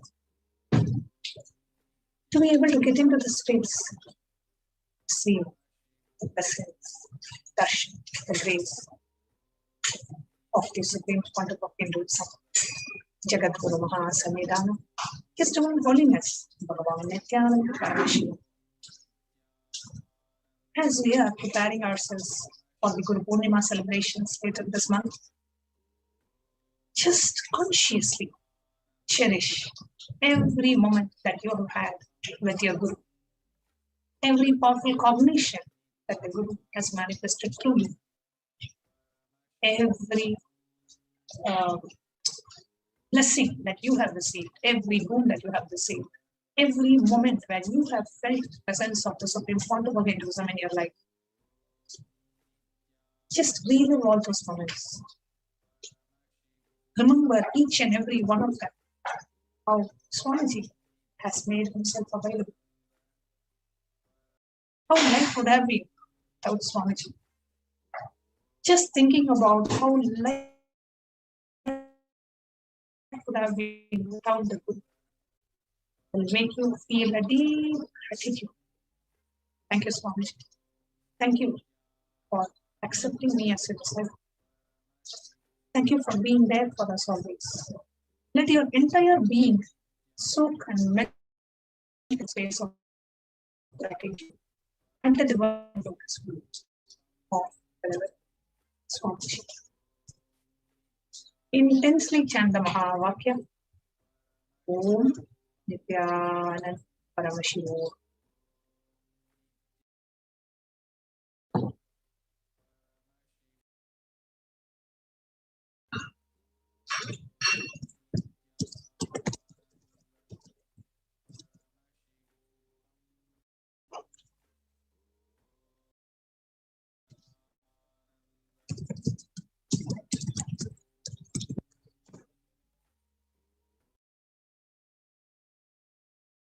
Continue to chant the Mahavakya.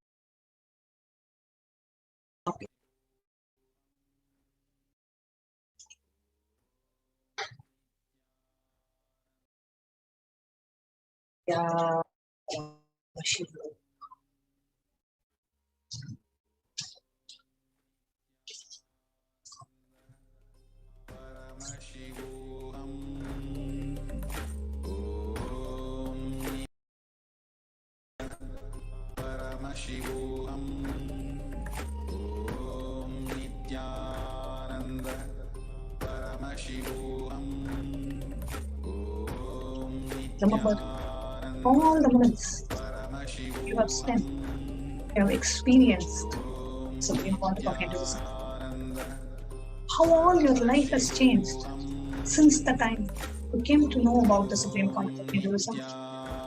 How you have evolved physically, mentally, emotionally, spiritually. All the changes that you have experienced in your life.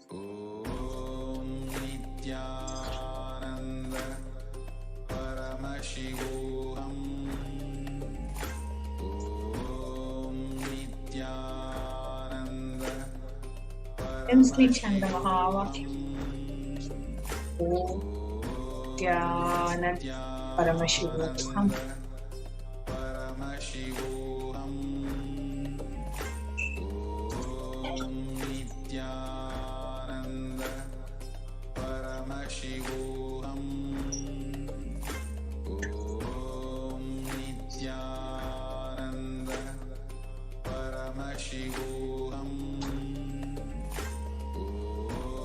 Continue to chant the Mahavakya.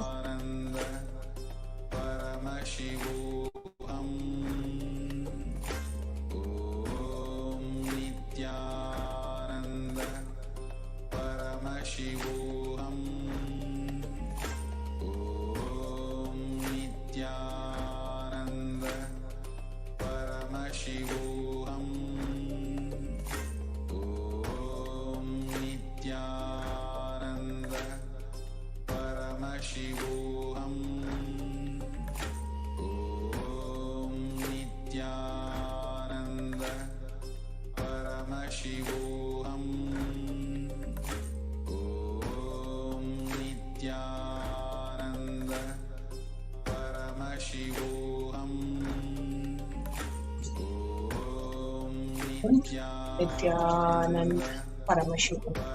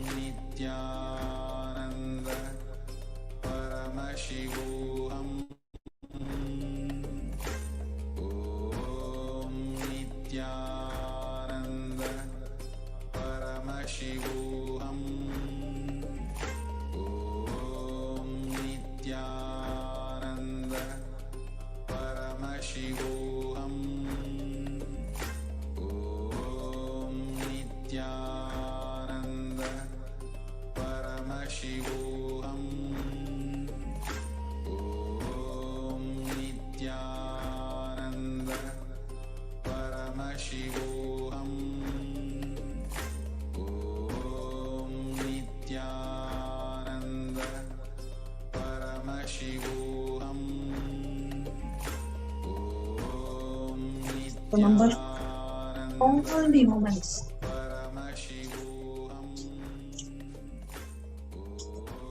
and with your group, all the changes that you have experienced in yourself, the completion that you have experienced, the completion with all the obsessive compulsive patterns, the completion with all your past. Just look in and see all the changes that you have experienced in your life since that advent of Supreme Pontification into your life. How has your life changed? Just look back. How your life would have been if you did not have Supreme Pontification. Let your whole body melt in the space of deep gratitude, ocean, surrender. Intensely chant the Mahavakya. Let your whole being reverberate with the Mahavakya. Om Jnanam Paramashivam.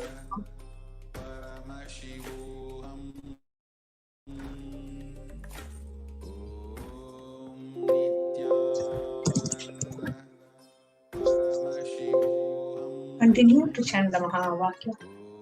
Intensely connect with the Supreme Pontiff of Hinduism. Continue to chant the Mahavakya as we prepare ourselves to receive the darshan of the Supreme Pontiff.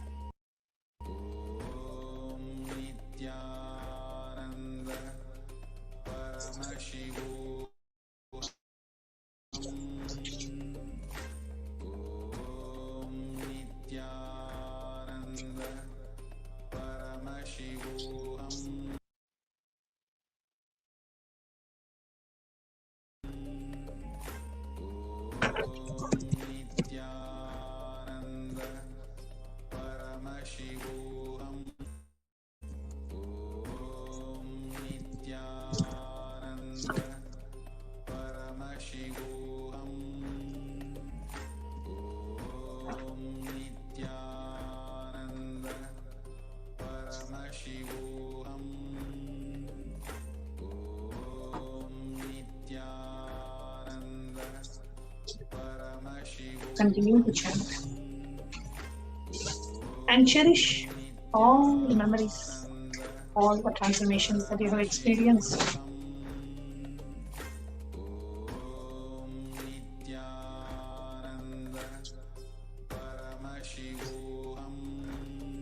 Let your whole being experience a space of being, gratitude, and surrender.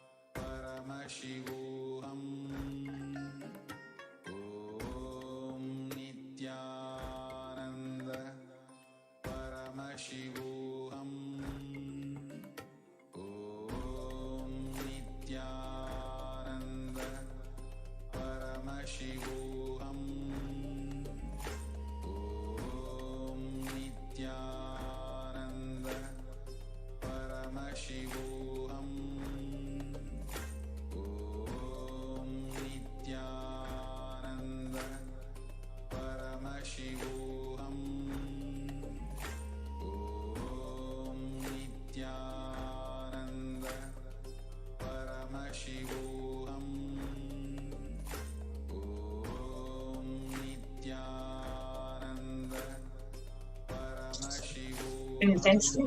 Chant the Mahavakya.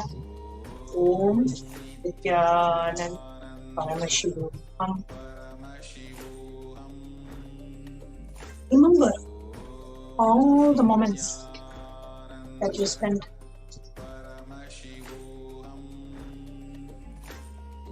in the presence of the Supreme Pontiff of Hinduism, physically or in the virtual presence, all the powerful cognitions that you manifested, how you are experiencing the divine, how every moment the powerful cognitions literally installed in each and every one of us, that inner software that we have today, installed by the Supreme Pontiff of Hinduism, is helping us lead a powerful life, a life of completion at any point in time. Remember all the changes that you have experienced, the presence of the Supreme Pontiff, how every day the darshans, the power manifestations, just sitting and listening to the satsangs every day, empowering yourself with strategies on how to handle life, how to excel in life, how to live enlightenment without us putting any effort, just by the presence of the Supreme Pontiff of Hinduism, experiencing so much of a transformation, so many breakthroughs, leading life powerfully today.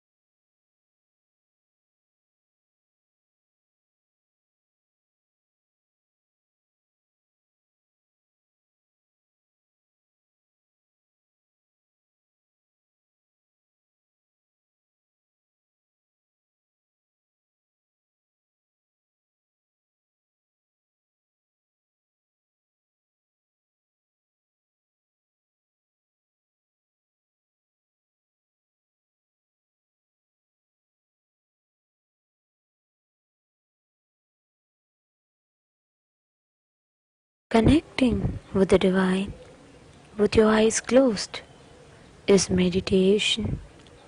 Connecting with the divine with your eyes open is darshan. Come, let us all now move from meditation to darshan. Slowly, very slowly, please open your eyes.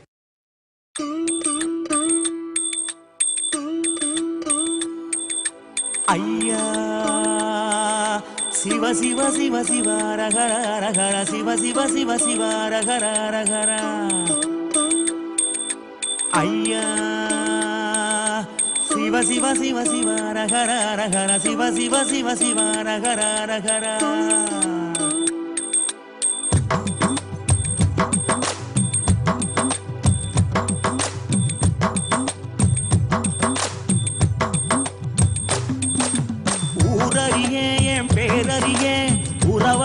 தவத்துறவறிய உள்ளொன்று புறம் ஒன்று பேசறிய உமை சிவன் போலே வேறறிய சிவ சிவ சிவ சிவ ரகர ரகர சிவ சிவ சிவ சிவ ரகர ரகர சிவ சிவ சிவ சிவ ரகர ரகர சிவ சிவ சிவ சிவ ரகர ரகர காலையும் மாலையும் கணக்கறிய நாளும் கோளும் நான் அறிய பாலையும் சோலையும் பிரித்தறிய பரம பரஞ்சோதி அடி சிறிய Siva Siva Siva Siva Ragara Ragara Siva Siva Siva Siva Ragara Ragara Siva Siva Siva Siva Ragara Ragara Siva Siva Siva Siva Ragara Ayya unariye uyir udalariye mona peruvaniye naanariye aanariye pennaliyariye adi sidambaram naanariye Siva Siva Siva Siva Ragara Ragara Siva Siva Siva Siva Ragara Ragara Siva Siva Siva Siva Ragara Ragara Siva Siva Siva Siva Ragara Sami unnedu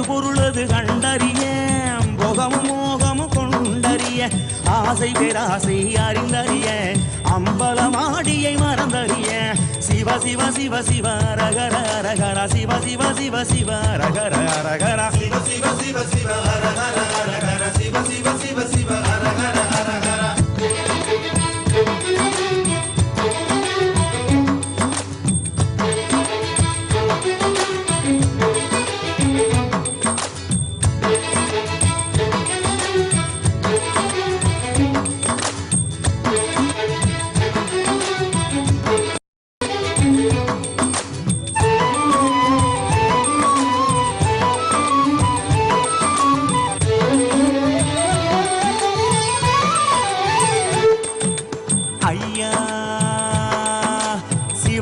Shiva Shiva ரகர ரகர Shiva Shiva Shiva Shiva ரகர ரகர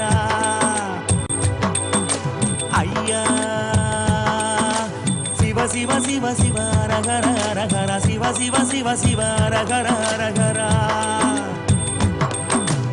ஆகம வேதங்கள் படித்தறிய 6 குளங்களில் குடித்தறிய யாகம் யோகமும் செய்தறிய ஓமுகம் பார்த்து பணிந்தறிய சிவ சிவ சிவ சிவ ரகர ரகர சிவ சிவ சிவ சிவ ரகர ரகர சிவ சிவ சிவ சிவ ரகர ரகர சிவ சிவ சிவ சிவ ரகர ரகர சும்மா ஒருபோது இருந்தறிய சுத்த அசுத்தங்கள் பார்த்தறிய ஆத்ம நிவேதன செய்தறிய அர்த்தநாரீசன் அடி சிறிய சிவ சிவ சிவ சிவ ரகர ரகர சிவ சிவ சிவ சிவ ரகர ரகர சிவ சிவ சிவ சிவ ரகர ரகர சிவ சிவ சிவ சிவ ரகர சாமி ஏடறிய சொல் எழுத்தறிய ஏற்றமும் தாழ்வும் நான் அறிய வீடறிய குடுங்காடறிய சோம சுந்தரன மறந்தறிய Shiva Shiva Shiva Shiva ரகர ரகர Shiva Shiva Shiva Shiva ரகர ரகர Shiva Shiva Shiva Shiva ரகர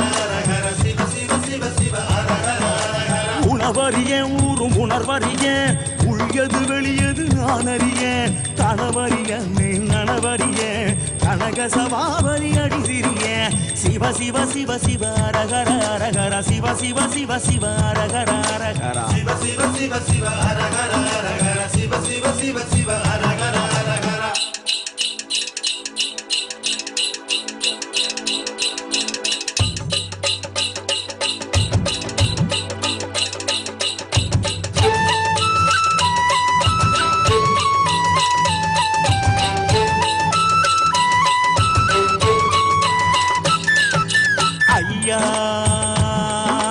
Shiva Shiva Shiva Shiva ரகர ரகர Shiva Shiva Shiva Shiva ரகர ரகர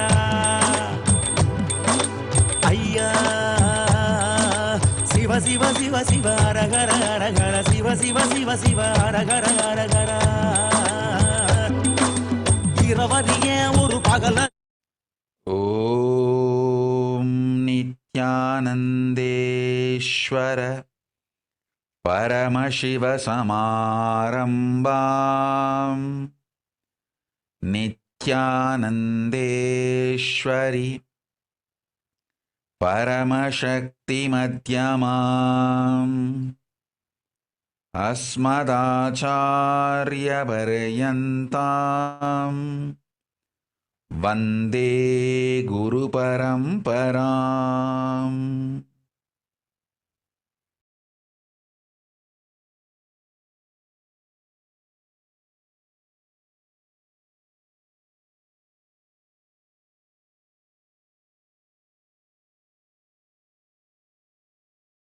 I welcome you all with my love and respect. I welcome all the devotees, disciples, samajis, satsangis, Shrimahans, Mahans, Tanedar, Kotari, visitors, viewers, everyone sitting with us all over the world. I welcome you all with my love and blessings. Paramashiva's message directly from Kailasa. Listen.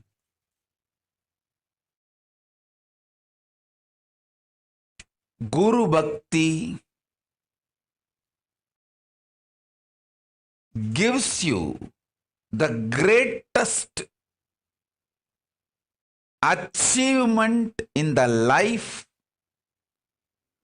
conscious sovereignty as a gift to you. Listen.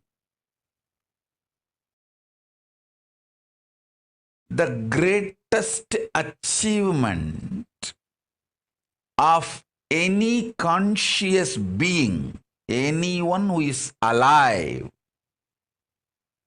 human or animal, anyone who is alive,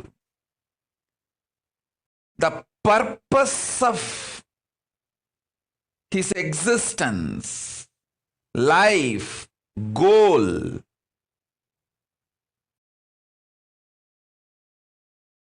purpose of human life, purpose of any life is conscious sovereignty. Listen.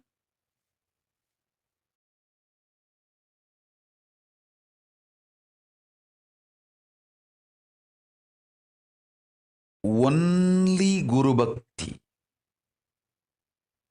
can make you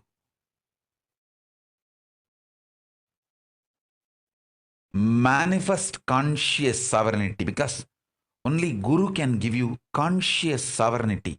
That is why even Paramashiva, when he wants to give you the conscious sovereignty, he manifests as Guru. Listen.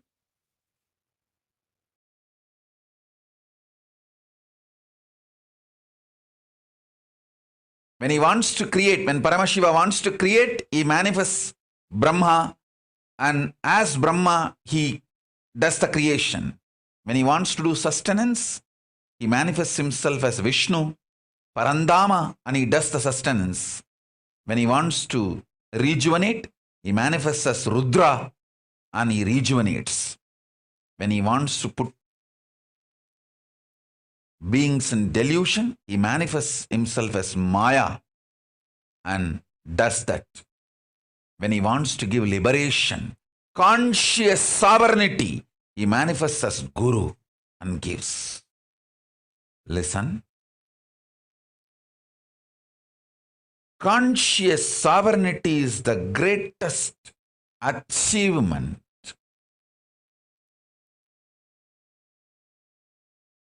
human beings should achieve. Conscious sovereignty is the goal of life, purpose of life, reason for the existence of human beings. Why the human beings are still alive? The only reason is to experience conscious sovereignty. Understand? Guru Bhakti can give conscious sovereignty as the gift to you, because without even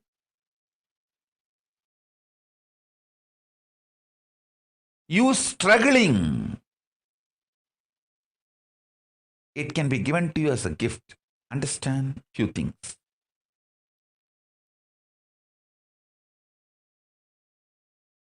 In your life, the men around you, you need to understand. Women around you, you just need to love them. If you try to understand women, you will be in mess.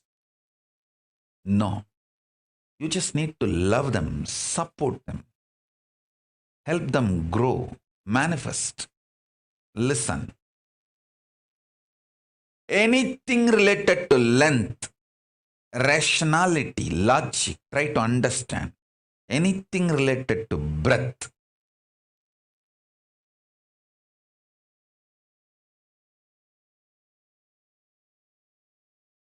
art, heart, emotion. Love them. Love it. Don't try to understand. Understanding is not the unit with which you can work with love, with emotion, with breath. each dimension as a unit, as a methodology through which you can become part. You can manifest the best things. So understand,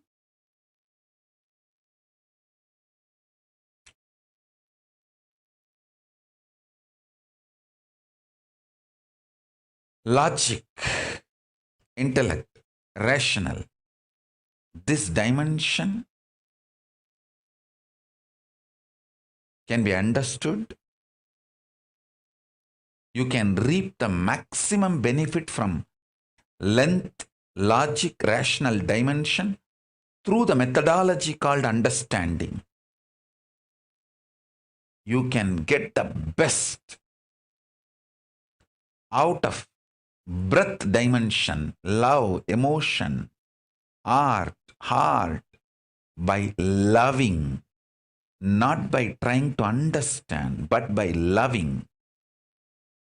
All the best things you can achieve, you can get the maximum benefit out of depth dimension by simply being ferocious and manifest. The depth dimension, you can't reap the benefit of depth dimension through understanding or by loving.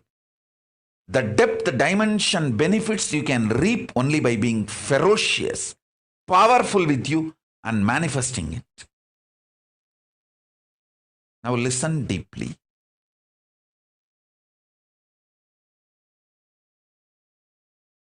I'll give you elaborate examples.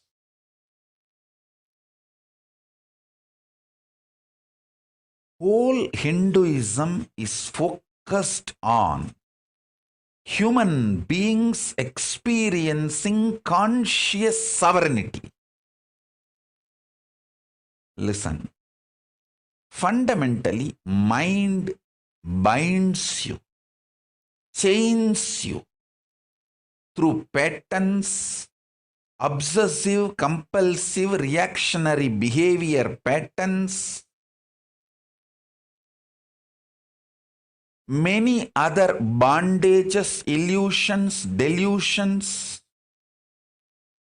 Mind binds you, chains you. It takes away the conscious sovereignty of the human being, and it takes away the best way the human beings can exist naturally, dharmically.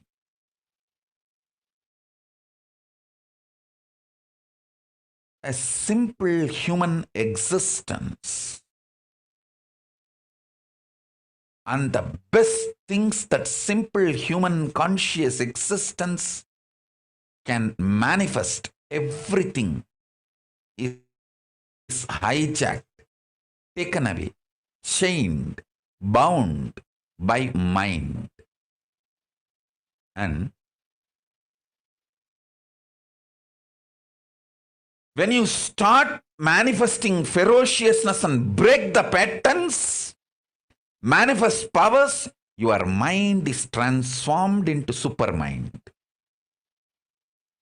Bhagavan Aurobindo elaborately explains the science of making the mind into supermind. I would like to sincerely recommend all of you to read the book, The Divine Life. The whole book is about the science of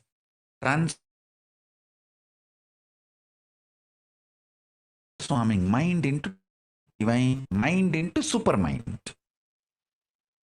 So,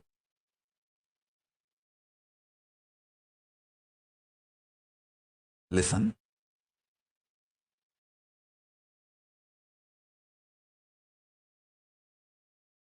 That book, The Life Divine, that explains this science more detailed, elaborate way.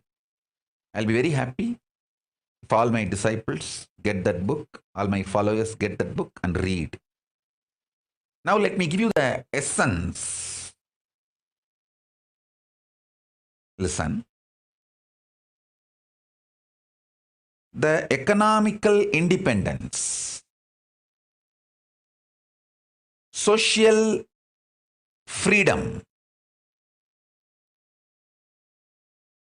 having the life of multiple choices, luxuries, comforts, having multiple options and choices as freedom, cultural enlightenment, all this. I am not against any of this,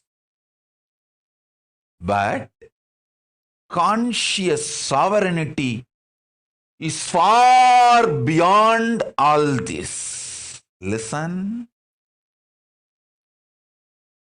Mind gives you the freedom of choices and options by taking away your conscious sovereignty. It is like how the anti-Hindu civilizations, how the people who want to destroy Hinduism, they put the Hindus in jail. Then in the jail, they try to show their compassion and love. Oh, do you want to eat idli or chapati or roti? We will serve anything you want. See how compassionate we are. Hey! Missionary militants and militant missionaries. How they stole our conscious sovereignty by selling lies, abuses to us. They stole our conscious sovereignty, and then they are trying to show that they are bringing freedom for us. Please understand. One of the worst thing done to Hindu civilization is your conscious sovereignty is stolen from you. Listen. Even 100 years before, a practicing Hindu who understands Hinduism used to have conscious sovereignty as the lifestyle, even everyday decisions about his food, his clothes, his jewels, his medicine, his relationships, every decision he used to make out of conscious sovereignty.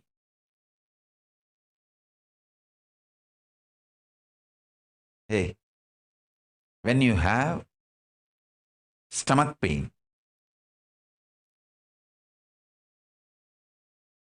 the anti-Hindu gang, the militant missionaries and missionary militants give you the option of this chemical, that chemical, that chemical, that chemical.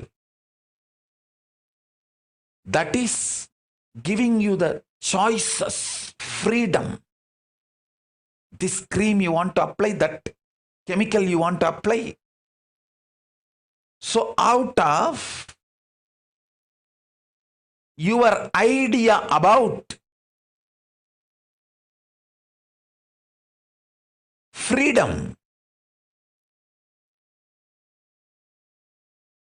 of choices, you choose between any one of these chemical. Without knowing, once you start taking this chemical, now you are going to have a bigger diseases and your body is going to be the income source for them. You are going to be enslaved forever.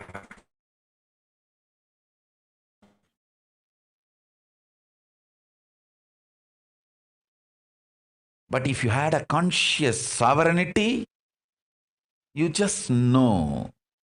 Stop eating. Allow my consciousness to manifest in my body and heal myself. Please understand, in so many levels,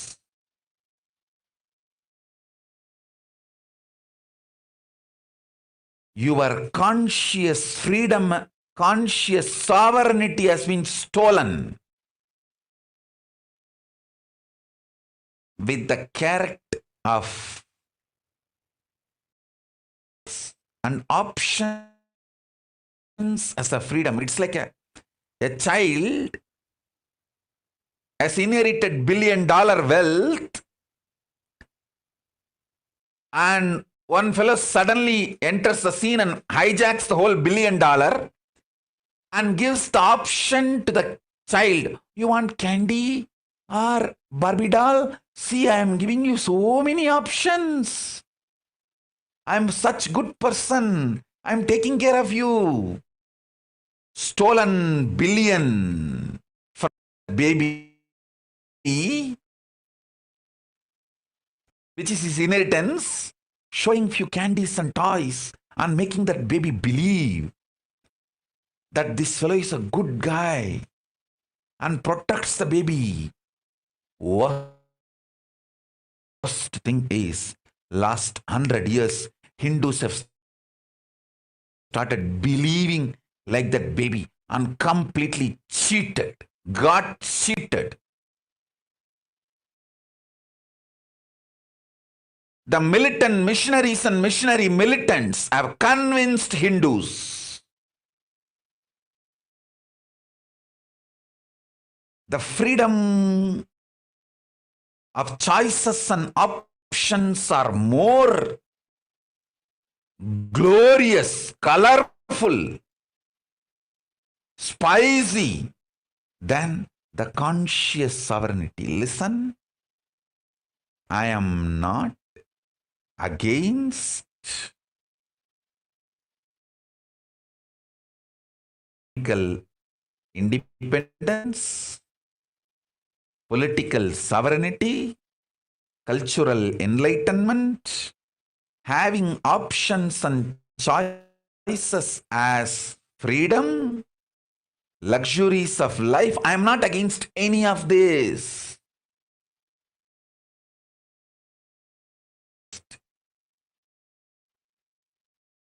Stealing your conscious sovereignty, showing all this. Understand? If needed, everything else can be given away just for conscious sovereignty. Conscious sovereignty is worthy of everything. Let me explain conscious sovereignty. Conscious sovereignty means I know I manifested this body, this life, and I am going to be working on exhausting any bondage, chains put on me in the form of obsessive compulsions, any other bondage put on me.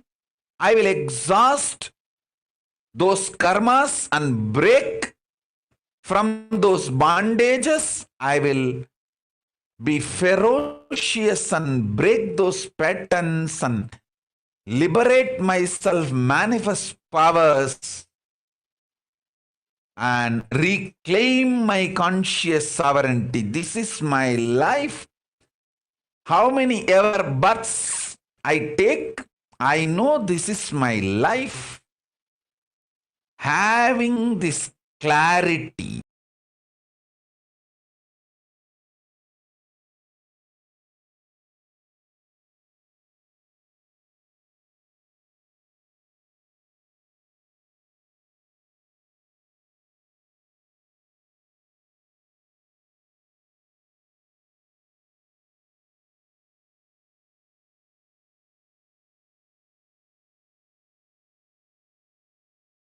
conscious sovereignty is too important.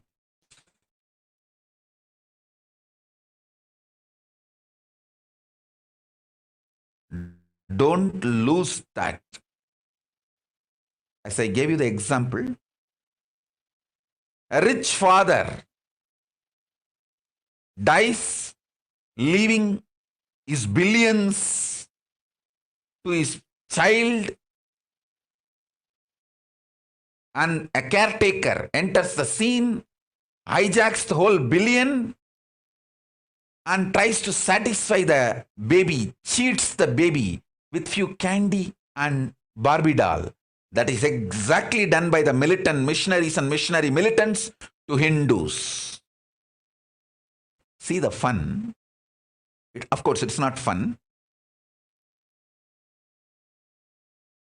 Thousands of residential schools run in Canada for indigenous children. Only few schools have been analyzed. Only few schools, they started digging. Just from that few schools, thousands of unmarked graves have been discovered. I was not talking about this issue. Today I decided I am going to open my mouth. All of you know it's going on all over the world. Listen. These missionary militants and militant missionaries, first they go and convince the indigenous people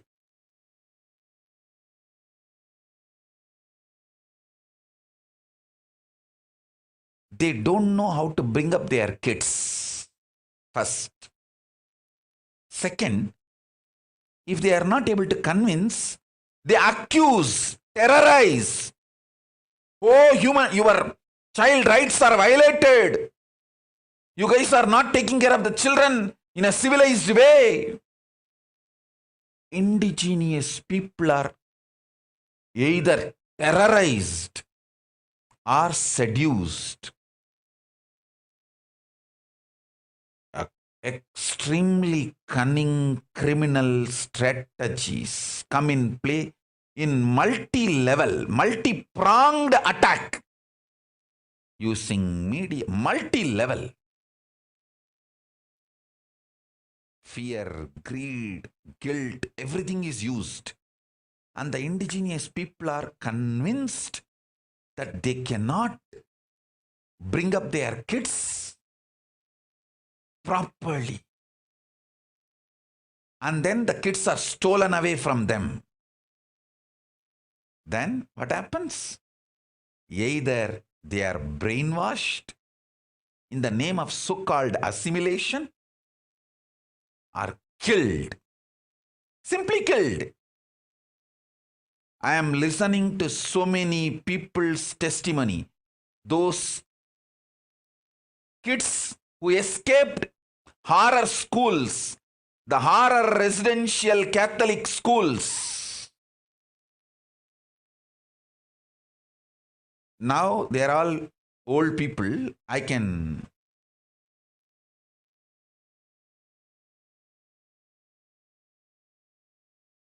am hearing many of their testimonies. Oh God, how?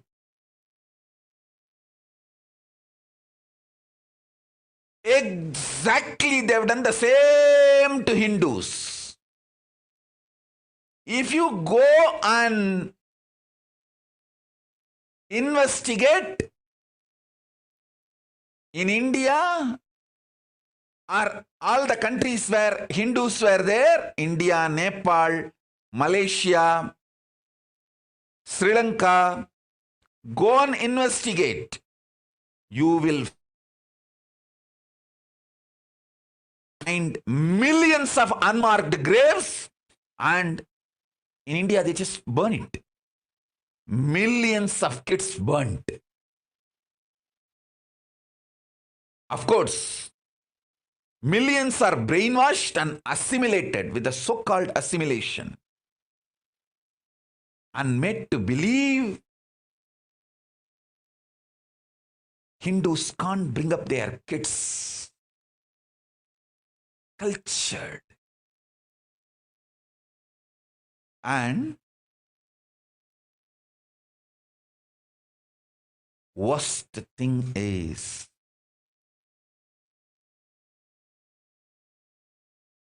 Hindus are not waking up to this truth, and much worse is because Hindus are not waking up to this truth, the same gang, same strategy from all over the world, this terrorist gang, international terrorist gang, this international mafia, militant missionaries and missionary militants, same gang, same strategy. They infiltrated my organization and tried to convince my Gurukul parents, my Gurukul kids, oh, you Hindus don't know how to bring up your kids. And when somebody is not ready to budge for their brainwashing, terrorizing us, oh, kids' rights are violated. Hey, who is coming and talking about whose kids?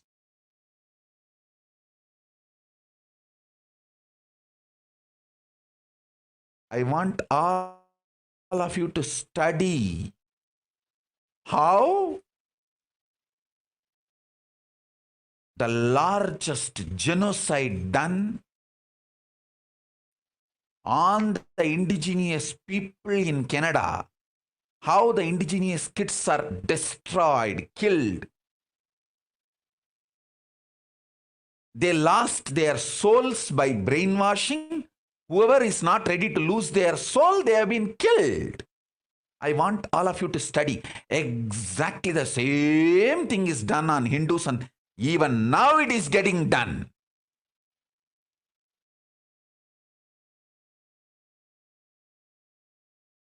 Exactly, they have done the same thing to my Gurukul.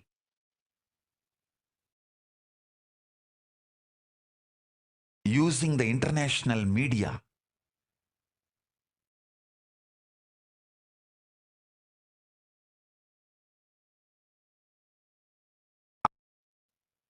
Indian media is just shit. It is nothing but shit.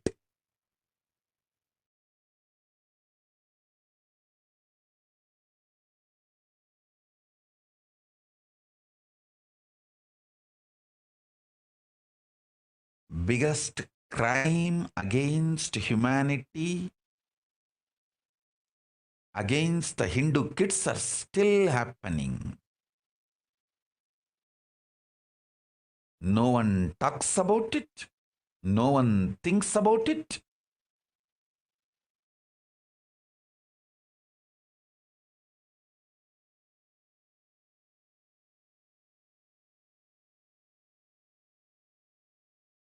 I am talking because I personally suffered the extension of this genocide happening to indigenous people in Canada. What was done to indigenous people in Canada? It is continuing. It was done on Hindu kids and still continuing. How this international criminal gang, terrorist gang, the militant missionaries and missionary militant mafia, how they infiltrate the organization, sit inside for years sometime, convince people, whoever can be convinced, brainwash them. Oh, you guys don't know how to bring up your kids. And if somebody is not ready to get brainwashed, terrorize them.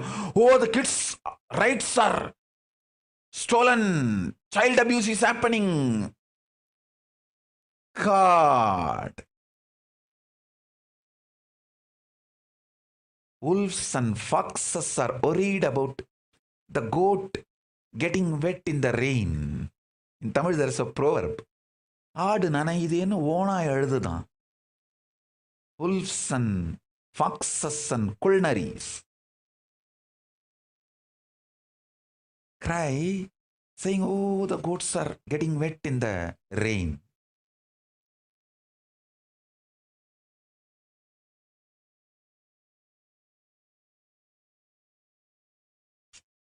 I want all of you to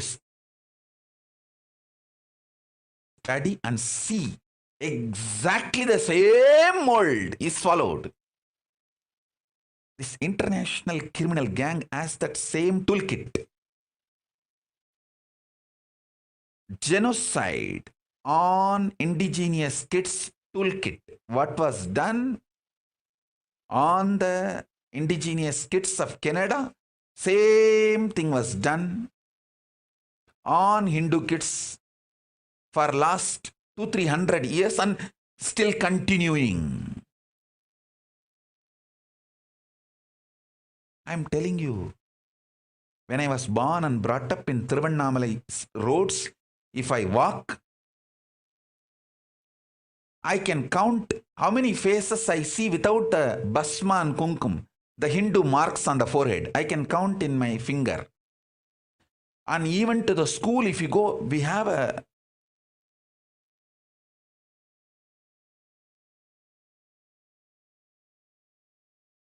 clear memory. The school in which I studied, the headmaster is called Chandrasekhar. If a kid comes without the Hindu forehead mark, as per his family, either Basma or the Urtva Bundra, he will put the Kaudang. It's a compulsory. You have to come with your traditional family face, the forehead mark to the school. Now, if you go to school with any Hindu mark, you will be punished. See, within 40 years, listen, if I stand in the streets of Tiruvannamalai and tell the people of Tiruvannamalai, 30 years before, when I studied in the schools, hey, after 30 years in the same place, your next generation kids, your kids will not be able to have the basma and kunkuma and freely go to the temple or school, they would not have believed me. Now, if I stand in the streets of Tiruvannamalai, I can count in my hand how many number of people wearing basma and kunkuma. In 80s, 99% of the people will be wearing the basma and kumkuma, living Hindu life. Now in 2010, now I think 2020, 99% of the foreheads does not have basma and kumkuma. Only good news I have is Arunachala never gives up Tiruvannamalai. He protects it because he wants to have a conscious landing pad to land again and again to save the planet Earth. Whenever he wants to land as incarnation, he needs a conscious airport. For that, he keeps the Tiruvannamalai alive, and Tiruvannamalai will be protected. That's the good news. But now, whatever I am talking, 30 years before, when I was given Samay Diksha, Visesha Diksha, if I told my community people, 30 years after, your kids will neither receive Samay Diksha, Visesha Diksha, the habit that will not be there, they would not have believed. But now that is the truth. My family kids do not even know what is called Samay Diksha, Visesha Diksha. The whole community do not know. What is Samay Diksha, Visesha Diksha? The community which kept the Saivam alive. The community name itself is Saiva Velalar, Adi Saiva Velalars.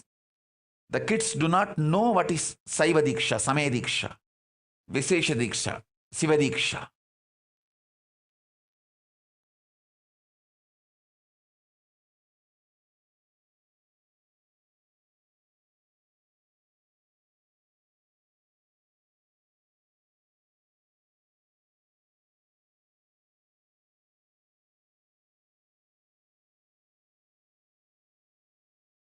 Internally and externally, the crimes done against indigenous Hindus,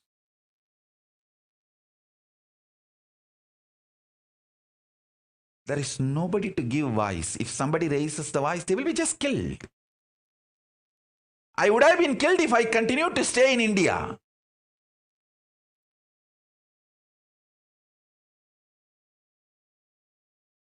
Because Paramashiva has protected me and protecting me, now keeping me in a safe place.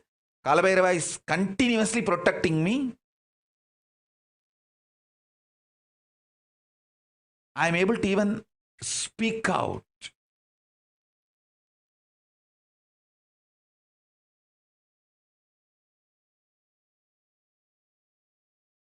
I am able to tell this to people.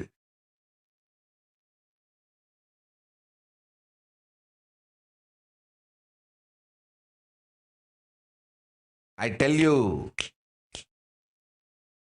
all these missionary militant missionaries, this international terrorist gang, international mafia gang, who infiltrated my Gurukul and destroyed it, don't think you are successful. Maybe you have destroyed my Biddi Gurukul, but now you can't reach me, you can't touch me. The Kailasa, Paramashiva has given me enough powers and protection.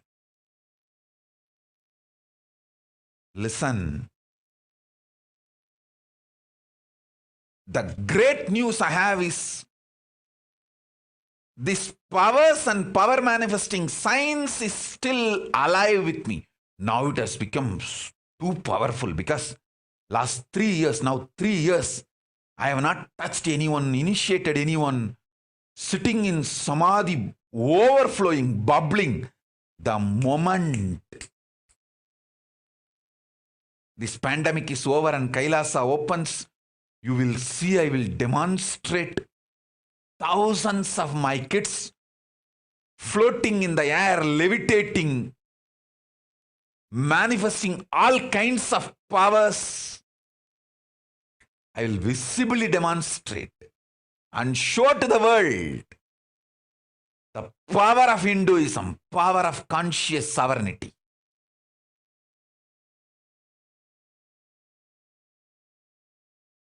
The good news is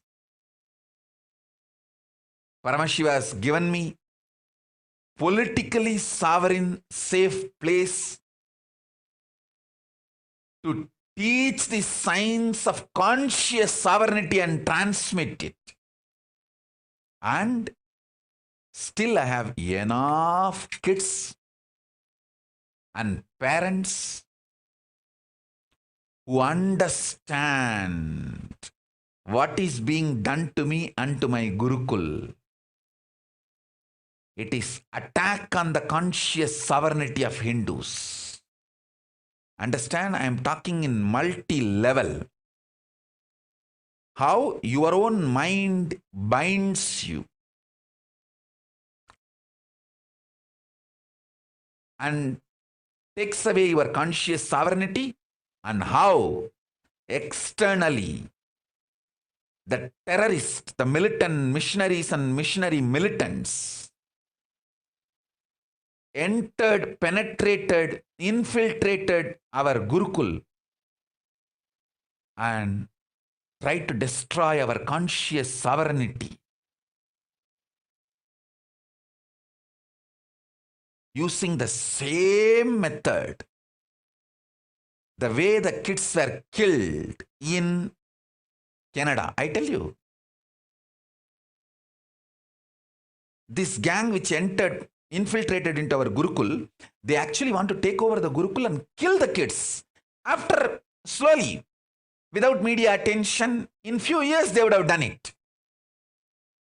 They would have either driven out the kids, whoever is not ready to go, whoever wants the enlightenment, science, conscious sovereignty,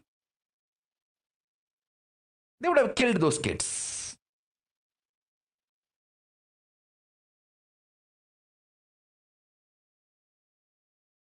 The good news is, I have powers and the science of power manifestations still alive in me.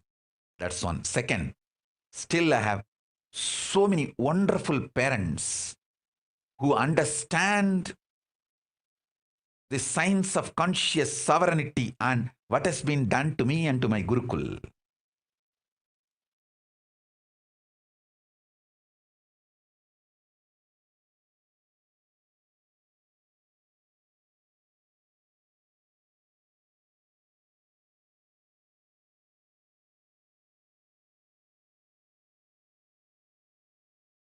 And many of even my kids have started understanding. I want all my kids to study how the indigenous kids of Canada were killed by the militant missionaries and missionary militants, and how the same gang infiltrated our Gurukul. One side convincing the parents, oh, you guys don't know how to bring up your children. Other side terrorizing me, trying to terrorize me and the organization. Oh, children are abused and the children rights are taken away, and hey,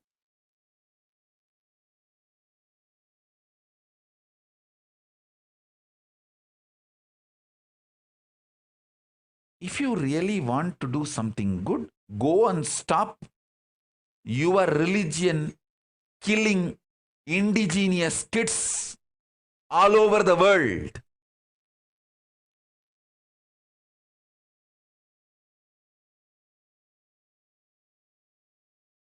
And do you know the funny thing? Even this animal rights gang and all will come to India only to attack Hindu rituals. You see, in Hindu rituals, we have a ritual called Jallikattu, where they play with the bulls and not a single bull is harmed with any weapon or anything. It is teaching the bulls the resistance power. It is literally like helping the bulls to develop powerfulness. They attack this Jallikattu, but they don't bother about killing the animals and eating for meat. The meat eating and meat exports, they don't stop or they don't even question. They support killing, but they don't support the animals being rejuvenated and refreshed and revitalized. And it is such blatant, like they say, oh, animals are abused, animal rights are violated in this Jallikattu Hindu ritual. I want all of you to know Jallikattu is a Hindu ritual. It is done in Vishnu temples, Devi temples. It's a temple ritual. No Jallikattu bull will be eaten even if it gets the natural death. No question of killing. Even if when it has a natural death, it is given a burial. It cannot be eaten.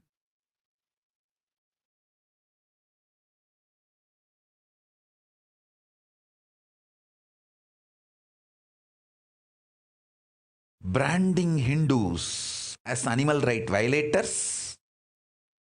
See, if there are 3 hotels, Hindu hotel, Christian hotel, Muslim hotel, constantly you attack Hindu hotel, abuse, put false accusations. It means what? You are making people to go and eat in the Muslim hotel and Christian hotel, brainwashing them. This is exact attack happening. Attack Hindu schools, Hindu education systems constantly, cunningly. So they are forced to go to the Muslim schools and Christian schools, get converted. And unfortunately, Hindu parents are not realizing. I will produce now and show you guys. The power of conscious sovereignty is 10,000 times greater than any school education you can give in Christian schools and other religious schools. I'll show you guys.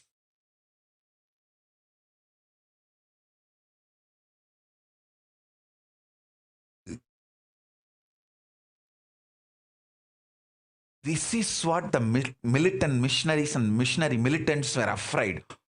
This fellow, this Nityananda, will create a seed bank. He will demonstrate it. He will create a model. They know their infrastructure is based on money supply. Mine is based on conscious supply. Mine is sustainable. Theirs is unsustainable. When the money drains out, the infrastructure they created, the structure they created will collapse. I can see already. When the illegal money inflow into India for conversion, illegal conversion is stopped, many of the conversion activities stopped, and many people who even got converted are coming back to Hinduism. It's an unsustainable model. Understand?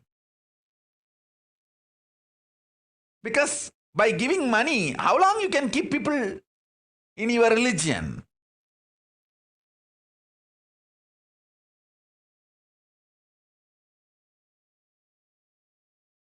You guys are money givers. I am conscious giver. Mine is sustainable system. I'll show you. In India, Malaysia, Singapore, Pakistan, Bangladesh, Cambodia, all the Hindu countries, which were Hindu countries. Whatever has been done to indigenous people in Canada, in Africa, same is done to Hindus in the whole Asia. We were made to believe as long as we are Hindus, we won't grow. Who wants your growth?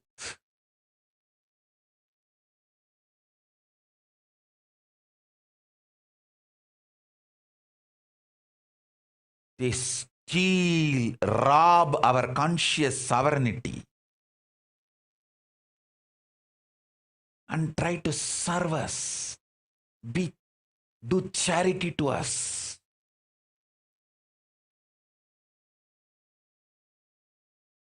If we retained our conscious sovereignty, these millions of problems today forced upon us would not have been there.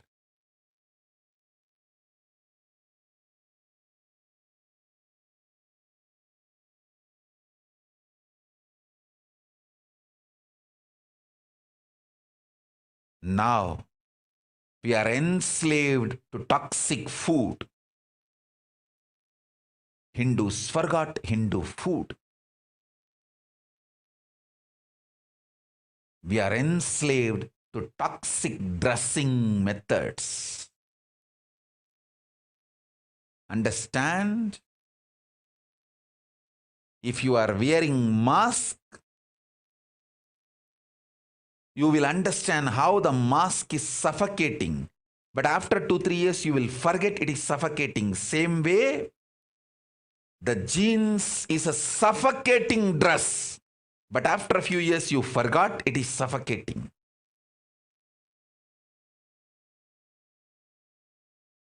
Mask suffocates your nose.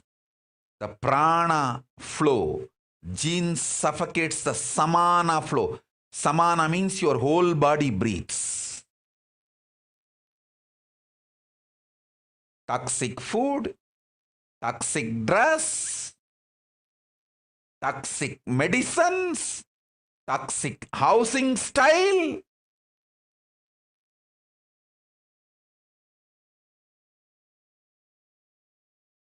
Everything toxic is dumped on us.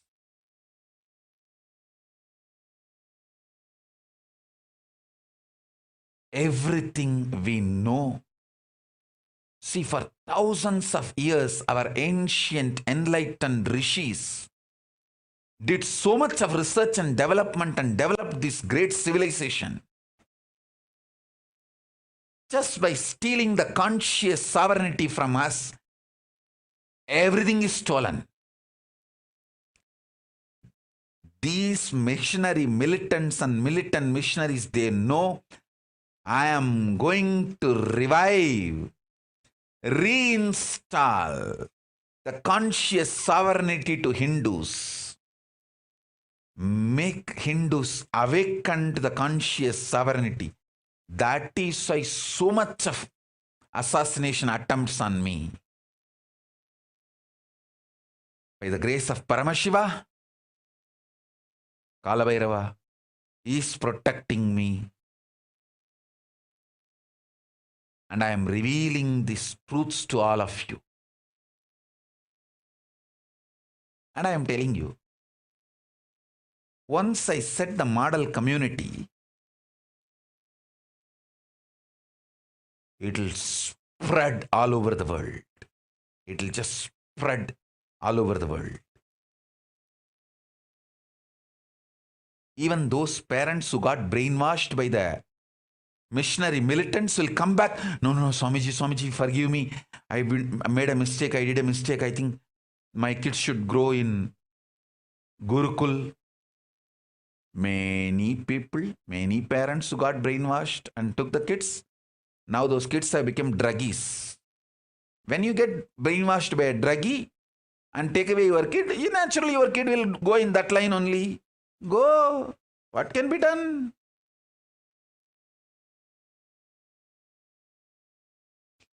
Those kids who withstood, I want to tell all those kids who withstood. Hey, I tell you guys, I can name all those kids who withstood all this brainwashing and stood strongly. And those parents,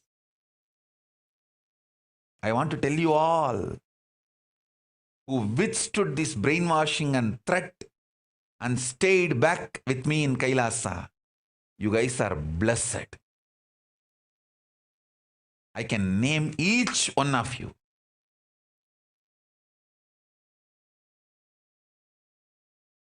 Each one of you.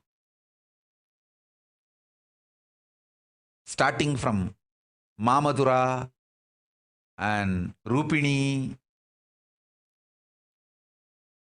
Skandamata, all the parents and these kids who withstood, all you guys are blessed. You withstood the brainwashing, terrorizing, all attacks. Stayed back with me. You guys will see the best thing of the life, conscious sovereignty.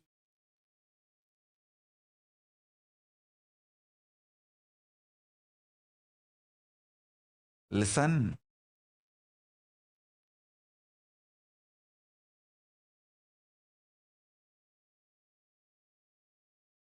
Anything can be given up, but not conscious sovereignty.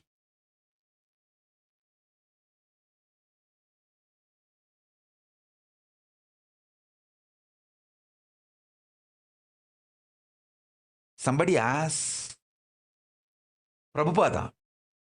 How many of you know Srila Prabhupada, one of the greatest devotee of Bhagavan Sri Krishna, came to planet Earth, who revived the Krishna consciousness on the planet Earth. I want all of you to read his biography. Somebody asked him, see, he came to West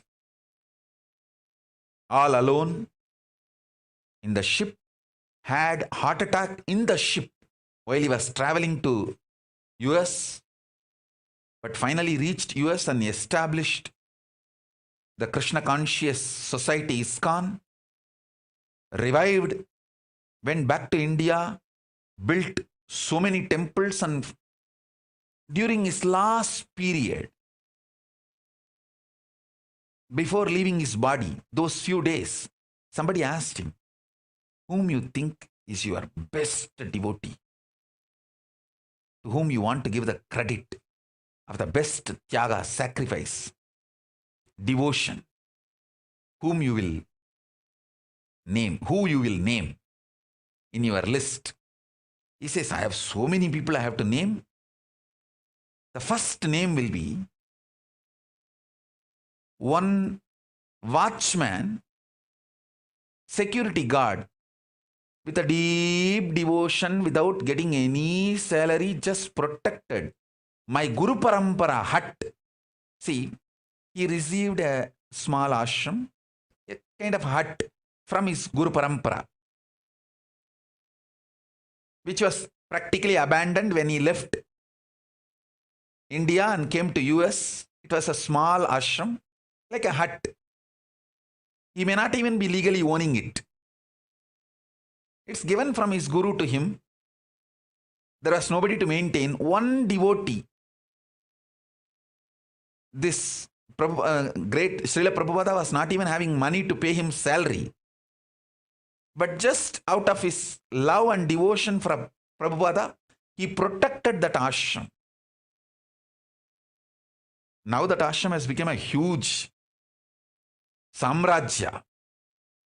He says, that guy who protected the root when I was away, I feel he is the first name I should mention.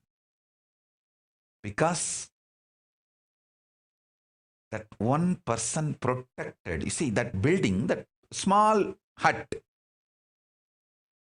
still there, it is there in Mayapur. Now where they are building the world's largest temple, Hindu temple, is getting built there. Billions of dollars is being poured and built, getting built there. You go and study, you will understand what I am talking. That small hut, Prabhupada says, that hut is the connection between the glorious past and the glorious future. That's the connecting point.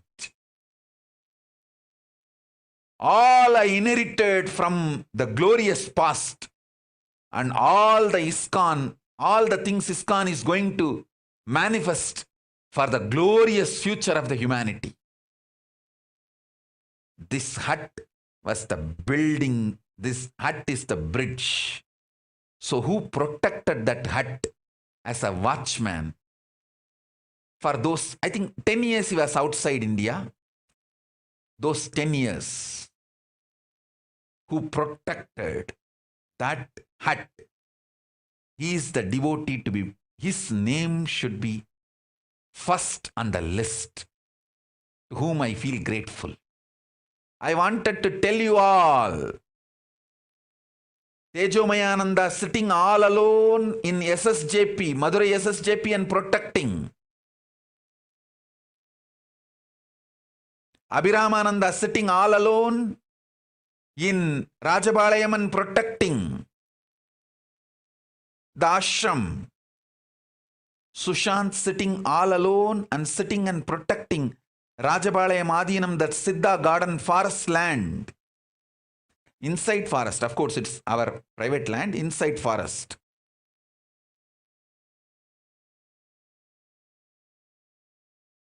One brahmacharini, Mahakalananda, sitting all alone and protecting Tiruchengodu ashram, Tiruchengodu Adinam.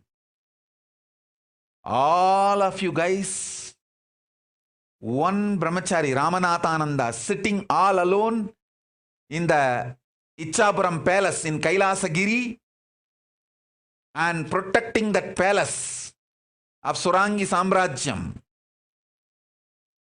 Ramanathananda, all of you understand, you guys are going to be the first name when I make the list to whom I will be grateful, because you guys are protecting the glorious past and the glorious future I am going to manifest. The bridge. Listen. Once this pandemic is over, I start with the Paramashiva's grace, I start meeting public and start initiating people, and the Gurukul manifests. All this happens in few years. We will have millions of Kailasavasis. And each of these ashram will be overpopulated. Biddi alone will have at least 10,000 residential Adinavasis. Rajapalayam will be having 200 minimum. Rajapalayam, the Siddha garden, will be having 100. Doing agriculture, growing the spiritual Hindu medicine herbs. Madurai SSJP will be overflowing. Ichapuram Palace will have a Rajavidya Gurukul with at least 10,000 kids. All this will simply manifest in next few years. This glorious future and the glorious past, this connecting bridge. That bridge, whoever is protecting now, all you guys are blessed. The parents who withstood the fear and greed attacks of the militant missionaries and missionary militants and stayed back with me, who did not allow the brainwashing, the character assassination done on me, and the character assassination done on Gurukul. All of you are blessed. Shilpa, tell Anil, both you guys are blessed. I can name each one. All those kids are also blessed. All those parents are also blessed. And all my sannyasis who are sitting in each of these properties and protecting, doing the watchman job, all of you are blessed. Be very clear. Even you guys don't know what you are protecting.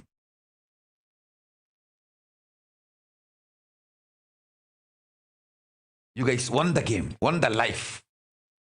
You guys will receive the best things: conscious sovereignty, health, wealth, name, fame, fulfillment. Above all, history is going to glorify you guys for this great work. Because what I am protecting, I know it. And the moment pandemic is over, I start seeing the people, and people start receiving the benefits. It will simply be shown to the world.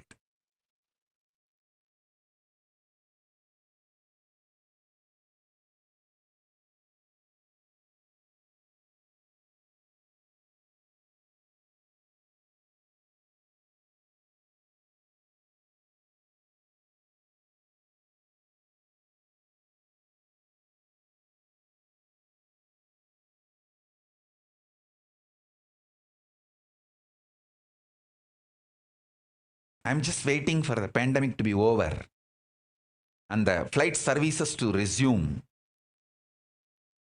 The moment it starts, you guys will receive invitation.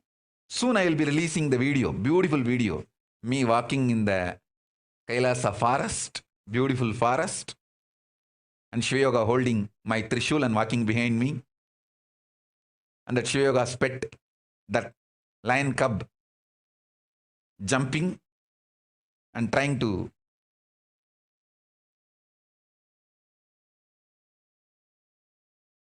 play and run around.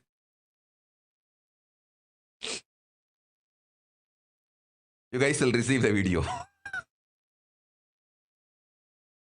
I'm just waiting for the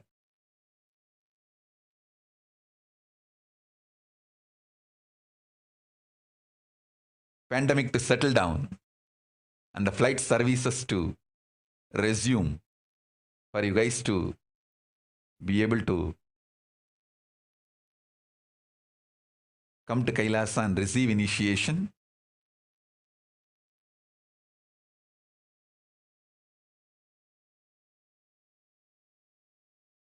Once I start manifesting, then the world will realize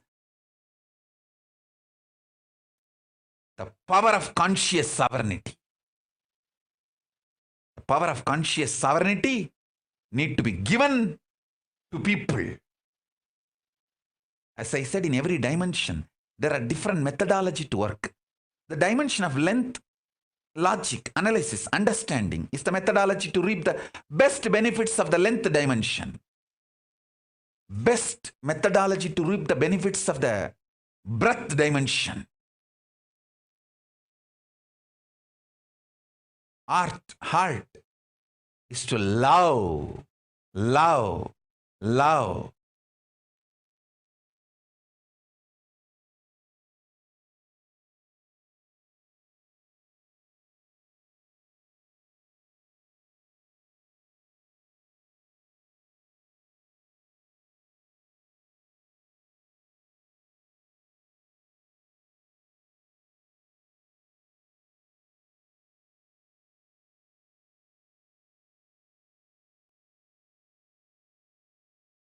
Best method to reap the benefits of the depth dimension, be ferocious and manifest.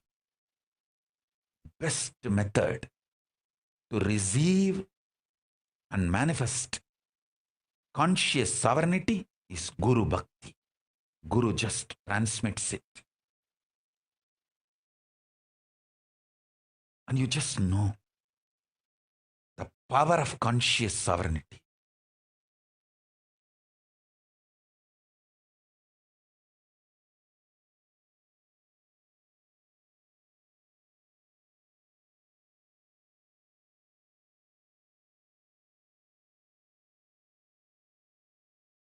No negotiation, no political bargaining can bring conscious sovereignty.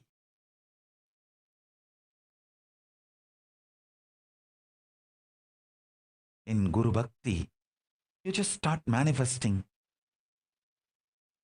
the consciousness in which Guru is residing, and you reclaim, yes, I am also consciously sovereign.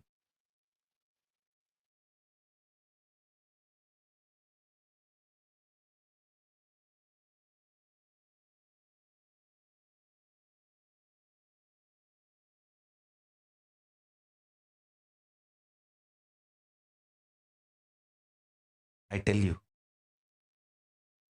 understand these statements. Conscious sovereignty is far more superior than anything else. And in all this, all the other things can be just given up for the sake of conscious sovereignty. That's what I did. I gave up everything to retain my conscious sovereignty. And finally, I have conscious sovereignty, and everything which I gave up also came back. I am having all the best things along with conscious sovereignty.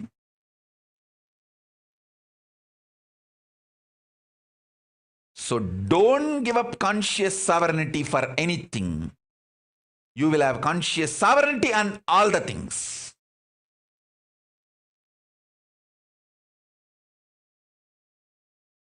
But if you give up conscious sovereignty for anything, not only you will become a slave and you will lose everything.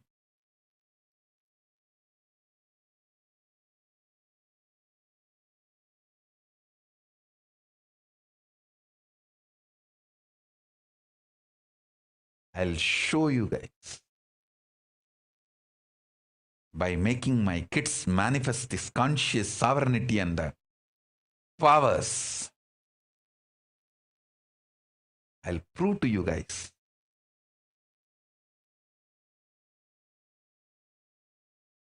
The power of conscious sovereignty.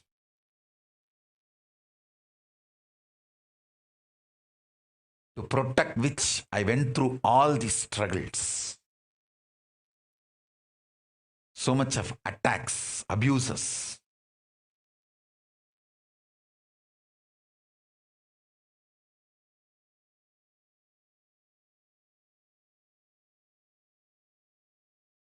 People who cheat Hindus, political sovereignty is important, economical independence is important, cultural enlightenment is important.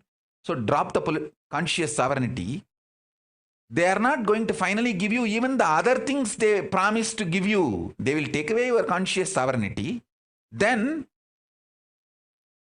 it's not that they are going to give you political sovereignty or economical independence or all the other things they promised. That also they will deny and just make you slave. That's all. It's an extreme cunning game. Oh, Hindus, wake up.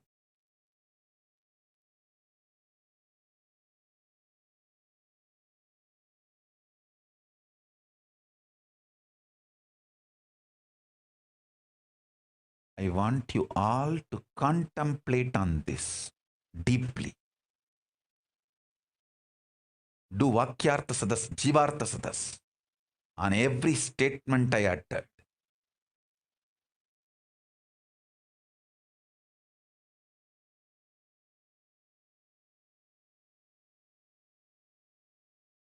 See,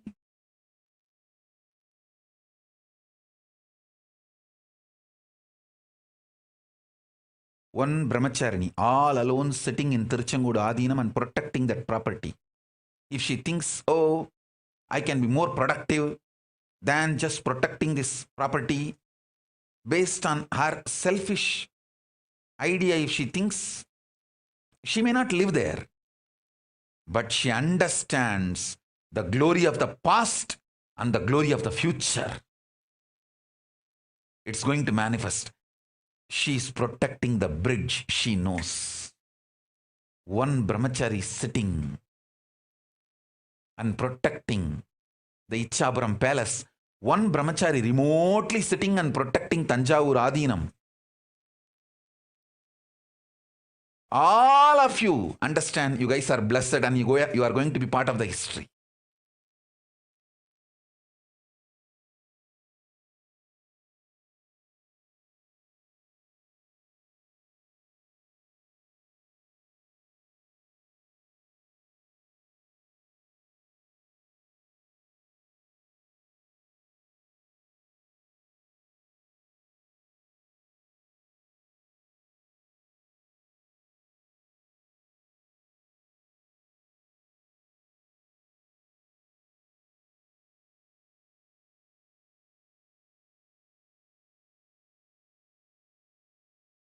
I could see clearly how the kids have been stolen from their parents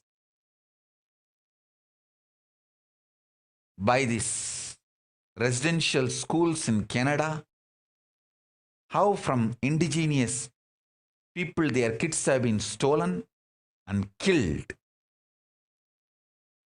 Because the same thing they tried on my Gurukul. Same thing they do on all indigenous traditions and indigenous religions.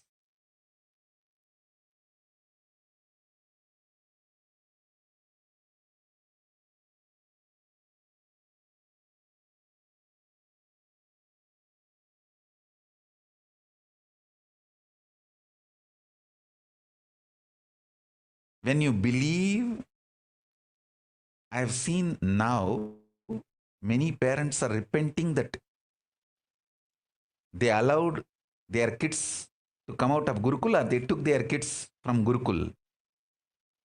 What can I do? You believed a druggist words, druggist ideas and their words they uttered. So naturally you will fall into their consciousness and you will manifest their life. So go. What can I do? Whoever believed my words, you will vibrate with my consciousness and you will experience sovereignty of consciousness, conscious sovereignty. That's all.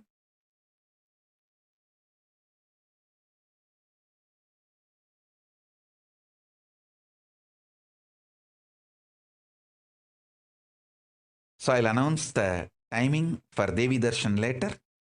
Now I want all of you to do the Vakyartha Sadas and Jivartha Sadas about this subject. Conscious sovereignty in multi-level.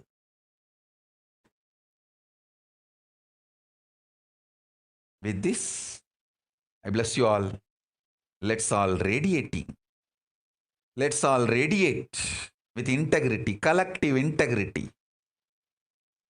Authenticity, responsibility, enriching, causing. The state, space, powers, being, superconsciousness and Kailasa of Paramashiva. Paramashivoham. Om Nityananda Paramashivoham.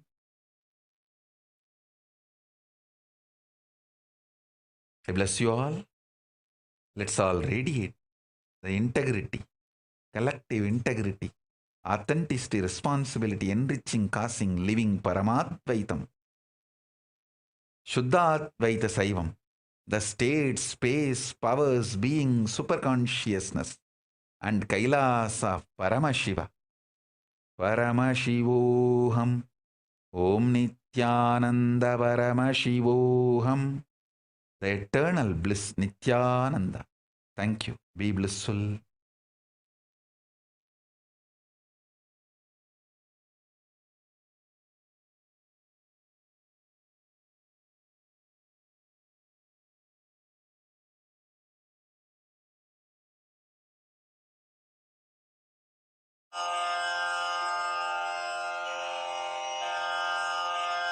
श्रीकैलासोन्नतद्वादशान्तश्यामलापीठारूढ श्रीमीनाक्षिसुन्दरेश्वरा भिन्नस्वरूप परशिवपुत्ररत्न Kumar गुरुमण्यतुल्यावतार श्रीपार्वतीस्तन्यपानलब्धदिव्यज्ञान विश्रुतसकलनिगमागमसारभूतद्राविडवेदप्रवक्त्रे श्रीमत्परमशिवकरुणासमधिगतमुक्तामयचतुरश्रयान् गीयमानछत्रचामर श्रीचिह्नकाहलादिसमस्तबिरदावल्यलङ्कृत ज्ञानविज्ञानचक्रवर्ती सर्वजनसङ्घसद्यो निर्वाणदीक्षाव्ययापवर्गवर्ष विश्राण Jimuta परमतकलभकेसरी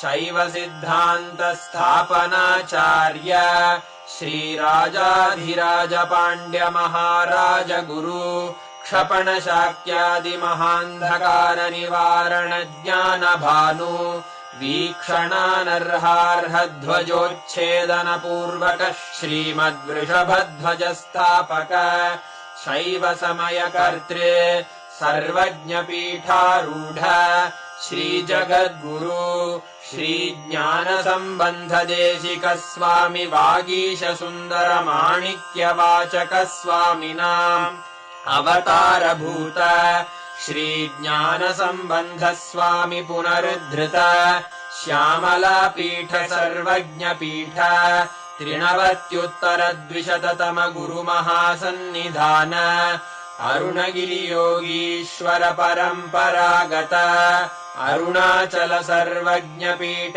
गुरुमहासन्निधान Kailash परम्परागत काञ्ची कैलास सर्वज्ञपीठ 33 गुरुमहासन्निधान नित्योत्सव नित्यमङ्गल नित्यकल्याण नित्यरजित कैलास परम्परागत आदि कैलास नित्यानन्दपीठ महासंस्थान महासिंहासन पीठकर्तः साक्षात् श्रीपरमशिव समुद्भूत कैलास परम्परागत वैवस्वतमनु इक्ष्वाकु हरिश्चन्द्र भगीरथ श्रीरामचन्द्र शूरसेन इत्यादि अनवच्छिन्न सार्वभौम चक्रवर्ति परम्परागत चतुष्षष्टि योगिनी मण्डित चतुष्षष्टि सम्प्रदाय प्रवर्तक मनुधर्म शासन सूर्यवंश प्राप्त सर्वज्ञपीठ सुरांगी साम्राज्य मूर्धाभिषिक्त चूड़ा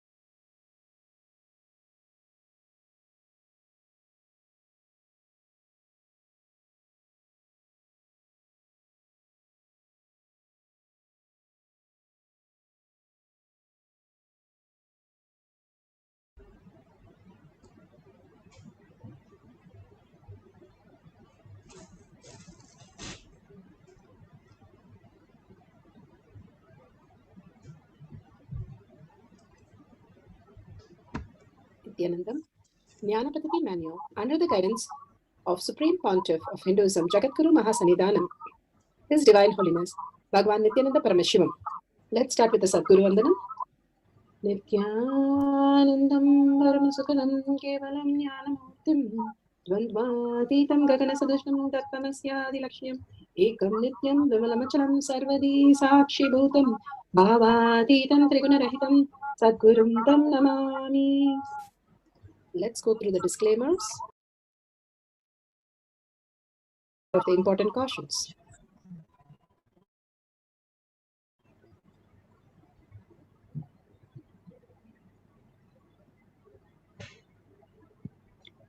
What is spa manifestation? Let's hear from Bhagavan himself explaining what is spa manifestation. What is spa manifestation? Let's hear from Bhagavan himself explaining what is spa manifestation. All the 25 states of consciousness, when they happen in you due to your chemicals and hormones ups and downs, it is powerlessness. When you enter into sleep, it is powerfulness. When you fall into dream, it is powerlessness.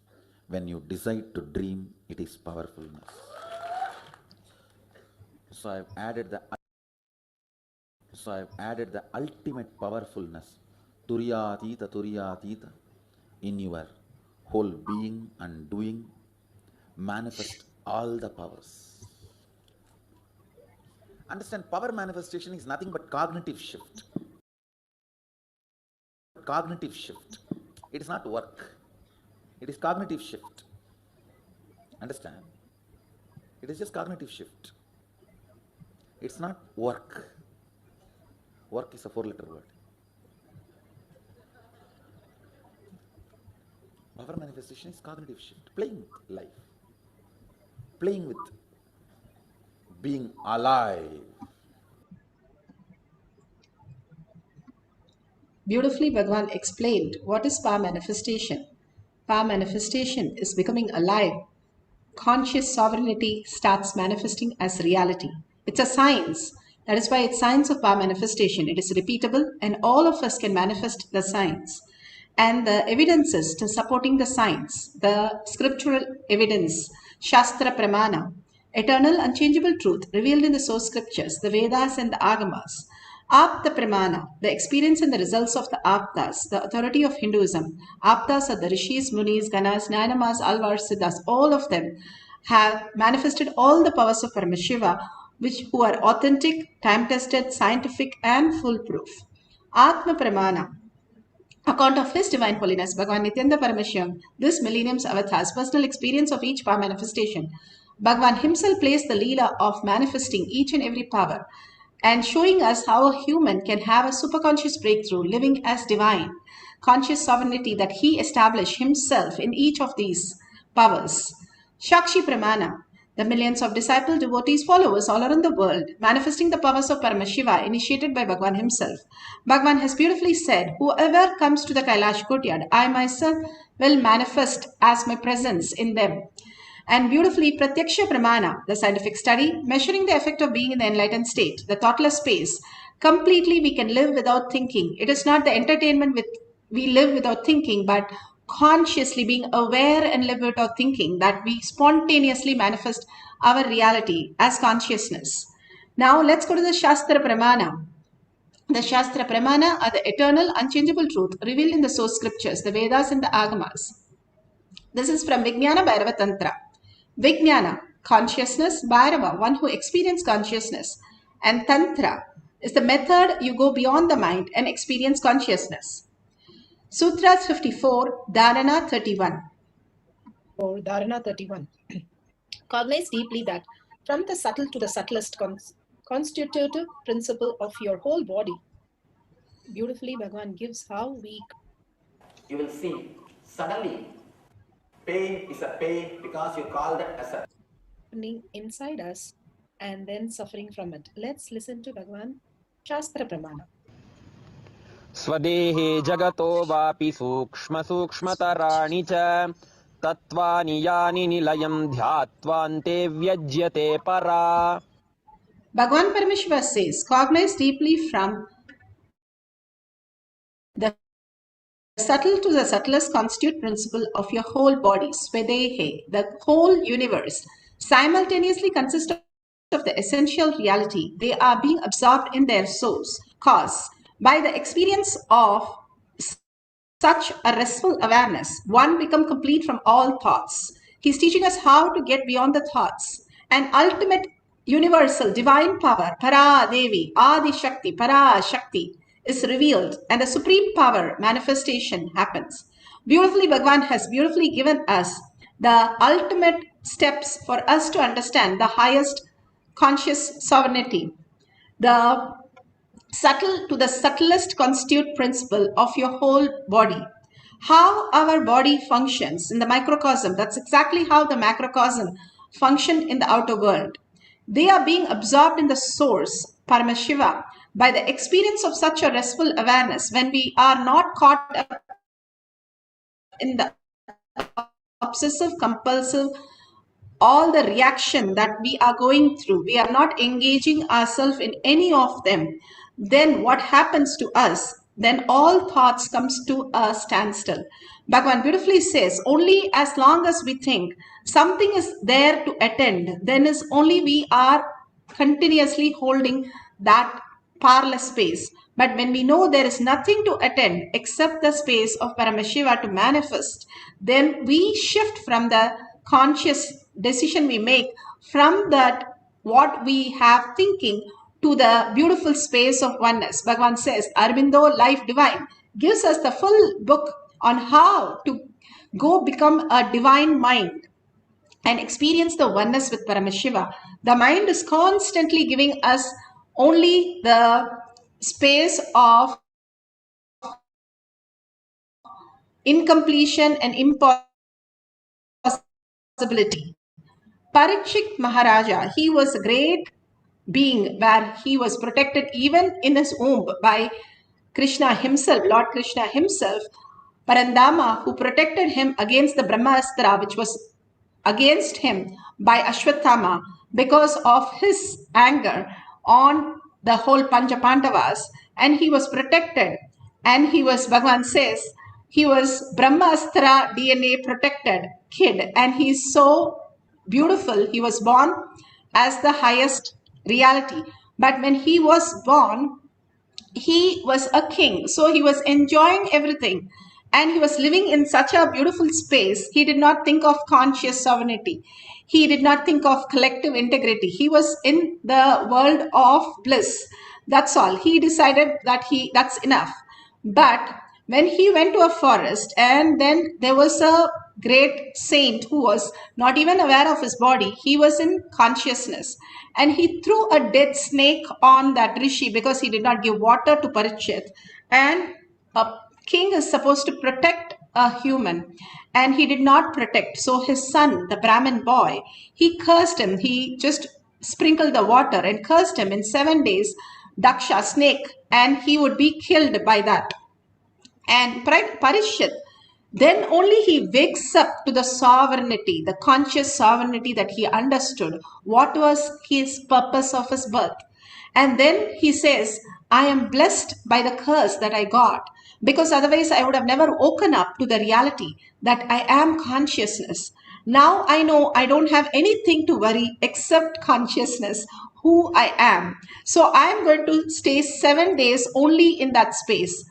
And Sukha Brahma, the all-knower, literally came down to Varanasi, where he is the guru of Parikshit, gave him the greatest signs of enlightenment. And 7th day, he is said to experience the oneness with Paramashiva. This beautiful science is given to all of them when we are in ferociousness. That is what Bhagavan says. The ferociousness that is not something which is intense or just holding the space, but it is meticulous intensity. Continuously, we meticulously follow every word of the Guru, every thought of Guru in every single action and every single way. That is the ferociousness that we need to follow. That is why it is called Vairagya. The Gopikas lived beautifully, Bhagavan says, as Jnana Vairagya Bhakti, knowing Paramashiva. Parandama is a consciousness and meticulously living that every moment. That is why they were the highest space that they could create. Each one could create Krishna himself as their reality. That beautiful space they had is because Jnana Vairagya. Vairagya is in action, in every action bringing Paramashiva as a meticulous way of living, that beautiful space of flowering in everything we do as Paramashiva, getting soaked more and more and more into every word of Paramashiva, every thought of Paramashiva, in every action. That becomes the space of oneness with Paramashiva. Let's go to the Apta Pramana. Apta Pramana are the Rishis, Munis, Ganas, Nainamas, Alvas, Siddhas who manifested the powers of Paramashiva. This is so beautiful, Srimad Bhagavatam. This is from Srimad Bhagavatam, Canto 8, Chapter 19. And this is for the reference for the body scanning. How he was able to scan the Sukha Brahma, Sukacharya. In Srimad Bhagavatam, Bhagavan Vishnu comes down as Lord Vamadeva and asks 3 places to Maharaja, Mahabali, who agrees his proposal. But does not use his small legs, but he grows into the giant, and literally Vamadeva as Vishnu Parandama, and keeps one leg on the land and one leg on the universe, and said, where should I keep the 3rd leg? And so beautifully Sukha Brahma, Sukacharya already told him, scanned and told this whole incident to him, that this is what he's come down, don't get cheated. And beautifully Mahabali says, you can keep it on my head and take me. And simply he kept his leg on Mahabali and he goes to the Batala where he belongs, Parikshit. The whole space of Maharaja Mahabali gets fulfilled and he attains. That's the beautiful space of oneness, is the all we need, even in any situation. That ultimately getting blessed by Paramashiva is the ultimate gift that we can experience. Let's go to Bhagavan, where he speaks about how collective consciousness, collective integrity is so important, and realizing that collective consciousness as our reality. To live by you. Not just human society, I tell you, all the extraordinary powers of the cosmos supports you. People ask, how to see if we are authentically feeling responsibility? How do we differentiate that with inauthenticity and laziness of just feeling and not doing? Listen. don't carry so much of self-doubt. Even if you start with inauthentic, lazy, only feeling responsible but not doing anything, that feeling cannot go as a dead idea in your brain. Any feeling, any thought will not be dead.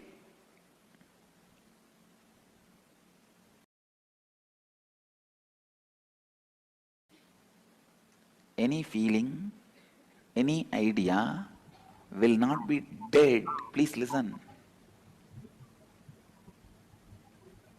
Even for the sake of faking, if you just every day tell, I'll be integrated, I'll be integrated, I'll be integrated, I declare from this moment completion, I declare I'll be in integrity from today. Even if you do it for faking, you do not know the power of these words. You will see in a month or two,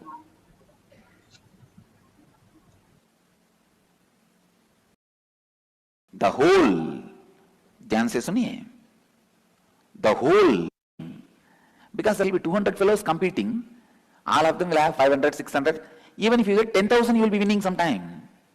Less than 10% of the vote you will be a winner, because the votes are completely divided. 100 fellows standing in the election, each one of them will be having 2,000, 3,000, 4,000, 5,000. The whole vote total count is 1 lakh. You may get only 10,000, 10% only, but you will be the winner. I tell you, the same way, much of your part may be very disintegrated in a different way. But even that integrated part, when that cognizes responsibility, you will see that part will start taking over your whole being. So even cognizing responsibility,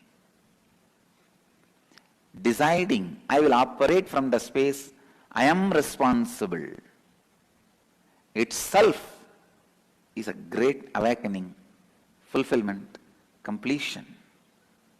ध्यान से सुनिए, नकली रूप में ही सही अगर आप उत्तर परिवर्तित प्रवर्तित संभावना है, it is incompletions constantly makes you feel irresponsible. First, decide to move towards completion. Decide to move towards completion.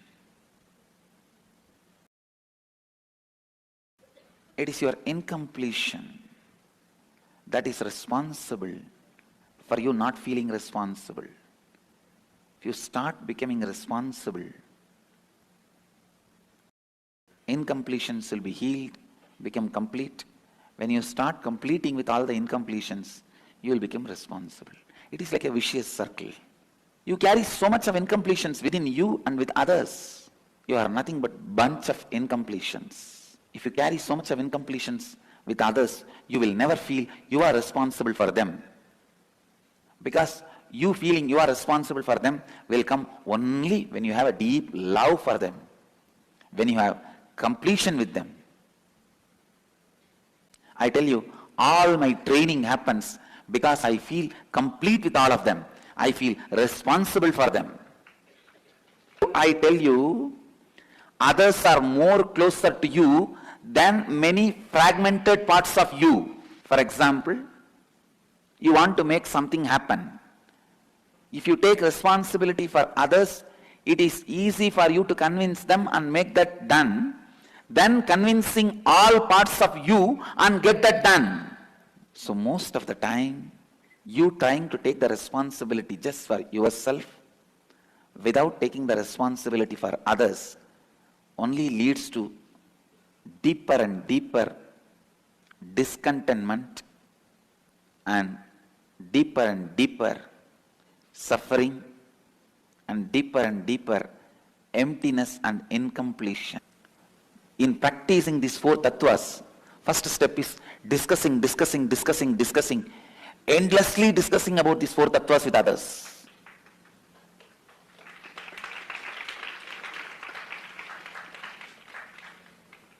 Yes, reduction in the speech will come when the reduction in the thought happens. But the reduction in the thought will come only after the integrity is practiced. Integrity will be practiced only after you start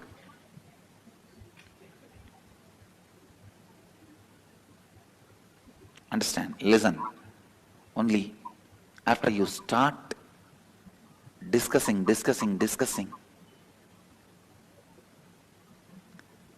continuously discuss with others about these four tattvas, it will become reality in you. Your controlling mother is nothing but the controlling addictions you carry inside. So everyone outside is nothing but the parts of you inside. When you can take responsibility for them, only then you can take responsibility for you completely. When you can't take responsibility for them, I tell you, you can't convince that part of you in you. Every conflict you face outside is a reflection of a conflict which is inside. Every powerlessness you face outside is nothing but a contradiction, conflict which is residing inside. Beautifully, Bhagavan said how the collective integrity is the way of existence, the basic existence. Others are coming in shapes and colors and forms of our incompletion. Here you can see the Shakshi Pramana for body scanning, how they experienced the testimony. We just started our first power demonstrations, and we have a lovely couple who just had an amazing demo, and they wanted to share their experience. So check this out, guys. How was your experience? Very accurate. I feel like he knew exactly what issues I had. This, let's go to the instrument. So beautiful that how beautifully the whole science has been manifesting in all of us as body scan that we can do for others. Bhagavan beautifully says here in this Pratyaksha Pramana on April 2005, His Divine Holiness Bhagavan Nityananda Paramashivam met Dr. William Collins, a leading researcher, neurofeedback specialist in St. Louis, USA. He requested to study the brain activity of Swamiji along with the patient. At the time, he was healing the later. So the doctor says so beautiful how the patient was injured in a car accident 10 years earlier and consequently suffers from the affect nerves. So he heals him as he heals him, and so beautifully the doctor records it. The world is going to not going to believe this, exclaimed Dr. Collins at seeing the outstanding observation records. This is from Avatar Shastra, chapter 1, page 60-61. Avatar Shastra clearly shows how the whole science is studied as a scientific study and experienced as the thoughtless space, the beautiful space of oneness that Bhagavan is manifesting in each of us. And Bhagavan himself went through the scientific study also. The guidelines. Now, if you have the Jnananjan in your Kantamala, you can take it and apply in your third eye and your temples. And if you can record all these moments, the powerful space, the power manifestation space, that is the most beautiful thing that you can have the videos and share with the world. Anytime you watch somebody's video, also you entangle in that quantum space. So don't forget to record all these things for you, playing back yourself and sharing it and liking others' videos. So if you have a partner, that's wonderful. If you do not have a partner, that's okay, that you can call somebody and tell them that you're going to do a body scan for them, and that also heals them in mental, physical, in any layer. That healing also starts manifesting as reality. And make sure you tell them whatever you are going to suggest or you're going to say, or any healing that happens, they have to consult the doctor for any changes that is happening. And simply, there is no side effects, tell them this is only a prayer for them. And beautifully, you can conduct any of the scans for them and tell them if it is okay for them, they can give a testimonial at the end of the session and you can share it with the world. Make sure whatever you're saying, you write it down completely and ask them also to write down whatever they're going through so that you can match it exactly. So you will not have any doubts of whether we have manifested the powers or not. So clearly write it down and share it with them and ask them to share it with the timestamp, so that you know exactly that whatever they are going through is exactly what Paramashiva has shown you as the reality. And let's go to the instruction. To experience the oneness with Paramashiva, sit straight with the head, neck and spine in a straight line. Continuously contemplate on the words of Paramashiva, conscious sovereignty that Bhagavan is saying, all the stories of Apta Pramana, Atma Pramana, all that he shared. Just go on contemplating on that and hold Paramashiva in your space. Everything around you will simply start manifesting as reality. All we need to do is hold on to that space and see how it manifests as the beautiful space of Paramashiva. The seed is very small, but from the seed only a banyan tree grows. And banyan tree seed, if you've seen, is really small, but the banyan tree cannot be even heard by an elephant. So the seed, if it keeps saying, how will I know I'll be a tree? That is, the seed will never form a tree. And if you keep opening it, it will never happen.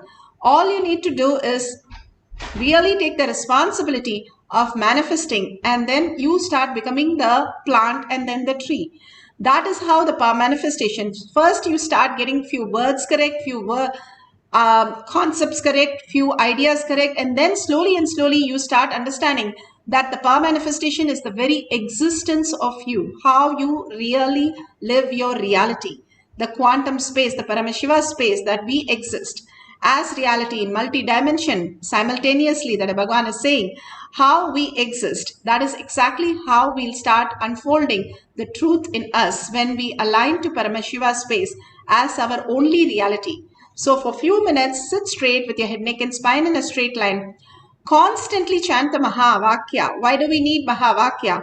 Mahavakya, the mantra, is the sound, pure form of sound energy, where it does not create visualization or verbalization.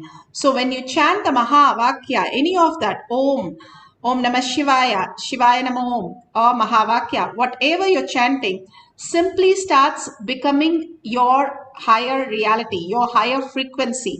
When you are in the higher frequency, entangling with Bhagavan, in the oneness space, in the oneness capsule that you're watching, simply you holding that space of Bhava with Bhagavan, as sitting as Paramashiva, sitting as PARASHAKTI with 25 heads and 75 eyes and 50 hands, you are going to be radiating, and the space, the state, the powers, the being, the Kailasha of Paramashiva, simply manifesting all the reality.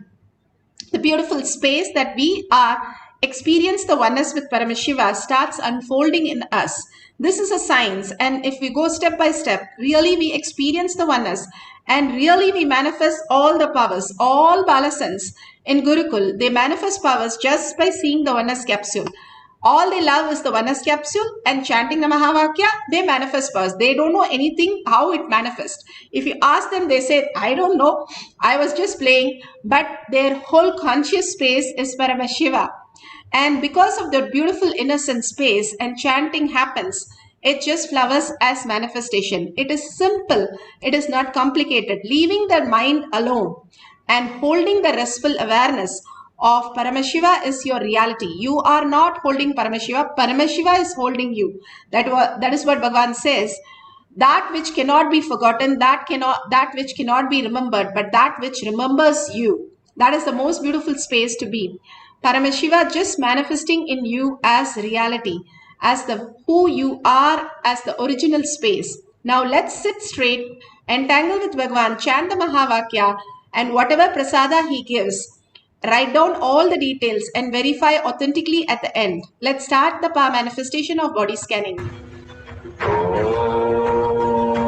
Nityananda Paramashivam. Om Nityananda Paramashivam. Om Nityananda Paramashivam. Om Nityananda Paramashivam. Om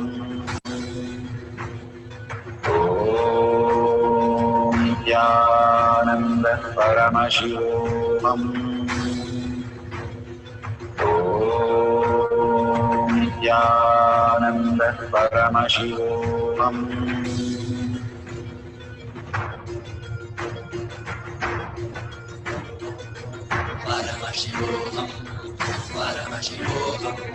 Let Paramashiva's third eye manifest in all our third eyes.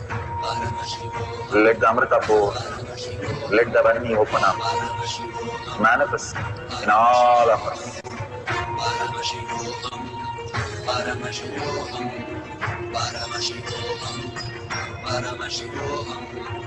Let Paramashiva overflow, manifest the powers in all our third eyes. Om Jnananda Paramashivam. Om Jnananda Paramashivam. Om Jnananda Paramashivam. Om Jnananda Paramashivam. Om Jnananda Paramashivam. Om Jnananda Paramashivam. Om Jnananda Paramashivam. Om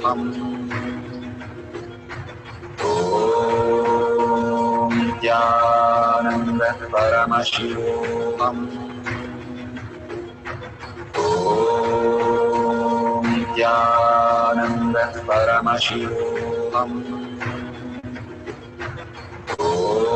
Om Jnananda Paramashivam.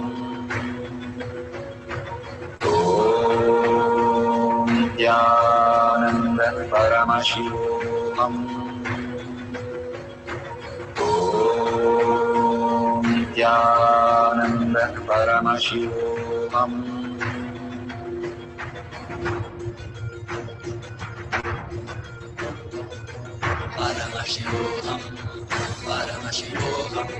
Let Paramashiva's third eye manifest in all our third eyes. Let the Amrita pour, let the Varni open up, manifest in all of us.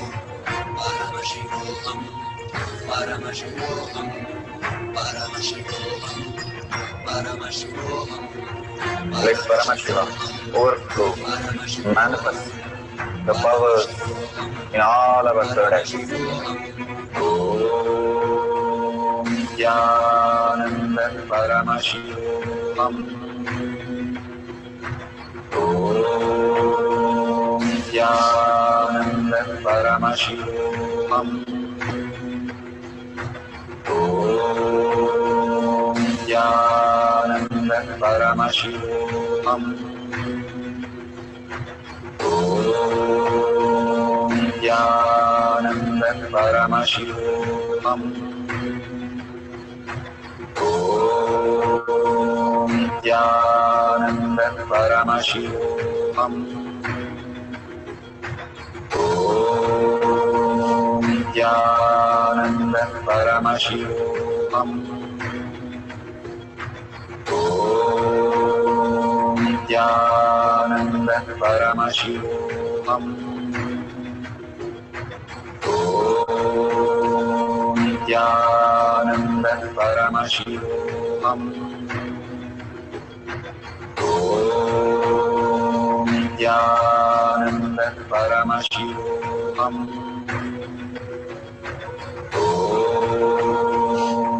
Jnananda Paramashivam. Om Jnananda Paramashivam. Om Jnananda Paramashivam.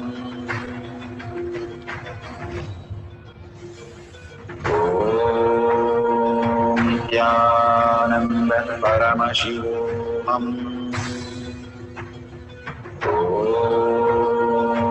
Jnananda Paramashivam.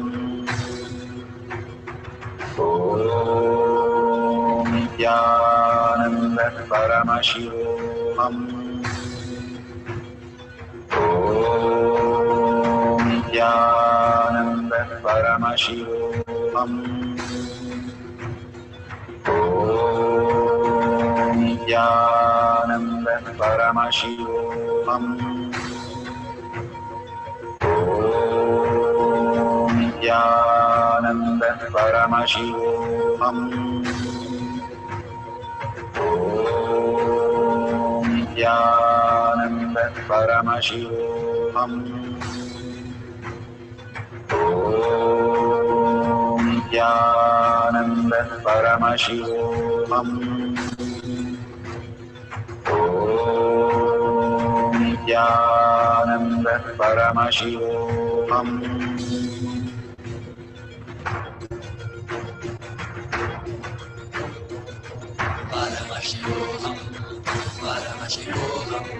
Let Paramashiva's third eye manifest in all our third eyes. Let the Amrita pour, let the Varni open up.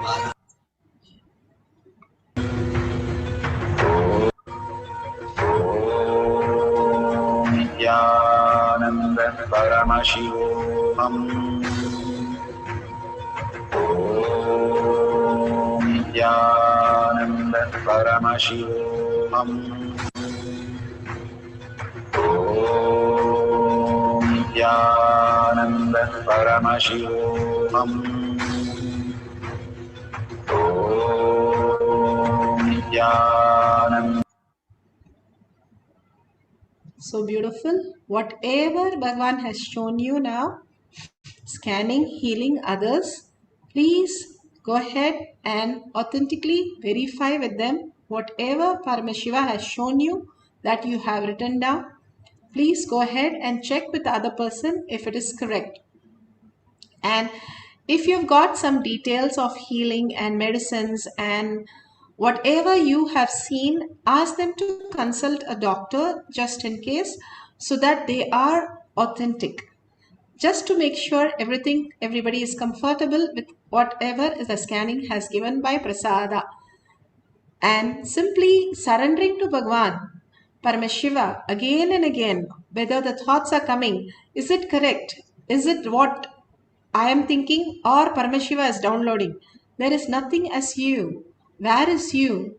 There is absolutely no you. The only thing that exists is consciousness, which is manifesting as your even thoughts, the very thoughts that you are having. Only you engaging in it or not manifest as reality. If you're not engaged, Paramashiva flows through it completely, 100%. If you engage, it's like putting a stopper. Anything that you engage is completely putting a stopper. But if you're engaged only in the conscious space as your reality, then you are fully open to manifest the 100%. Whatever is flowing is Paramashiva's space. The minute you bring the self-doubt, it's your own opinion, your own ideas, which is coming as reality. But when you say, whatever I say is Paramashiva, then you are manifesting him only. Surrendering to Paramashiva, manifest the reality, and simply you'll be shocked. Everything is so appropriate and so accurate. Once when we were scanning and there was a person, he said, everything is fine. I said, no, your third eye is detoxed. And he said, no, I am a brahmachari. I cook my own food. I grow my own food. I take only the products which are herbal products. And I do not take anything from outside. I do not eat any of the outside products, and everything was correct. And I was like, no, Paramashiva is showing that something you're taking is not fine and it is toxing your third eye. He kept on going to one by one, and finally I found out that he was using the Patanjali product. And Patanjali toothpaste that he used, it is herbal, yes, but it has got fluoride. And that was the reason why it kept on showing to me that it is blocked. And then he said, oh my God, that's so perfect. And he said, thank you so much. I will drop that also and detox my third eye by applying the kumkum and basma. If you have the Jnananchan, that is wonderful. But if you don't have, take the prasada from the nearby temple, any Shiva temple you can take, or any Ishtadevata, you can take the prasada and apply in your third eye with your kumkum and the basma. Simply your third eye will start detoxing and you will start manifesting the powers of Paramashiva. Paramashiva simply resides in each and every space of oneness with all these realities. Bhagavan beautifully says how we can get into that bhava, we can manifest the powers. You are sitting as your identity is the only thing which blocks. It's like the curtain blocks the whole sun. Like if you hold your hand, it looked like as though it's blocking the whole sun. But can you block the sun? It's a silly thing that you can tell a small kid. The cat, when closes its eyes, it thinks the whole world is dark. That's how we behave. Bhagavan says, the conscious sovereignty is so wide and so open and so blissful and so available. We can experience that oneness when we understand and stop behaving this silly and start manifesting our reality as the only reality that we exist is Paramashiva's space. Living that the Nayanamas, Alvar, Siddhas were manifesting all the realities of Paramashiva, living as conscious beings. All of us can experience that when we are in the oneness space as the only space of our space. Our integrity is simple integrity, simple obedience. When we understand we are Paramashiva, there is nothing else other than Paramashiva in us. The other than Paramashiva in us is matter, which is also Paramashiva. And whatever is manifesting in us is PARASHAKTI. And her blessing is why we are even existing. And we'll understand if you relate yourself to $1 billion kid and suddenly you have acquired that and simply you're asked to spend anything, how would you feel? You'll feel such a gratitude to your father. And that is exactly, if you feel such a gratitude to Paramashiva, your guru, you will start downloading all the powers of Paramashiva because you are the chosen one. If you're part of this group, if you're listening to this, Bhagavan says, the satsang and the power manifestation, the pre-satsang, you are able to listen to that, then you are already blessed. Make up Anga Pradakshina and start manifesting powers because you're the chosen one. You don't have to have any doubt. Without his blessings and without your earning, you won't be here and he won't bless right now. So understand very clearly, each one of you are initiated. Each one of you can experience the presence of Paramashiva and manifest the highest reality. Hold only that cognition. I am manifesting Paramashiva and I am Paramashiva sitting with 25 heads and 50 hands and 75 eyes and alive and very much experiencing the presence of Paramashiva. I am Paramashiva. When Brahma knows this only, he got into the problem. Is it so simple? Yes, it is so simple. You just understanding you are Paramashiva. You're not holding Paramashiva. You're holding only incompletion. You are Paramashiva manifesting as PARASHAKTI every moment. Hold only that as your cognition. Simply Bhagavan will manifest all the auspiciousness and abundance. Let's have the second cycle. Let's sit straight and start chanting the Mahavakya. Whatever your partner is experiencing, write down all the details, and the end of this cycle we will verify and share with the humanity. Let's start chanting the Mahavakya, intensely holding the Bhava with Paramashiva.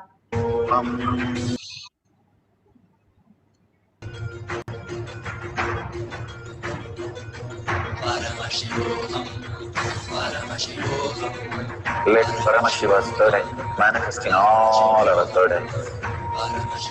Let the Amrita pour, let the Varni open up, manifest in all of us.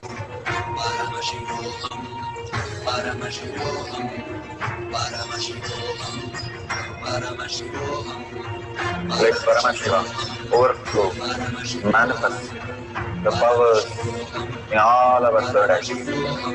Om Jnanam Paramashivam. Om Jnanam Paramashivam. Om Jnanam Paramashivam. Om Jnanam Paramashivam. Om Jnanam Paramashivam. Om